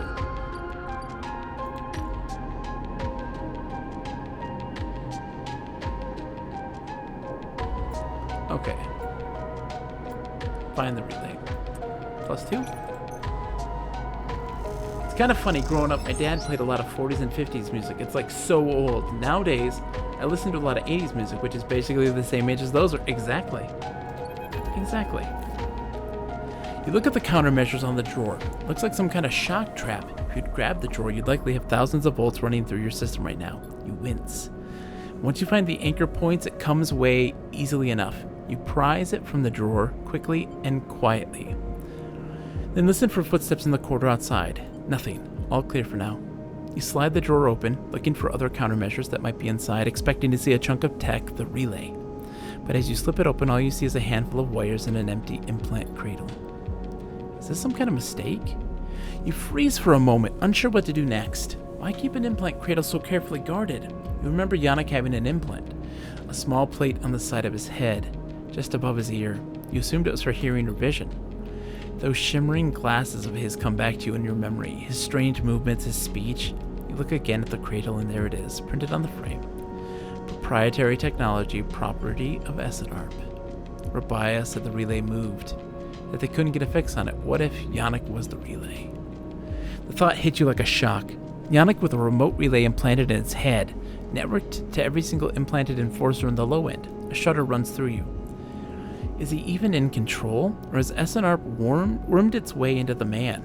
Could he even be considered separate from the corporation itself? You think of your own legal status as proprietary technology, a puppet with cut strings. Time to cut Yannick's strings then.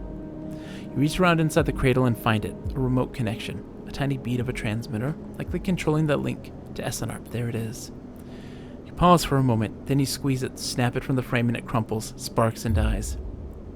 It takes a moment before the shouts come before the scream, and you are already on your way out, down the corridor, down through the unit that serves as the lobby to Yannick's office. Then out onto the walkway where Yannick lies still, enforcers gathered around him bemused.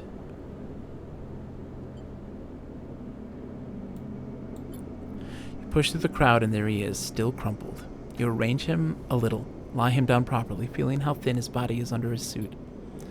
You wonder how long he's been like this, a puppet for Essenarp. With the connection cut, nothing remains but his body, which means that Yannick the man was gone a long time before. You place a hand on his chest. You're sorry for him, but it is done now, and you did not kill this man. You've seen enough. The connection is cut, and whatever Yannick was, or had become, is gone.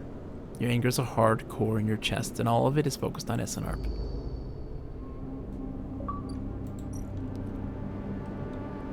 The aftermath is 4 turns.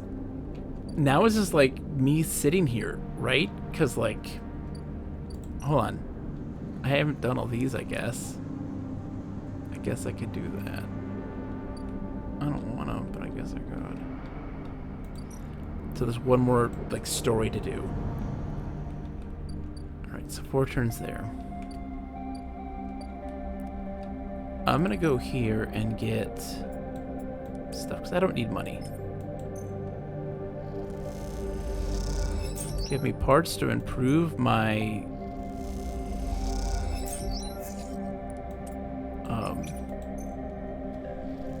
my body. Oh, I'm starving though.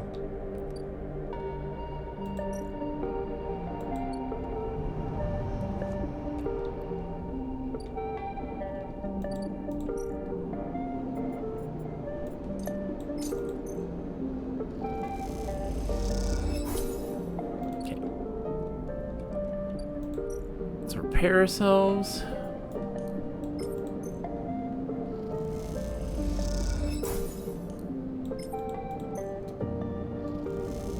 And sleep. Cool. Next day. Yeah, Sakura, that's what's interesting, right? Like, it's because what happens is, as we get older, we start to appreciate those things, these things that came before, and see the influences, and to watch the eras of music grow and change over time. We become more attached to the vibrant landscape of music, just like we do with games and all these things. As we get older, we start to appreciate these older things Because we ourselves are getting older. It's interesting. Alright, Tala, what you got? Tala comes to you one shift when the bar is empty, tapping you on the shoulders. You clean the bar. It's ready. She's grinning ear to ear. The girl? Obviously. She grabs you by the arm before you can ask anything and drags you into the back room. The smell hits you immediately when you enter a cocktail of rich fermentation and chemical sharpness. The room is warm and bright now, the newly installed lights making the place look clean, whether it is or not. Tala has already pulled up a couple of stools around a metal crate, where 2 glasses with a few fingers of pale Garol inside sit waiting. She smiles. I haven't even tried it yet. You can see she is nervous. You both sit at the makeshift table, the slight strangeness of the situation making you both jumpy. Tala hands you a glass. Cheers, she says solemnly. Knocks the glass back. You do the same. The first sensation is burning. A sharp, nose-clearing blast of alcohol that has your frame querying whether you would like to activate safe mode. You gulp the drink back, and it is only then, behind the burn, that you taste the earthy tones of the mushrooms, the wood, and the soil, left behind like sediment, barely there. Not bad, actually. Tala raises her eyebrow. Are you sure? Maybe needs diluting? It's promise, though. You think? She swirls the glass and puts it down. Wait, I have an idea. Tala grabs a metal bottle from the newly installed work surface, drips some drops of water into the Garol. Try again. This time the burn is a warming glow, harsh but fading off, and the woodiness less heavy. You taste something floral in among the marshy decay, something fresh and bright that you never expected to find.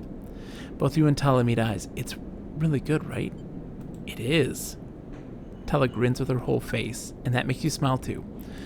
Tala pours out some more Garol and then adds more water. The action's already taken on the quality of a ritual you both drink. Tala tucks her feet up beneath her on the stool, folding her legs. She looks down into her glass and swirls the liquid thoughtfully. What's on your mind? Tala looks up at nothing in particular. My father opened this place, you know. She says out of nowhere, a thought suddenly becoming words. It was his attempt at making a life for us, for my family, when we got to the Eye. You were a refugee? From Sinza, yeah. It's one of Ember's moons. She takes a drink. I don't remember much. I was only tiny when we came. I was just thinking about something he told me. When he first set this place up, he wanted to call it the Bantayan. But he was afraid it'd scare off the customers, so he kind of translated it, hence the Overlook. In these past few cycles, when I've been in here, I've been thinking that I should rename the place. She looks at you. The Bantayan, what do you think? What does it mean? I love it. She looks away, me too. Tala picks up the glass, that settles it then. To the Bantayan. You both clink your glasses and drink up. Tala hisses through her teeth. Still harsh. She laughs, then suddenly grabs your shoulder. Oh, Sleeper, I totally forgot. She stumbles to her feet. She lurches over to a corner of the room, covered with a plastic sheet, and whips it off, like a magician performing a trick. Beneath it is a neat little kitchen, a sink, a work surface, and a compact oven with a hob. Your kitchen! She doesn't give you time to respond. You can make stuff here anytime, as long as you promise not to raid the mushroom farm. I need those for the Garol. I was thinking, too, that if things pick up, we can start serving proper food at the Bantayan, she laughs. Do you like it? It's perfect. Tala gives you a hug, then quickly stands back. I'm sorry, I'm so glad you're here, she grins. Me too. As Tala tidies away the glasses, you inspect the kitchen, checking it all works. It's small and salvaged, but after what you've had to put up with, it feels like a dream come true. Later, when she's done for the day, Tala comes back through to the bar, and you share a glass of the good Garol, the one she didn't distill. And this time, you talk about nothing in particular, sharing stories about regulars or discussing the best place to eat in the Eye, which after everything that has happened, feels like a nice change of pace. When it comes time to leave, you promise to cook for Tala, and agree to let her know which shifts you'll be working in the coming cycles, and then slip out into the cool of the rotunda. And in this moment, you feel for once at home.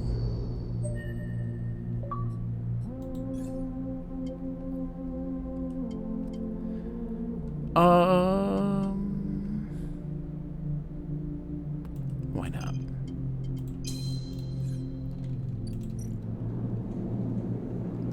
So now if I got Garol caps, I can get food.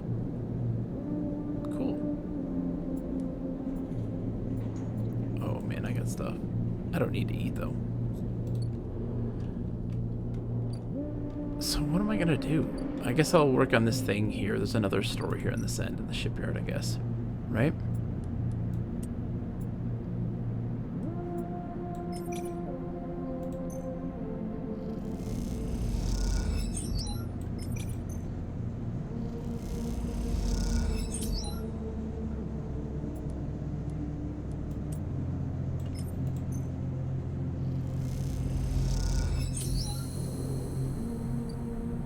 Lem and Mina. Unit assembly.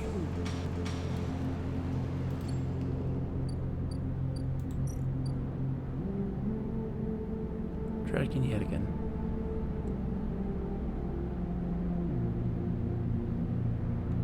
Pay for shipment fragments, okay. From the walkway, the sidereal horizon looks impossibly vast. A landscape of plating and frames. All along her flanks, torches flicker, drones maneuver, arc lights glint. The sense of scale, of industry, is both stunning and strangely unsettling. She's quite beautiful, I think. You turn to see a figure a little way down the walkway, leaning at the railing. He's thin, ragged, his work gear poorly fitting and loose. The torches of the sidereal horizon flicker in his eyes as he turns to you. Lem. He leans back from the rail, revealing a child standing beside him, staring out at the ship. And this is Mina. He adds with a smile. Hi, Mina.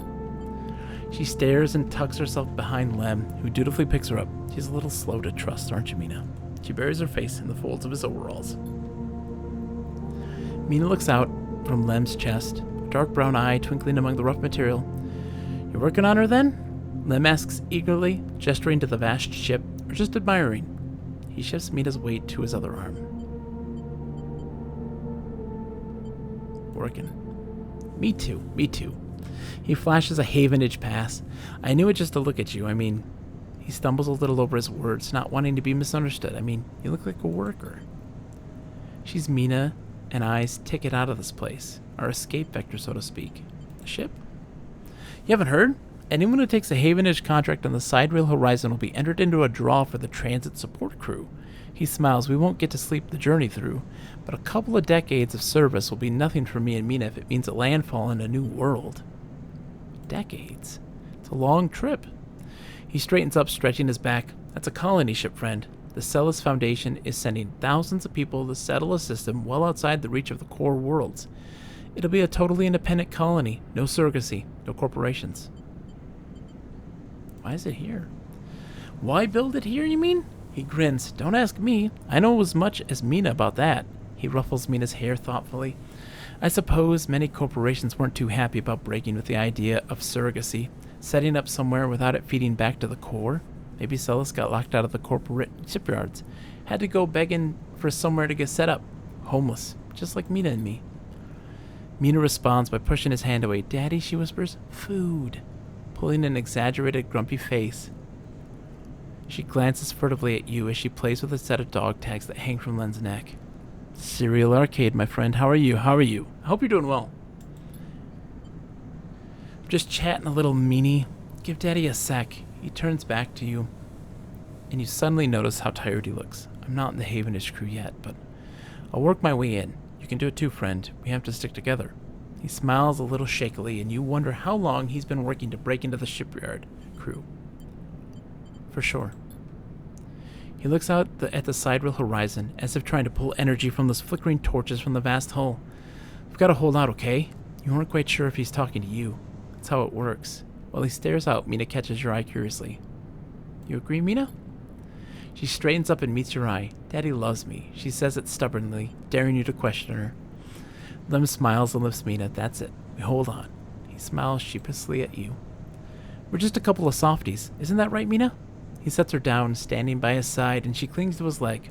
Gotta go feed this one. He pats her back. Maybe see you on the ship, okay? He turns, and they walk down the walkway away from the shipyard. You see them talking, and then a moment later, Mina turns around and stops. See you, robot! Her shout echoes down the walkway, and she flashes you a parting smile before running to catch up with Lem. You watch them a little before you turn back to the impossible scale of the sidereal horizon. A ticket out. Solid nap after thrifting, and that amazing lunch I had earlier, dude. It looked fantastic. What you been playing lately, Crash? Serial Arcade? Xanadude? You know. What you been playing? Anything good?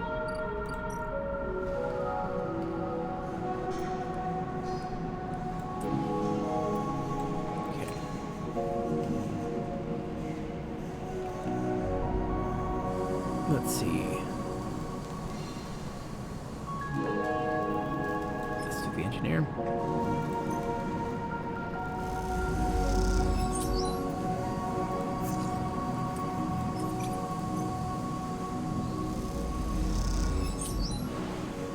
Okay. Oh, played anything good lately?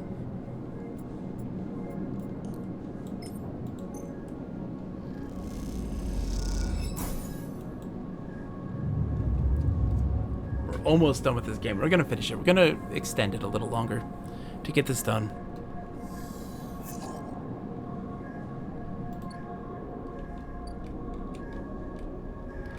I'm gonna see. Okay, so 2 more cycles for that to wrap up. 1 more cycle for that. Okay, good, good, good.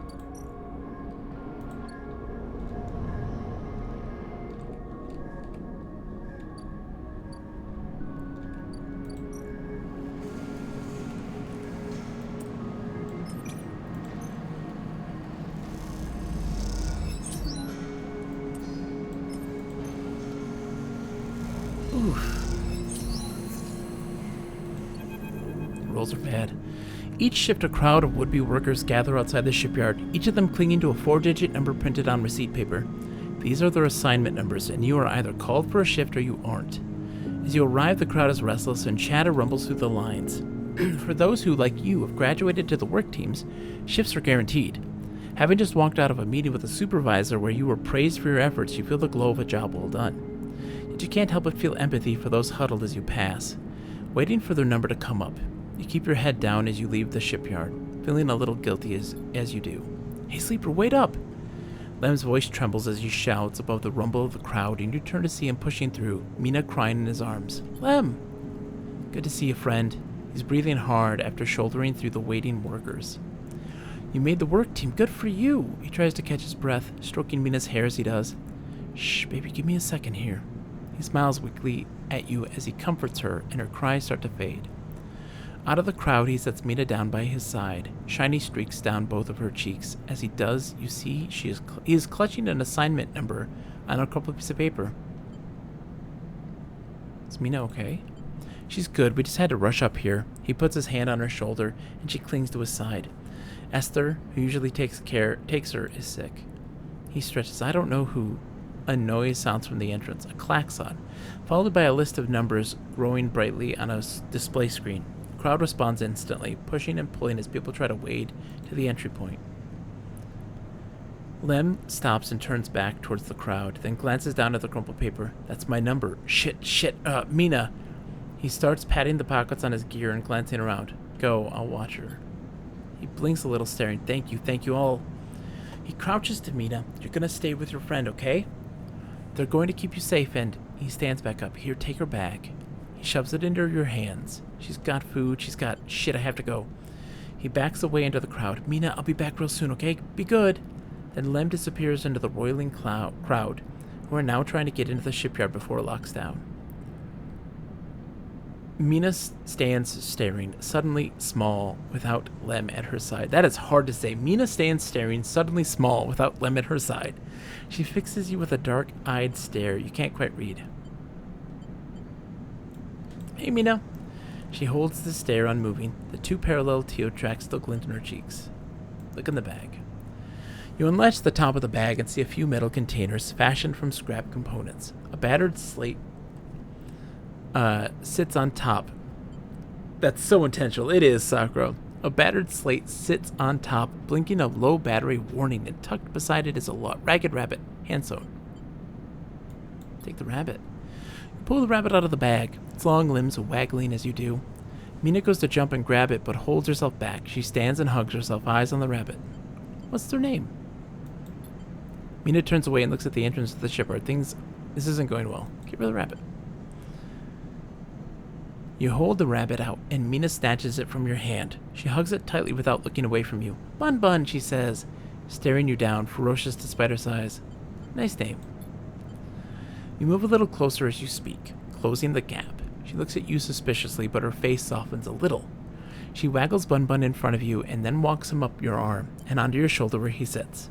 She pokes your arm a couple of times. Are you really a robot? I am. So cool! Mina has more questions. Lots of questions. Questions about how you breathe or if you rust, but before long you're talking about rabbits and what Esther, the lady who usually takes care of her, smells like, and whether or not fairies live in the eyes heating pipes. You pass the time like this, sitting side by side on the floor of the walkway as others pass by, sometimes talking, sometimes drawing on the slate, sometimes playing with Bun Bun the rabbit. And this is how Lem finds you. Just as both of you are starting to yawn, he is dirty and tired, but Mina leaps up his leg and into his arms as he stumbles backward. You two got on okay? He asks, trying to keep Mina from climbing onto his shoulders. More than okay. Mina shoots you a smile from Lem's arms, her suspicion gone. Well, looks like Meanie can be nice. He pokes her in the ribs and she squeals in delight. Thank you, friend, I mean it. He gives you a warm, wide smile. I owe you. Look, he glanced around. It seems like Esther, the lady who usually watches her, is going to be out for a spell. If you ever have some time, I'd really appreciate you coming down to our place in the low end. He grins sheepishly. If you have time. But now I have to take this one to eat. He plays at biting Mina, and she giggles in response. See you, sleeper. He waves, and they stumble off down the corridor, drawing gazes from passing spacers as Mina's laughter echoes down the corridor in bright squeals. That's cute.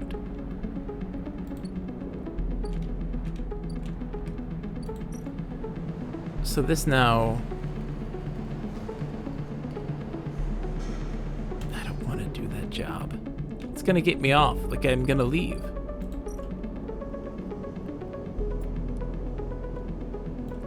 I want him to go.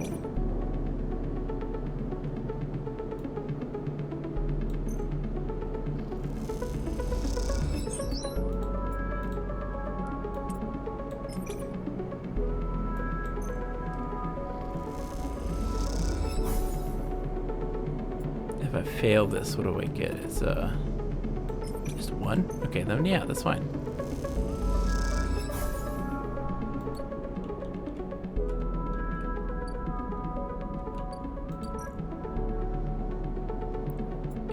Repair.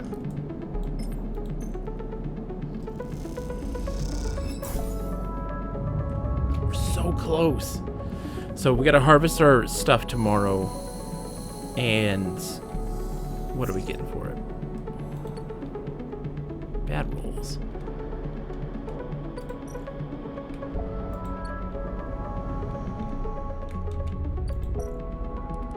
Give me the good stuff, please. Please.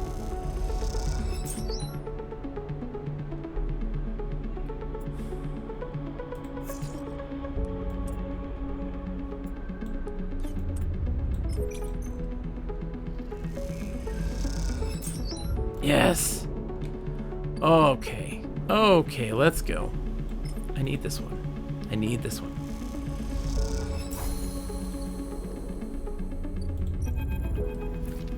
Rico was at her bench, running small vials of some liquid. Hold on, I'm an old man. Oh, I'm an old man. Oh, I'm an old man with a very old butt. Running small vials of some liquid through an old chemical analysis machine. The whirring of the spinning drum fills the lab with white noise, and you aren't sure if she notices you approach. Sleeper, it's good to see you. She looks up smiling. This little project of ours has been keeping me awake the past few cycles. Right now, well, I think I have something. What is it? The drum finishes spinning and Rico lifts a vial from it, holding it up to the light. This is something I extracted from those club heads you've been bringing me. And according to my analysis, it is a substance totally unique on the Greenway. You look at the small amount of liquid in the vial. Any idea what it might be, Rico asks, without looking away from the vial. Stabilizer. Rico nods. You aren't the first sleeper to come through here. Perhaps I should have mentioned that earlier. Rico's tone suddenly drops, changing the atmosphere in the lab immediately. I just thought... She passes, thinking very carefully of how to continue. I just wanted you to trust us. What do you mean?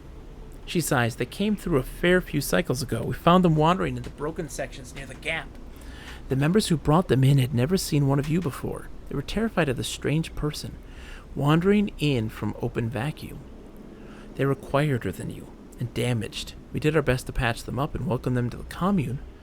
I only really spoke to them once, while I was working on their wounds along with a couple of systems engineers. She looks nervously at you. I'd never seen a body like that before. I took some readings, some samples. Samples? You have to understand, I was curious. I didn't know what I was looking at. I just took a little of the damaged material, less than a thumbnail.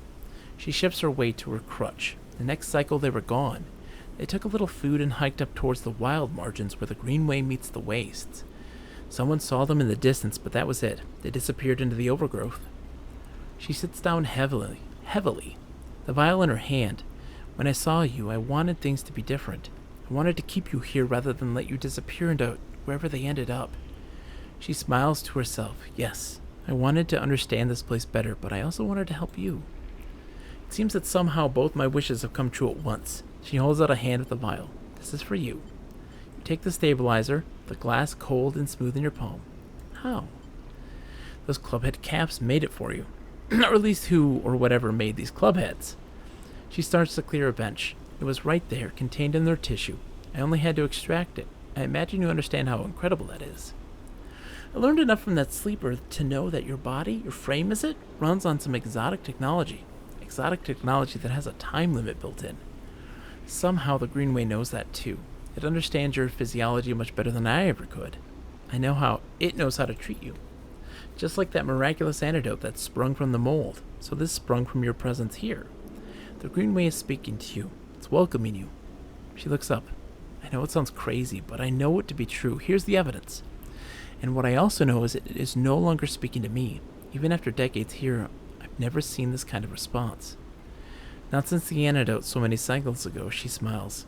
So I'm going to make you a deal. You bring me as many clubheads as you like. I'll extract the stabilizer and give it to you freely. But you have to tell me what the Greenway says. You have to speak with it. To dig into it. To find what being is at the center of it. Travel as far as I can. I need you to do the rest. Can you do that? Yes. She sighs with relief and deflates into her chair. Thank you. I'm sorry for the other sleeper. Truly I am.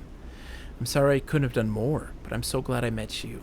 She smiles. You're welcome here anytime. Rico falls silent. She looks smaller now, more fragile. And you realize how old she must be to have seen the collapse firsthand. You idle a little in the lab, in case she asks for anything else, but she remains silent. And so you drift back into the tunnel, thoughts of that other sleeper and where they ended up weighing on your mind.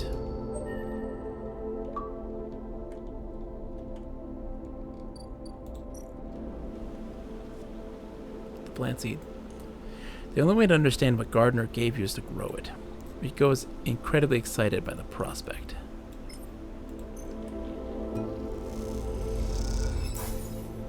I'll take good care of it, sleeper. Rico smiles. Don't you worry. How many cycles? 2, 4, 6, 8. My God. My God. We'll be here all night. We're gonna be here all night. We have to. We have to finish this.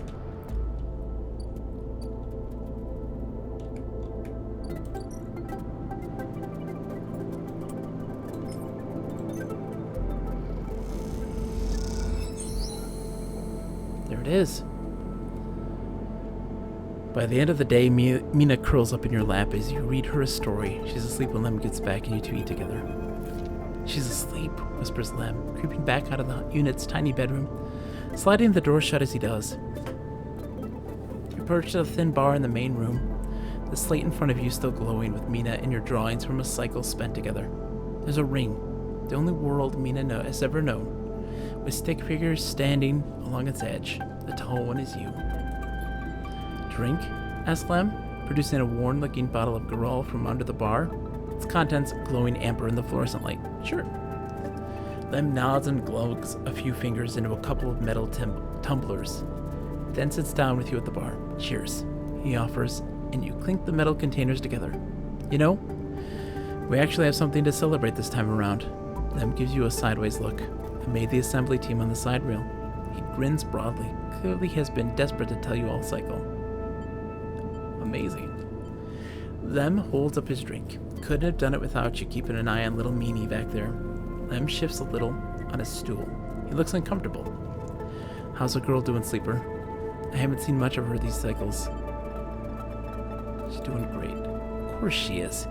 He playfully squeezes your shoulder. She talks about you a lot, you know. Draws you. I'm glad she has a friend that isn't me. His eyes drift to the bedroom door. You okay? He nods. I can't take all the credit for Mina. She isn't actually mine. Gazes into the middle distance. I pulled her off of a refugee shuttle out of one of Ember's moons. The colony was falling apart for decades after Solheim collapsed, surviving on next to nothing.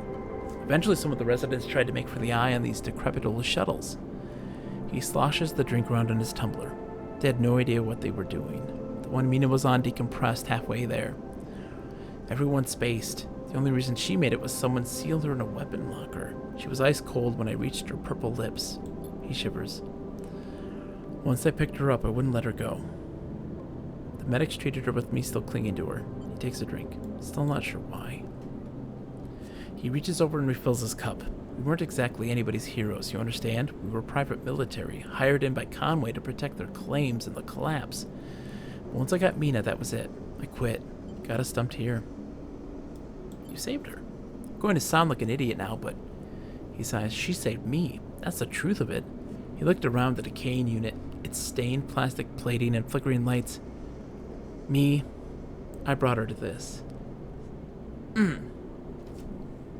Sakura says, so I've discovered a game that is such a wonderful artifact, one of my favorite games from the late 90s, remastered in 2016, which I never got around to playing. A first-person tank shooter RTS using the MechWarrior 2 engine. And the 1998 game was a reimagining of a classic vector graphics-based arcade tank game, Battlezone. Love me Battlezone. So, it's a reimagining of Battlezone. A first-person tank shooter RTS. What is it called? It is Battlezone, or is it called something else now? In 1998. Okay. Because I know, love me some Battlezone. They have a Battlezone VR, which is really good too. She was tiny, too small to know what she lost, but I can't stop thinking about it.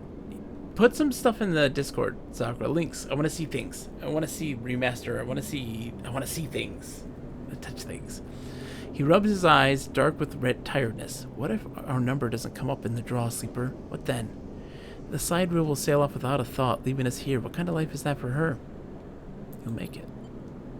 Sorry, I know you don't have it any better. He looks at his cup and pushes it away down the bar.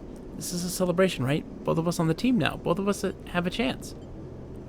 Together. That's right, we hold on together. Imagine all three of us riding the side wheel horizon out of here. To a new world. He looks into his glass for a moment. I think I drank this too fast. He laughs. Battlezone 98 redo for the new one. What's funny is they put out a VR version that is more inspired by the original and lacks a lot from this. Yeah, I played a demo of the VR one, and it seemed to play like the OG, at least in spirit. Me too. Alright then, he catches your shoulder as you turn to leave. Thank you, Sleeper, I mean it, from both of us. You pat your shoulder, and you slip out into the dark of the walkway, with thoughts of little Mina on your mind. Had some fun with Bun Bun.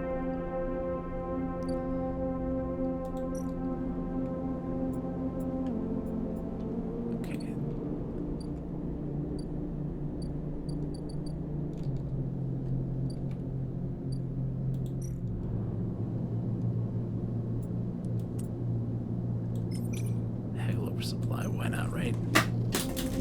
Whoops.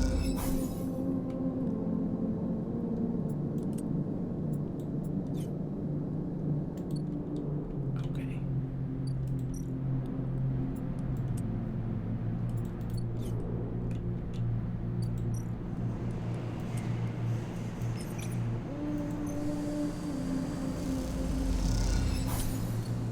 That's like a big one. That's like the end.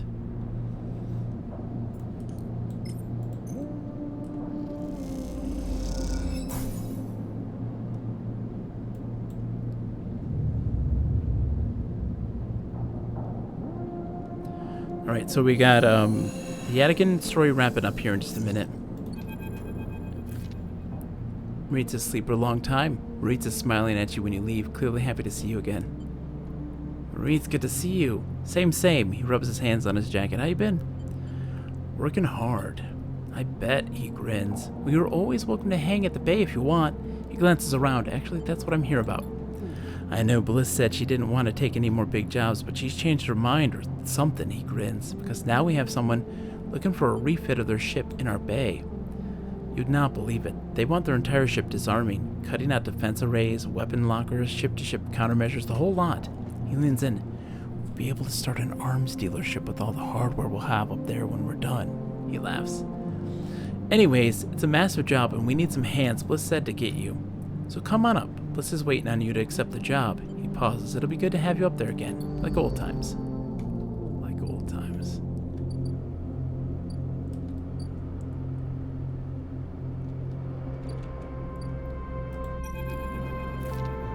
Even before you enter the office, you can hear the sound of Rabaya working the heavy bag. She's hammering it, the chain creaking as it shakes with each hit. She's been like this since... Sabine doesn't finish the sentence. They were sitting on a stool looking at the terminal in the corner, searching through the SNRP data you pulled all those cycles ago. Is she okay? Just angry. We all are. But you have to remember, she knew Yannick for a long time. Sabine glances nervously at Rabaya. What SNRP did.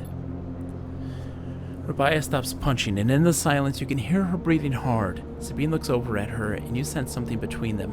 You realize you haven't seen them together since they tried to kill each other at the same in this same unit. A lot has changed since then. They hooked him up like a puppet. Rabaya hits the bag, rigged the thing in his head so they could control him, pushed the old Yannick out. I don't know why you let them in. Rabaya throws a few more punches, but it's a lesson. Don't let them in. Another flurry. Yadigan should deal with corporations. Shouldn't deal with corporations, and we never will again, she spits. She comes away from the bag. At least Yannick's death has been treated as natural. There's a chance we can come back from this. That Yadigan can hold on, but there are opportunists trying to take control. Sabine turns to you. Yes, but now the connection has been broken. I gotta stand. Oh, we gotta adjust. Oh, I've been looking at removing the trackers from the implants in Yadigan's enforcers. It's a significant job, but I think with time I can do the surgeries. Rabaya walks away from the bag towards the far side of the unit. Those surgeries will never happen if Yadigan collapses. She shouts back at Sabine. Clearly this is a well-worn argument in the unit. What now for you? Sabine looks over at Rabaya. I want to help fix this mess if I can. There's the implants, and I want to return to my surgery. The low end needs doctors. What I understand now is that Yadigan can be something if you want it to be. Coming here from SNRP, from the core worlds, all I saw was a gang. And with Yannick keeping me on a tight leash, they shudder. Rabaya believes, and I want that belief. They look unsure. I also want to be done with SNRP, but I doubt they're done with me. They glance away, rubbing their shoulders. I hope you're right. Me too, they smile. I've been wanting to say, Sabine begins nervously, I'm sorry that I didn't tell you where I came from. I know I've apologized before, but I want to again. They pause properly. When I leaked the data on the sleeper program, it was to try to help people like you. They grit their teeth. But after all the cycles here being pushed down, pushed around, trying to survive, all that got away from me. So when you turned up, they sigh, it shook me up. They run a hand through their hair, but I ended up here, so... They look at Rabaya. Oh, of course. They reach into a pocket and take out a handful of vials. These are the last of the case. You can have them. They dropped them in your hands. After these last few, I don't know what we can do. With the SNRP connection broken, they look down. But I know there are other ways. Repairs, other pharmaceuticals. I even heard there are some labs out in the Greenway. Perhaps they can help? They meet your eyes. I'm sorry, I can't do more. Thanks for everything. They look away, their eyes bright with tears. Rabaya crosses back to you both and sits beside Sabine. They look at each other, and you can't help but smile at the idea of them together. What are you two plotting? Rabaya grins. Sabine laughs, and the sound is a welcome one. You watch the two of them teasing each other and smile. Later, when you leave, you take that handful of vials out of your pocket and look at them. You can still feel that core of anger deep down inside, and you don't know if it'll ever leave. But SNRP doesn't own you anymore. They can't. Because this place, these people, they own you. They're what makes you get up every cycle. They're what keeps you breathing. You put the vials away and walk through the low end. Your senses tuned to every sight, every smell, and every sound, soaking it all in, living.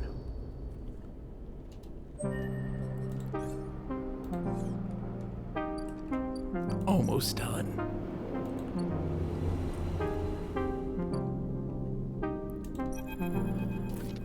When you enter the bay, it is weirdly quiet. Moritz must be out on some errand, and maybe Bliss is prepping the kit? Dude.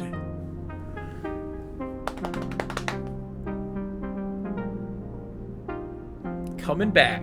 She's coming back. Sleeper. I get chills. Ankita is drifting at one side of the bay. You missed her completely when you came in. The idea of not seeing Ankita when you enter a room would have seemed unlikely to you several cycles ago, but seeing her without her armor, she seems smaller, less imposing. Ankita. She nods and kicks off from the wall, drifting closer. So what is this, she asks. Come to average Ashton or his sleeper? Come to avenge Ashton or his sleeper. We're just looking for another payout. Her anger is familiar but quieter than before, restrained. I don't want to fight. Then why are you here? She looks away, and you can tell her anger isn't directed at you in particular. It radiates off her like fire. You better be ready to sign, comes a shout from the bay entrance, because I've got my best repair tech coming up here especially, and they're going to... Bliss glides in and suddenly stops herself when she sees you and Ankita standing off. Oh, Sleeper, you're already here. Miss Cassetta, this is the tech I was telling you about. Best on the... She stops, looking between the two of you. Wait, do you two know each other? You and Ankita look at each other. We work together. Bliss squints at you both before continuing. Bliss produces a slate. Now, Miss Cassetta, if you'd like to sign our damage waiver here, we can start on your decommissioning. She looks at you. My tech here is eager to get started, as am I. Ankita scrawls her signature across the slate. Thank you. Bliss pauses. And everything is okay with the special payment terms we discussed? She gives Ankita a strange smile. All fine, says Ankita, giving you another hard look. Then she kicks off and drifts to the entrance. I'll be in the gimbal, she says, and she leaves. Special payment terms? She looks over her glasses at you. Look, Sleeper, there's something I have to tell you. She glances around. What is she so nervous about? This isn't exactly a typical job. Miss Cassetta? Ankita? She gives you an annoying look. Doesn't have the chits to pay us, so we've made a special agreement. She sighs. I'm leaving. You're joining a mercenary crew? Leaving? Keep it down. I haven't told Moritz left. Yet. She looks down, just waiting to break it to him. Don't you tell him either. She stares hard at you. I'll tell him when I'm ready. And I don't want him getting worried about Ankita's history. He can be very protective. Noticed. Look, all I care is that she's heading for the starboard belt. She looks out of the bay. That's where I'm headed. She turns back to face you. Also, I wanted to ask. She stops, unsure if you'd like to come with us. I can't. She interrupts before you answer. I know things have been hard for you on the eye, and you helped me so much. I asked Ankita if she'd carry two of us, and she said yes. Moritz will take over the bay anyway, although if you stay, you're welcome to help him run it. I just thought... She sighs. You might be in need of a fresh start as much as I am. She turns away nervously. Think about it anyway? The berth is here. We've got to finish the job first anyway. And with that, she kicks away and heads to the racks. Before you can offer an answer, moments later, Moritz enters with a new cutting torch for the disarming of the ambergris. The starboard belt. You push your thoughts to the back of your mind. Time to get to work.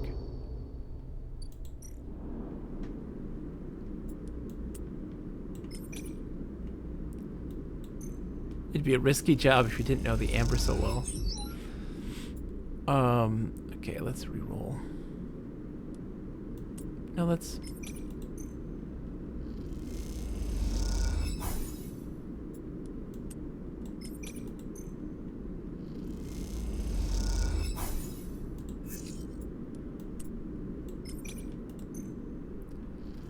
Oh, we gotta go one more turn without it. Oh, there we go, we can. We absolutely can.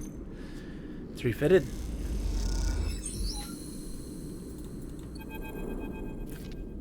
Amber looks better than she ever has before. Bliss has done an incredible job of cleaning up the hull, and despite the exterior changes being limited, she has the impression of being lighter, somehow sleeker than before. Maurice drifts by. He's been loaded up the final equipment onto Amber. Turns out Ankita will be taking her weapons, but packed and ready to sell at the first starboard belt port she hits. But now Maurice is done. He seems in a kind of daze, floating back and forth aimlessly. You okay, Maurice? What's that? He turns. Oh, right, yeah, packed and stacked. He smiles a weak smile. Was hoping Miss Cassetta would let me keep a warhead? For what? I don't know, just might be a cool thing to have around. Hey, Sleeper, he looks down. Did you know Bliss was leaving? You understand now. She told him. That's why he's like this. She's leaving? Uh-huh. Gives you a look. You didn't know? She said this place is mine. He looks up around the bay like it is suddenly some vast space he doesn't know what to do with. You'll do a great job. He looks down at you. Hey, thanks. He smiles. I appreciate you saying that. Not many people believed in me before now. First Bliss, then you. A dark look suddenly crosses his face. Hey, Sleeper, there was something Bliss said. He meets her eye. Are you going too? Before you can answer, Ankita glides into the bay, a massive crate on her shoulder. Sleeper, you coming or what? Bliss is already on board. She stops by the terminal, holding herself in place. Maurice looks at her with a dazed expression. You look at Ankita. She's keeping it together now. She's packed all these bad feelings down someplace where you'll never see them and built a tough foundation on top. She may not be a mercenary anymore, but you think most people would think twice before trying to cross her. Well, she looks at you. Not eager to spend another moment of my time on this station unless I have to. She pauses, looking between you and Maurice. She sighs. I'll give you a minute. She kicks off with the crate, taking it to the end of the bay where the Amber sits docked. You look back at Maurice. I'm staying. Maurice looks like he might pass out. Sleeper, are you sure? You're doing this for me? I'm staying for me. All right then, you're staying, he grins. Ankita comes back across the bay, the final crate stowed. You staying then, Sleeper? That's right. She nods. Well, okay then. One less mouth to feed. She pauses. Look, Sleeper, I'm not going to go back over everything that happened, she sighs. I'm trying to put that behind me, but I hope you find what you're looking for here. She smiles and kicks off, gliding to the ambergris and the starboard belt beyond. You both watch in silence as Amber's drives fire up. I guess this is our place now, says Maurice, the weight of everything suddenly hitting him. Your place? I guess so. He smiles. That's cool. You both stay for a while to watch Amber and Bliss and Ankita leave, and then Maurice goes to the racks to finally implement a new organizational system, and you head out, promising to be back to check on things soon. As you glide around the soft curve of the hub, you catch glimpses of the distant stars flickering through the windows. They're beautiful, it's true. By now, you think of them as a distraction. In your time on the Eye, you realize there's nothing out there waiting for you. No fresh starts, no bright futures. Just a whole load of problems you haven't found yet. No, your place is here, among the people you know and the problems you know. You wish Ankita and Bliss the best of luck out in the belt. But as you do, you focus on the vast spinning rim that rotates around the hub. On its buildings and flashing lights, on its people and places. This is your home, and for now it contains all the features you need.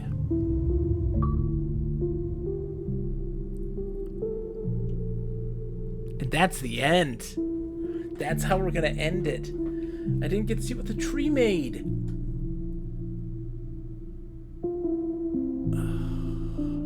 A Jump Over the Age game. Gareth Damian Martin. Created, designed, and written. Thank you, Nate Wilkie. This was a very good game.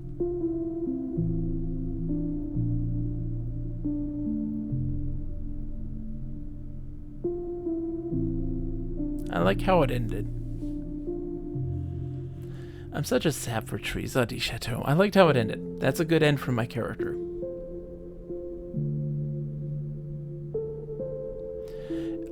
I'm glad I didn't have to make the decision of going with Mina and her dad. That would have been the toughest decision I'd have to make in a game. You should try branching out to other games, Quiet du Chateau. I'm glad I didn't have to make that decision. That would be hard. Because I would go. But it wouldn't be the right decision. But I'd go for her. You know. I got daughters. Do stupid things sometimes. Just for them. But the Anikita story was a really big one that hit me really kind of hard. And so I'm glad I got to kind of have an end to that. It's a good game. It's a good game. Oh. Oh.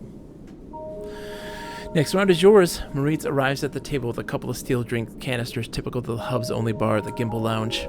He settles into the webbing beside the table, clunks them down at the magnetic table. This place, you've decided, is ridiculous. Rapidly spinning, cavernous sphere, the Gimbal's weak gravity, just like the gravity of the eye's rim, is created by its gut-wrenching rotation. The interior surface of the sphere is the Gimbal's floor, which descends towards the equator, where one long bar loops around the entire sphere. Tumbling out from the central ring are an array of booths and seating arrangements equipped with all kinds of harnesses and webbing to keep customers in place. Those harnesses are there because Gimbal doesn't quite spin up fast enough. You watch as the clientele bounce towards the bar in lazy arcs or shift from table to table with graceful leaps. What are you thinking? Asks Moritz, noticing you staring out into the Gimbal. What to do next? Moritz looks out at the Gimbal. I try not to think too hard about that, he says, absent-mindedly. Moritz takes a drink and stretches. So, Sleeper, you sticking around? I have things to take care of. Moritz nods. Yeah, I thought you might. Moritz rubs the back of his head. One cycle at a time. That's how we'll take it. Nice and easy. You're not sure if he's talking to himself or you. We'll make it. He lifts his drink for a toast to the next cycle, he pronounces, and knocks it back. Later, when you finally leave the Gimbal, Moritz is still laughing. You help him out of the spinning Gimbal and back into the hub, sending him on his way back to the bay. Then you pause for a moment to watch the stars as they spin and spin around the eye. You smile to yourself and think of Bliss and Ankita out there somewhere, among those points of light, to the next cycle. So, like, button repair,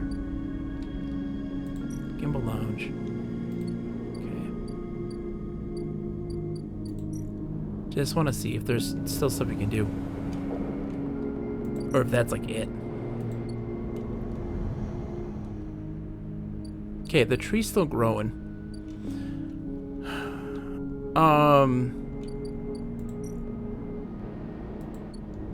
Let's see if the other storyline can be wrapped up.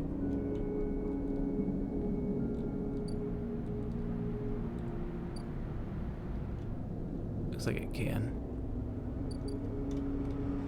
I think we're done. I think we're gonna call it.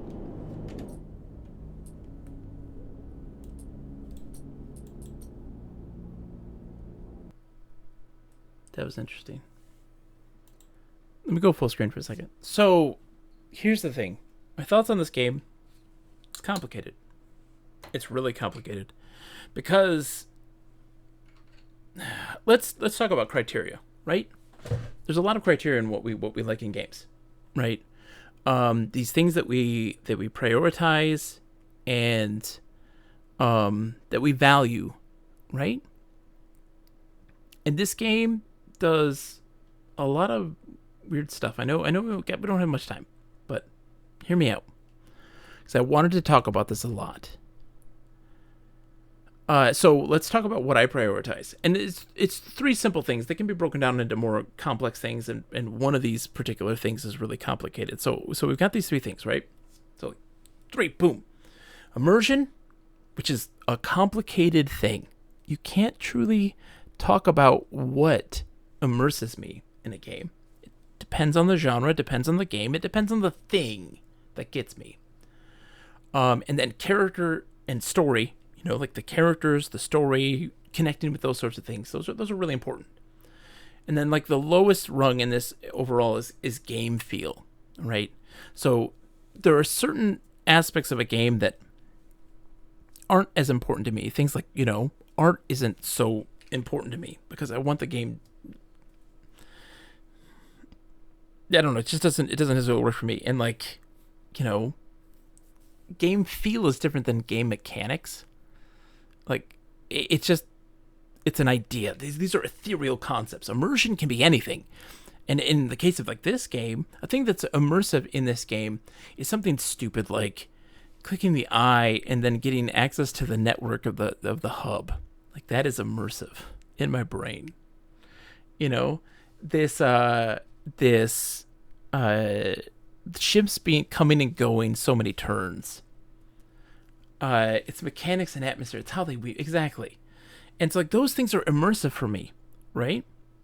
What this game does for me is character and story is probably its biggest highlight, right? Its biggest highlight. That is a 10 out of 10 in that category. The game feel is also actually incredibly good. And why I say this is because like the dice rolls, when you go to decide to commit to something and it being not 100% and that bar is filling up, in the time that bar is filling up, you're anxious. You have anxiety of, please, you've got to work. As the game progressed, that danger is mitigated dramatically. And so like that feels good. That's a good feeling. It elicits this response that is really powerful and interesting. The problem that I have with the game is that there are smoke and mirrors. And what I mean by that is like, for instance, there's no wrong choices. You can't make a mistake in this game. The only way that you can make a mistake is if your character runs out of energy or decays. And that's by you not making money or not prioritizing it. You have to be really intentional to fail in this game. And so that's where it kind of takes its influences from tabletop RPGs, especially indie tabletop RPGs, is that what they do typically is failure continues the story. It's just another type of branch in that story. But in this case, when you fail, it still does the same result as if you succeed. If you make a wrong choice or a wrong decision, it still leads to the same thing. Ankita's story is a great example of this. Like, no matter what you choose, the outcome in her encounter with her crewmate is always going to be the same. And it's linear. And so by having this influence with tabletop RPGs, the problem is a tabletop RPG, its biggest strength is the ability to have the natural ability to go with the flow and to change and to improvise the story based on players' decisions. You don't have that luxury in a game, in a computer game, a video game. And so it's linear. And that is an immersion-breaking experience when you start to understand how this game works and realize, oh, these things aren't mattering. Well, absolutely, Nate Wilkie. I agree wholeheartedly. It's impossible to go with the flow in programming. It's very, very, very, very difficult, right? But that linearity that is a smoke and mirrors, because when the game starts, you pick a class. In the end, it doesn't mean anything. And it doesn't add to character. It doesn't add to story. It doesn't add anything when you pick a class. So a class means in the end nothing in the game. And that's a shame. Right? And so it's weird how much the game started to peel back for me and be more of a game. The immersion was dissipating dramatically for me. I started the game off being like, oh my god, this is so intense, and oh, I gotta manage all these things. Oh, this is just, I don't know how I'm gonna do this. Oh my gosh, there's just so much. And I was just like really into it. And then by the end of that stream, I was like, I understand entirely like what this game is doing and how it's going to, the outcomes of these situations now. Like I saw behind the curtain really quickly, and that broke all immersion for me. I connected with the characters, and I enjoyed the story dramatically. I felt that its use of the dice system is really interesting, and you can iterate on that in really fun and interesting ways. But all in all, the game was incredibly linear, even though it tried to give you the feeling that it wasn't. That's part of that smoke and mirrors. And so, like, this is one of the weird games. This is a weird one for me. Like, when you rate and review this, if you were to give this, like, a number ranking, I'm like, the game's like a 7. But would I recommend this game for people to play? 100%. 100%. I got so much out of it. But there are these weird little things that just ate at me. It didn't ruin the game experience. I love that story. The Ankita storyline, fantastic. The things that happened there really was like, it struck me. And a lot of little things struck me. And it was really interesting, all the things they were doing, the cyberspace things and dealing with the hunter and the killer. And like that stuff was endearing. These characters were interesting. And so, yeah, so like character and story and the feel of the game. The feel is so simple. It's just the click of the buttons and the filling of the bars and like the results and the failures. You feel those things, and those are really powerful and dramatic, and it's emotional for some reason. It elicits this weird response. And so those are really great. But its immersion was just demolished. The only thing that mattered in the end was what is going to be the end for your character. And hanging out in the hub was the right choice for me. My guy's staying there. The character had met all these people and enjoyed all these stories and connected with all these folks. That's his family. That's his place, his people. And I enjoyed being able to have that decision. I think that was something to its benefit, but I don't know. It was weird. Crescendos of actions and consequences. Yeah, I didn't feel any consequences from my actions, really at all. At all. I thought I did for a second with the Ankita storyline, right when she murders her crewmate and the other sleeper. And I was like, oh, I picked some decisions that are going to have some consequences. Like, I'm never going to see her again. And I'm not going to get that closure. I'm not going to get that closure with her. But I did. And it followed the routine that it set up for itself. You know? So, I enjoyed the game, though, thoroughly. I'd recommend it to anybody. People who like story, who like character, who like just... folks who like a good narrative. That was a good narrative. That was enjoyable. And it gamifies it in a really interesting way. But yeah, if you pick up on its game, like the game loop and how it tells a story, it's a little disappointing. Nabok said, you stacked the dominoes. You just didn't know where they went. Well, that's the thing, Nabok, is I knew where they went with everything else. I knew where he was going with everything else. That one was the only one where I was like, I didn't know.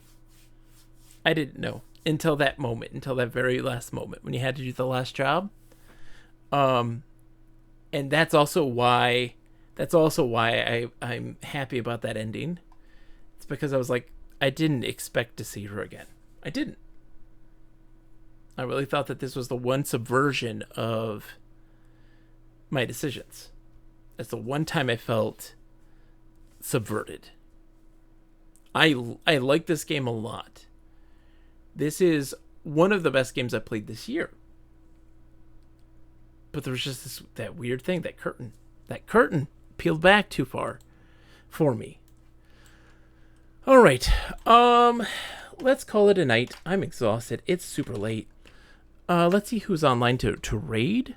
I'll be back on Monday night. We're going to be firing up, taking a break on the MMO stuff right now because I want to get a lot of Game Pass stuff out of the way. So Monday night, 8 p.m., we're going to start Senua Sacrifice, Hellblade. We're doing Hellblade. Nate Wookie says, have you read a lot of Choose Your Own Adventures? I have. A lot, actually.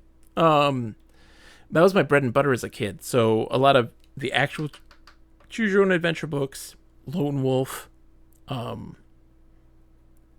Freeway Warrior, and then of course as an adult now I've done the What Do I Do Now books, the Zork books. And you're right. What was interesting, Nate Wookie, is that like the Lone Wolf series does not have those problems. That's why I really enjoy them so much. There's a lot of different paths, and they'll all always lead to kind of like the same, but there's a lot of different paths, and those have a web of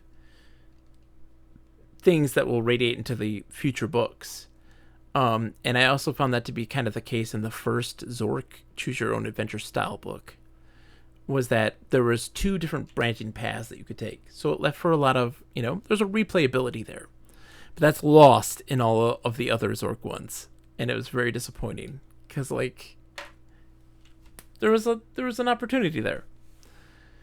Alright. Let's go see who's on. Who are we rating tonight?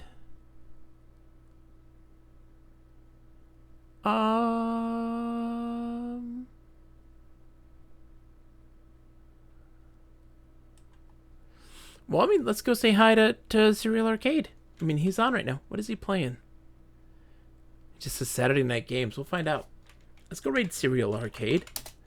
Again, I will be back Monday night, 8 p.m. Nate Bookie, thank you so much, man, for hanging out and going on that journey with me. I appreciate it immensely.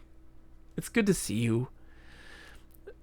Hellblade Senua's Sacrifice, Monday night.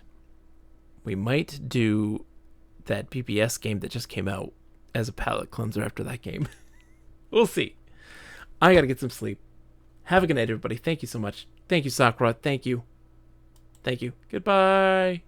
Woo!